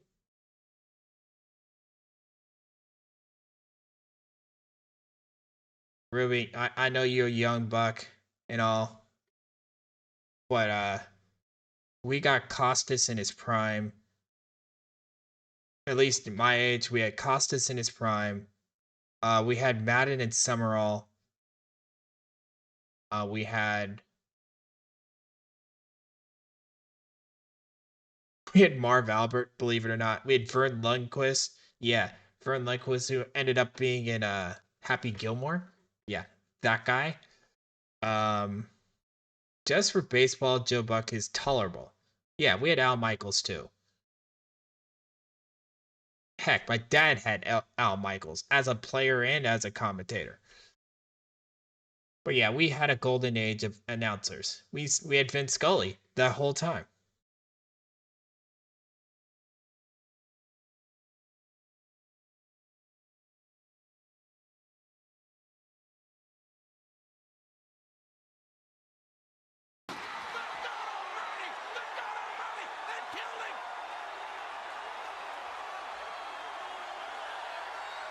Jim Ross could have did anything. Jim Ross would have been very similar to Gus Johnson. I think if something exciting happened, I picture him just, it wouldn't be as off the wall as Gus Johnson, but it would have been the same type of energy. Just, oh my God, what just happened type of energy. Change my mind on that one.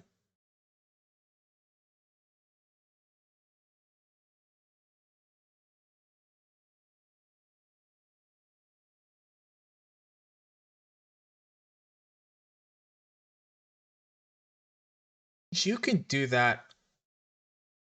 I think they did that same commentary when Blake Griffin threw the ball over that 7-footer's head into, it was a dunk, but he literally threw it into the basket. Or anytime Shaq brings down or prime Shaq in Orlando brought down full basketball structures with his dunks. Hell, you can use it for every time Caitlin Clark destroyed Haley Van Lith in that game. Oh God, DeAndre Jordan over Brandon Jennings.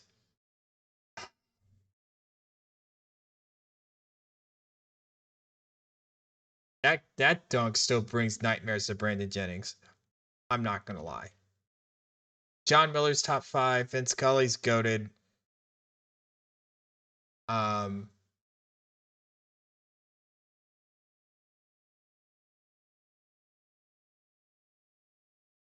Jack Buck is better than Joe Bucks. Yeah, I said it.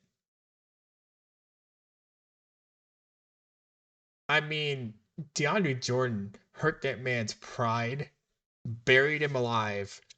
Like there's a meme where it had Simba just like cringing, like the Simba right after his dad gets trampled and dies.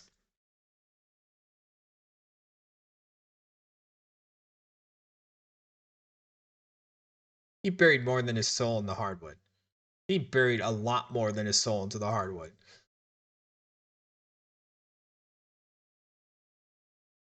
Like it was a live burial. Like he buried that man alive that day.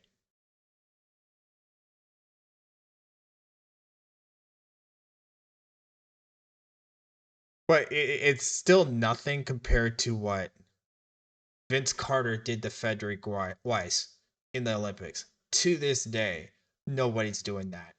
You're not seeing him literally jump over a 7-footer and dunk a basketball. DeAndre's was like, damn, I'm sorry I hurt your soul.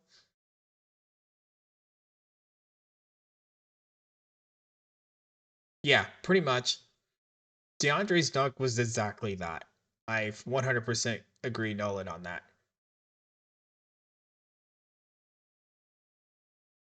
Are we talking about the DeAndre dunk or the Vince Carter dunk over the 7-footer? Because Vince Carter's dunk over the 7-footer is number one, period. End of story. End argument. No one can say, oh, I jumped over a 7-footer. Yeah. I know there was going to be no arguments there. Vince Carter over Frederick Weiss was a crime against humanity more than DeAndre Jordan over uh, Brandon Jennings. Like, you forget his name. He's been dunked on. That dunk was so nasty. All right, so game one here, Giants against LPs. I'll finally get the call game. There's actually some OOT content for you guys. Oh, we're already going to start in the bottom of the first. Will Clark's on first. Fred Dunlap at the plate. He's got more talent at the top end than I do. Ruby, he put his nuts in his mouth. He was that high up in the air. Here's the pitch from DeGrom. That's 2-0. Anyway, moving along here. Vince Carter is the best dunker of the 21st century. No. In the NBA. Kill Dragon, or the Canadian that you see on YouTube, he might actually be better. But he has blue hair. I think it's Kill Dragon is his last name.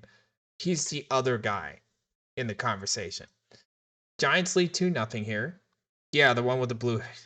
I think it's. He was in that dunk show on TNT.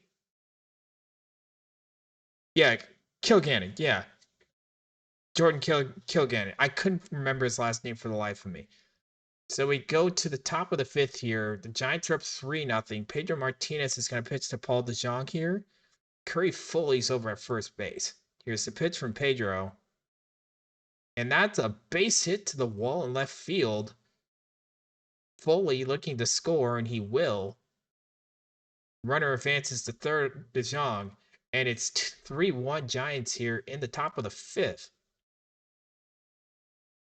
They would add one more run, so it's now 3-2. Yeah, that dude's wild. Baseball Mount Rushmore. That's a tough one. We're going like big history here. In my lifetime or overall, Nolan? That's the question. Here's the Grom's pitch to Clark. Runner on second and third. Walks, bases loaded. I guess if we go by my lifetime. Okay, we'll go my lifetime here. I'm going to go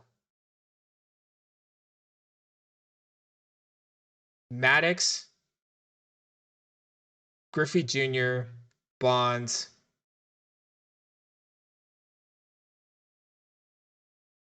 and Randy Johnson. That'd be my Rushmore and people that I have seen play.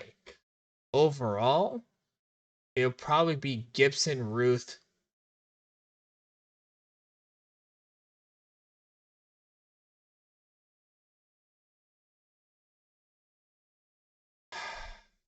Page, and Garrick?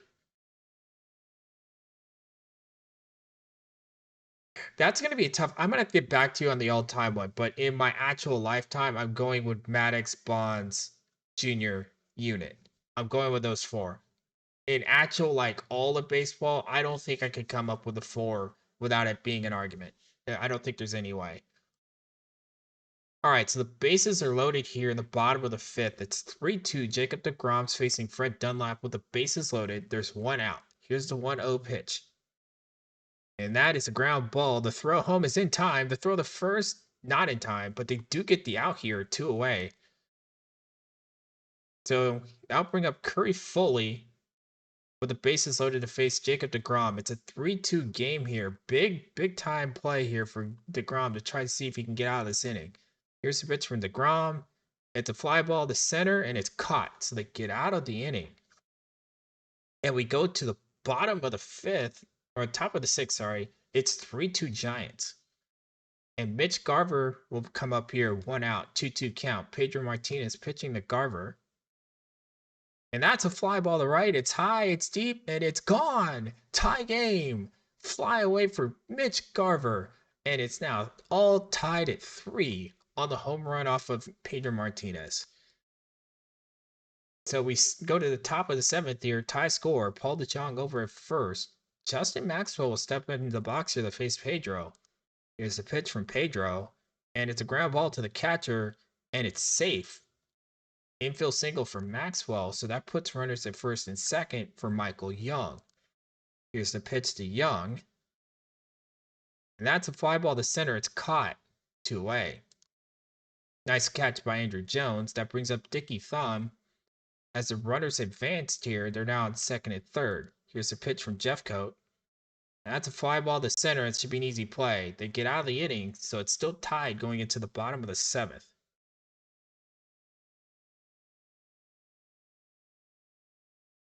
Yeah. See, I like Griffey Jr. over A-Rod. If Griffey Jr. stayed healthy, he'd be the unquestioned guy on that list.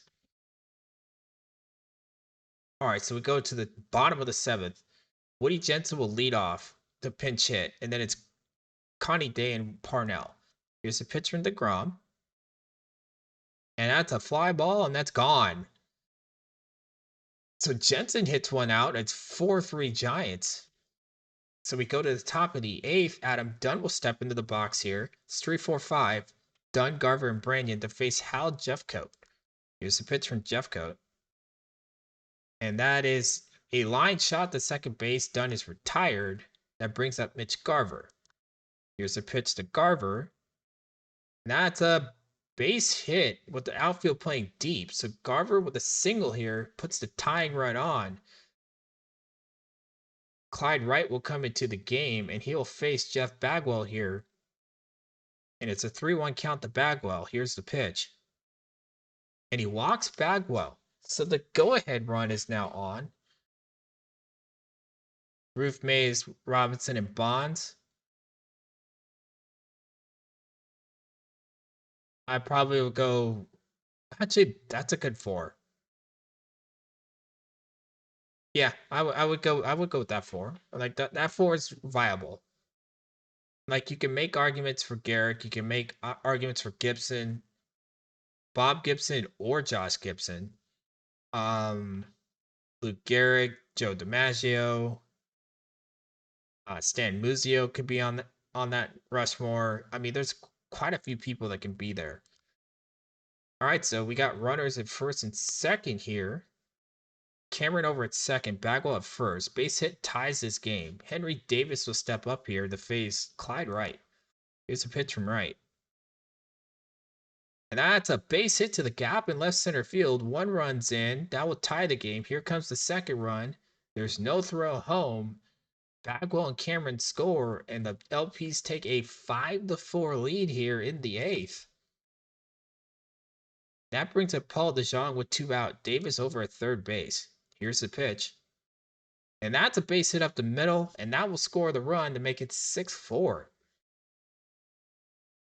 So DeJong's now over at first, and Justin Maxwell will step in to face Clyde Wright. Here's the pitch from Wright. And that's a fly ball, and that's a base hit to the wall over in left center field. Runner scores all the way from first. That is DeJong. DeJong scores from first, and it's now 7-4 LPs as they scored 4 in the 8th. So Herb Smith will come in to try to stop whatever bleeding might happen in this one, because I love my bullpen, to face Fred Dunlap. Here's a pitch from Herb Smith.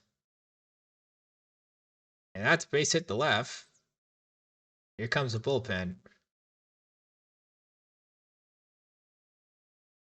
And that brings up Curry Foley to face Herb Smith. Here's the pitch from Smith.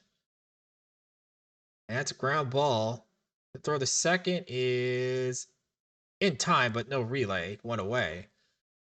So Foley's now at second. Enrique Hernandez is up with 1 out. They walk Enrique. They bring up Bill Radin. Here's the full count pitch to him. They walk him. Shocker. And that's now bases loaded for Derek Dietrich in a 7-4 game here in the bottom of the 8th. Here's a pitch from Smith. And that's through for a base hit. 1 run's in.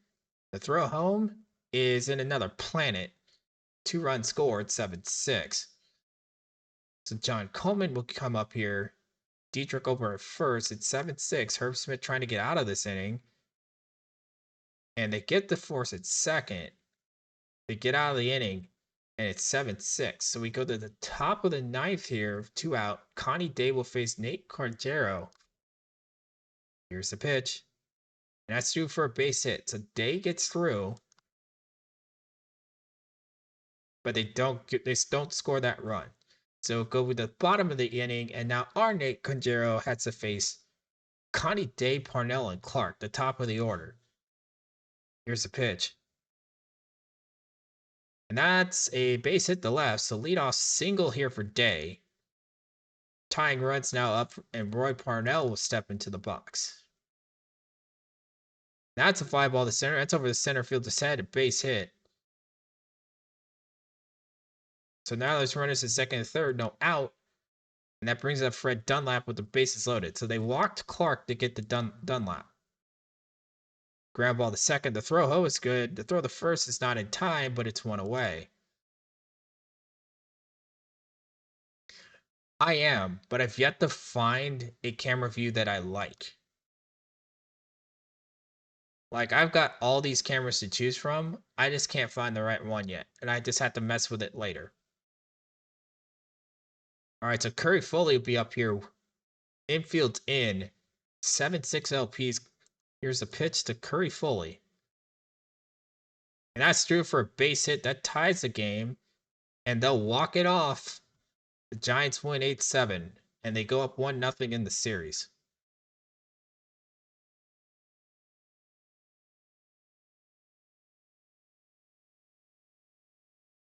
So here's game 2 of a best of 5 series, if I remember right. Because this is not best of 9. Yes, we're going to use current. Yeah, it's best of 5. So here it is, 1-0. Giants LPs here. Giants leading the series. They'll start in the bottom of the second with a runner on second. Ricky Hernandez gets the pitch, and it's through for a base hit. Run scores. It's 1-0 Giants.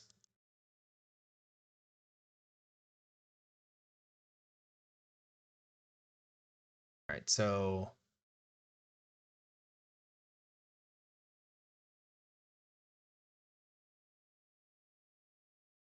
which view you looking at, Nolan?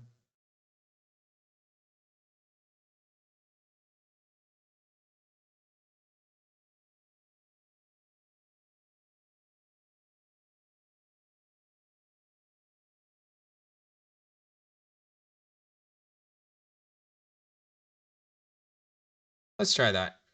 All right, so Tanana will be in here. It's 1-0 Giants. Paul DeJong over at first. Dickie Thon will be up. That doesn't work. Thank you for the follow. All right, so that didn't work, but the tying run scores on the triple from Dickey. Let's fix that.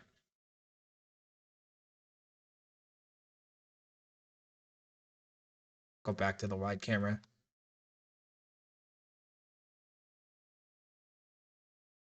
Yeah, I'm going to have to look at it later. All right, so the run scores on the Thon triple. Jeff Bagwell will step in the box here, and he singles into the corner. Run scores. It's 2-0. Bagwell with the double. So it's 2-1 LPs. They fight right back to score 2. And now we go to the top of the 4th. 2 runs are already in here with 1 out. Frank Tanana in trouble. Michael Young's up with the bases loaded and 1 out. Here's the pitch to Young. And that's a fly ball to right. It's caught. Runner tries to tag and he's out by a mile. So fly out, throw him out. But the LPs do score 2. And it's now 4-1 going into the bottom of the 4th. Dunlap will be on second. Foley will come up to bat to face Monbiquette. And that's a fly ball to center. It's over the center fielder's head for a base hit. Run scores on the double. And it's 4-2. Here in the 4th. So we go to the top of the 5th. It's 4-2 Giants. 4-2 LPs. Giants have 2 runs on 5 hits. And the LPs have 4 runs on 7 hits.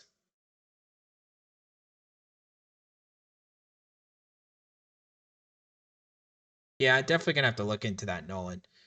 So here's a pitch from Tanana. Bagwell gets a hold of one. It's high, it's deep, and it's gone.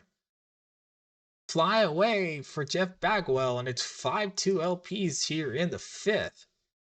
So we go to the bottom of the 5th. It's 5-2 LPs. Mambo facing Roy Parnell with Day over at first base. Here's the pitch. And that's a shot to the gap in right center, and it's a base hit. Run scores, it's 5-3. I knew what you meant, Nolan. Will Clark will now be up. It's 5-3. Clark could tie it with one swing of the bat. Here's a 3-1 pitch. And that's to the first baseman. Easy play for Bagwell, 1 away. Or 2 away, sorry. That brings up Fred Dunlap. He's the tying run. Here's the pitch from Mambo. Ground ball to third and it's booted. Run scores. It's 5-4.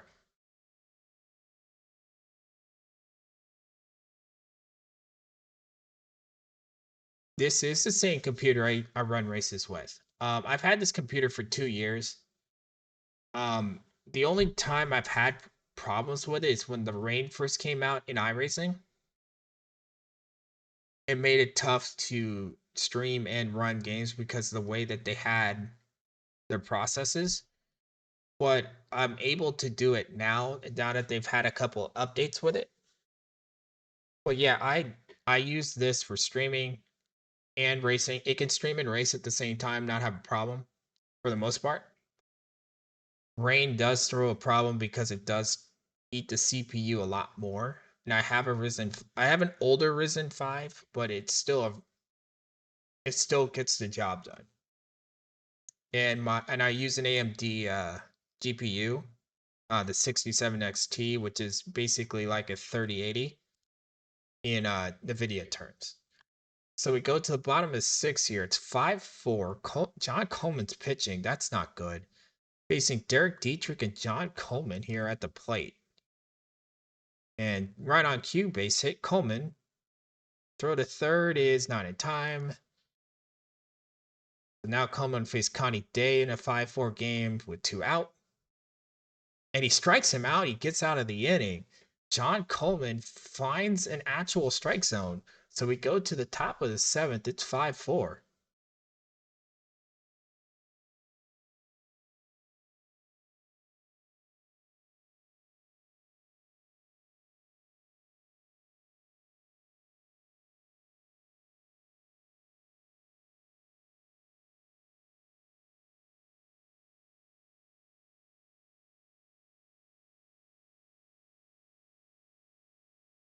Yeah.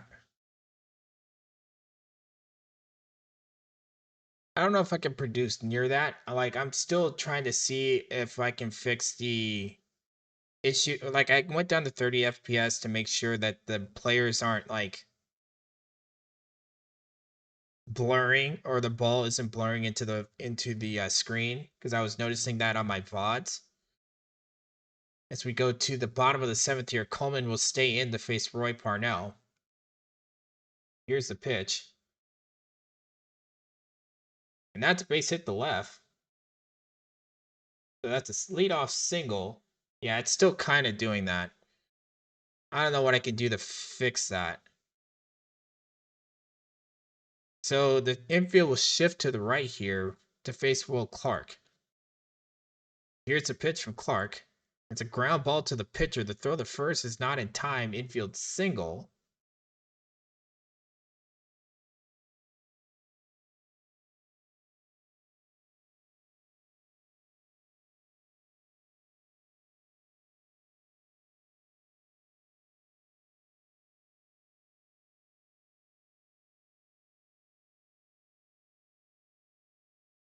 Yeah,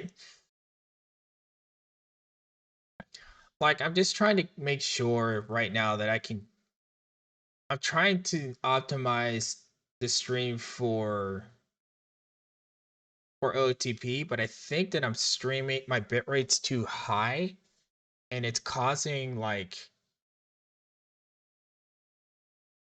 some blurring on the motion. I think the motion is too fast. I'm not sure exactly what to make of it right now. It's runners are at first and second to face Fred Dunlap in a 5-4 game, and Kokenauer's in the game. But here's the pitch. That's base hit up the middle. That's going to score a run as it gets by the center fielder. Cameron botches it, run scored, tie game. But that now causes problems because now runners at second and third, nobody out, and Curry Foley's up. Here's the pitch. That's fly ball to center. That's going to be over the center fielder's head. 2-run score. And Giants now take a 7-5 lead. Yay! So we go to the bottom of 8th, it's 7-5. Curry Foley will face Will Clark because I don't have a bullpen.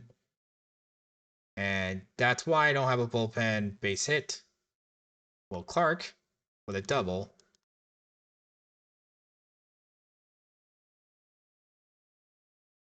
Thank God we get out of that inning, so we now go to the top of the 9th. Last chance, Michael Young's up. Pinch from Kemp Wicker. And that's a base hit up the middle.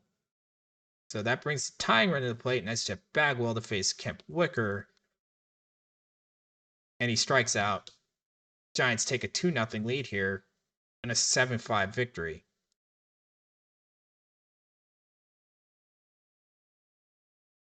And I have a feeling that this is going to be a sweep because I see that screen, and that screen usually means I lose.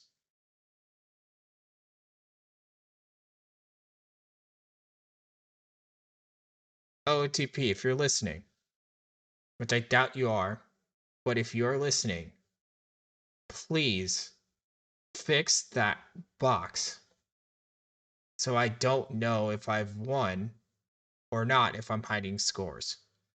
I know by that box that I've already lost. Also, the Giants scored 6 runs in the 8th while I had a 4-3 lead. So I've blown games in all 3 games here. And this Macklemore album's not that bad. All right. So I sent a email to Ops reply to say, hey, look, have you guys forgot about me? And I've yet to get a response from that. Nico's still on vacation, so I'm not going to talk to Nico. But when I did talk to Nico initially, he said, email them, it goes to the staff in Korea. They responded to me, and they said they had some stuff to do with the All-Star game. So they couldn't get back to me for a week and a half. It's been almost 2 weeks now.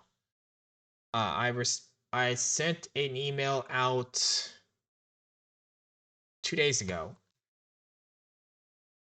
And as of 2:55 in the morning,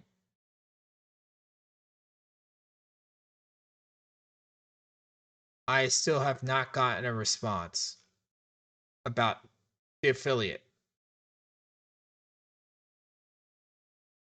So I don't know what's going on with that, honestly.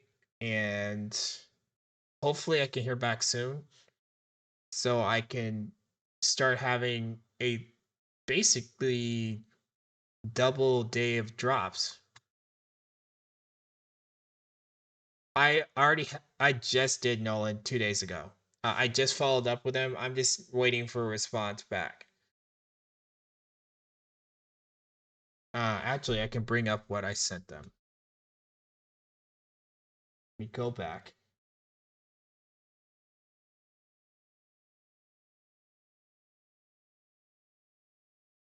It's exactly what I sent to them on the 21st, 11 days after I responded to their original email. I'm merely just checking in on the status of my application. I know you've all been busy with the All-Star game.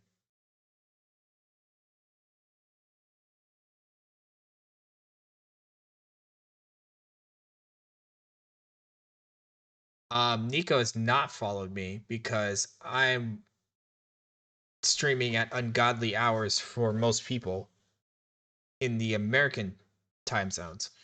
So I don't know. I don't think he's followed me yet, but I would hopefully hear back a response. I don't know if he's back, but if he is back, I'm probably gonna shoot him a message, even though I know the answer from him. Will probably be, hey, look, it's out of my hands, type of thing. As he did direct me to send the email to them. They said we reviewed the application, but we have most of the team offsite for the MLB All-Star event. So the next week and a half need time.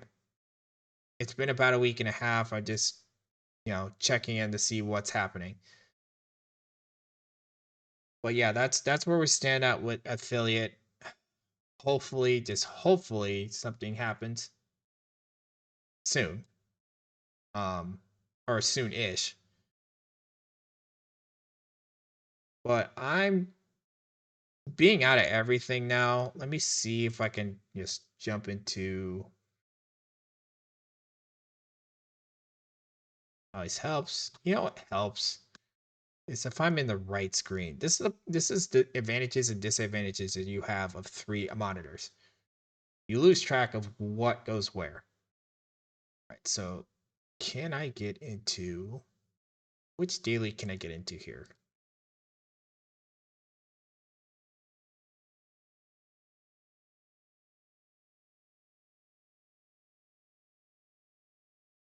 Let's open high. The weekly is low diamond spectacular.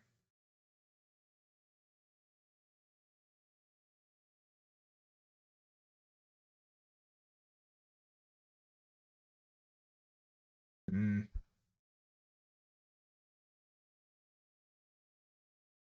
That'd be helpful, Nolan. Thank you. Like I don't know what else I can do at the moment to keep doing other than what I'm doing.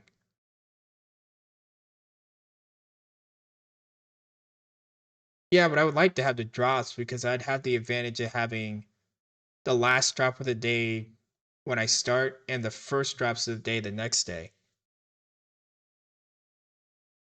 Like I would literally be a double drop stream if I can get that affiliate.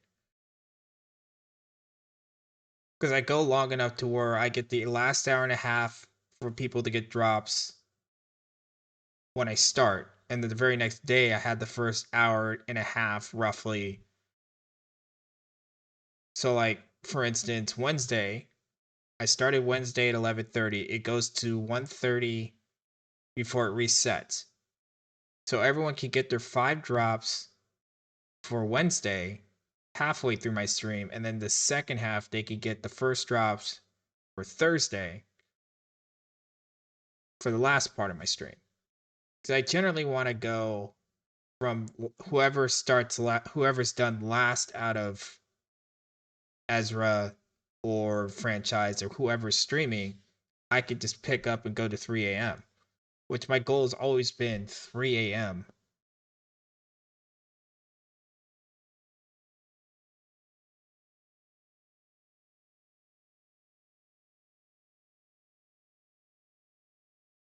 I already know this. Yeah, and I realize this, but I also come from iRacing. In iRacing, I'm used to lack of chat. Like there's more chat in OOTP that I have in my OOTP streams than I ever had in any of my iRacing streams. So I'm kind of used to it when it comes to like it's mostly people that lurk or farm, and I get it. But you know, I still get enough talk from people. Yeah, you got you. There's a more niche core in OTP, and I've had more of a niche core group of people. So like, I don't. I never really had like a big follower push. Like I've had more followers since I've switched over games, per se. Uh, I think a lot of that has to do with the farming part, but also I'm not an affiliate at the moment, and I'm still retaining all these viewers because I've seen most people like leave because oh, this person doesn't have drops, why am I here? But everybody stays around. So I think there's something there, even though most of them are completely farming. But I also think at the same time, there are people that are saying that are probably lurking just to lurk. Um, I don't know how that works. I don't know, how that all works out.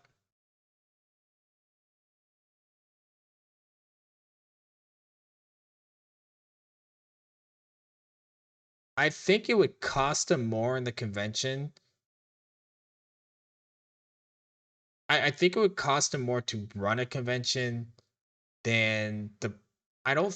It'd be fun, but I don't think it'd be profitable for OOTP because they're not like a bigger company.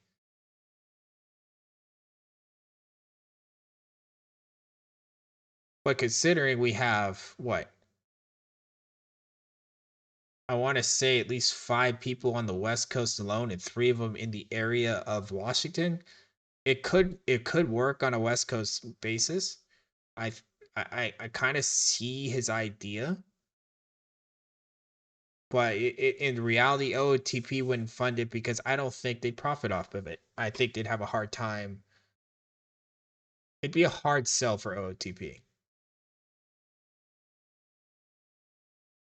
Would I go? If I could fit into my schedule, I would.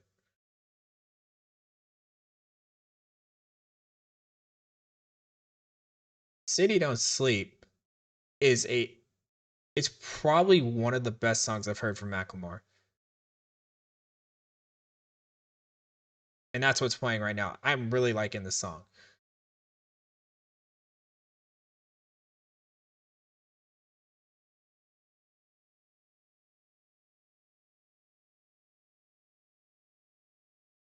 Okay, so I don't want to do Silver Cap.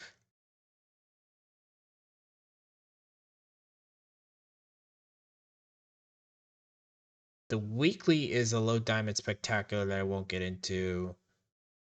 Friday Live is just Friday Live.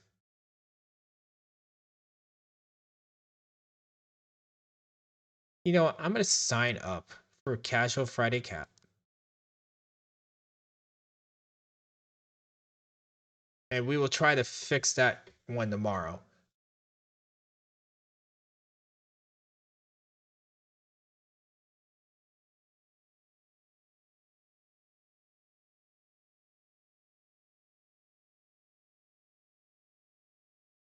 You are for sure highlighting laptop. It starts at Spore, laptop, EVC, and Dr. Dynastic, and go from there. I don't have a lot to push, really. As I said, I'm relatively new at this. When it comes to the OTP, I'm not a person that likes to push a whole lot of stuff, as you can tell already.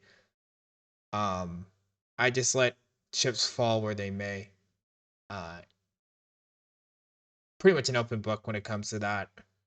Anything that goes into the stream comes back into the stream anyway. Um, or it goes back to Twitch through some other like subs and stuff like that. Like it goes back into streaming for me.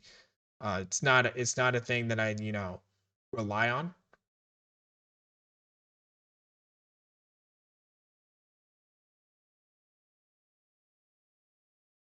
Yeah, and I'm all for the convention. Like you just have to figure out logistically where you're gonna have it.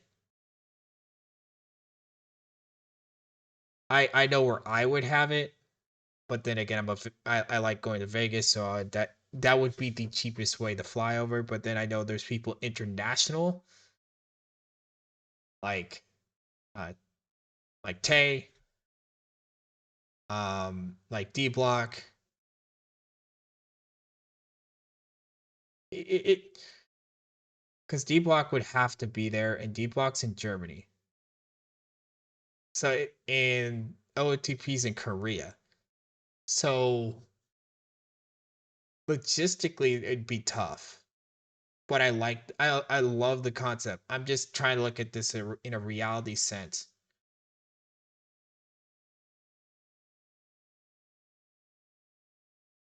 But I'm fading here, so I'm gonna see who I can raid. What's Hawko doing?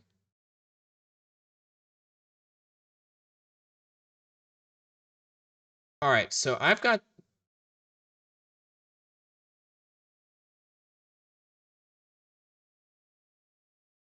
Yeah, basically an all-in type of movement. That's basically what it would be. All right, so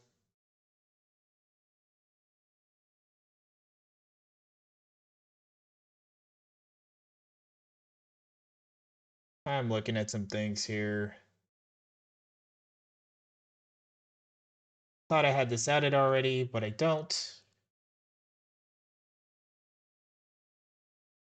So I'm going to put up a quick question.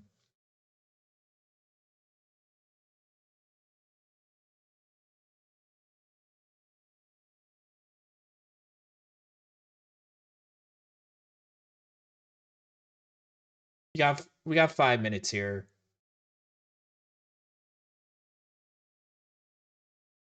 Where would you want to go? Do you want to do racing or retro games? Those are my two options. That's all I've got on my end right now. There's no OOTP stream going right now outside of me, which would normally be the choice. Nolan, basically, you're the only one still alive and awake.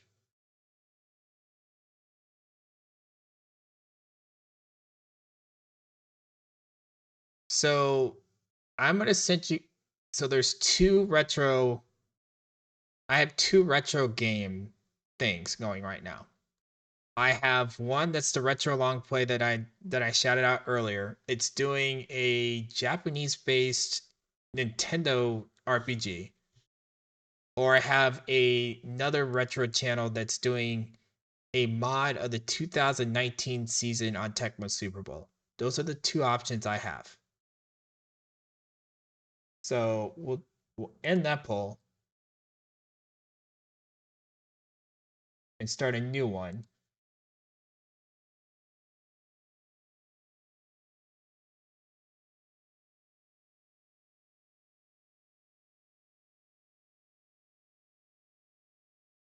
Have at it. Your choice, Nolan. Football or other retro? You're making the decision here.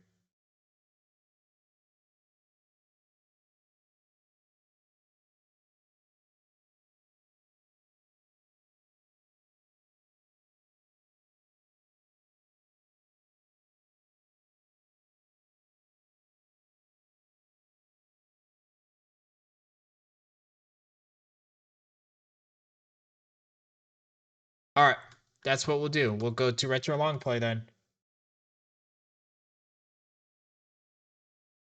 By the way, I'll shut that out too because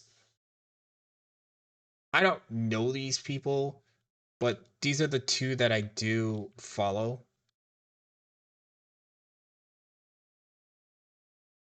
If you ever want to check that out too, just make sure I have everything spelled right. And I do. But that's the other one. That one has the that has the Tecmo Super Bowl. They only do it during football season. So we'll do but we're going to retro long play for the raid.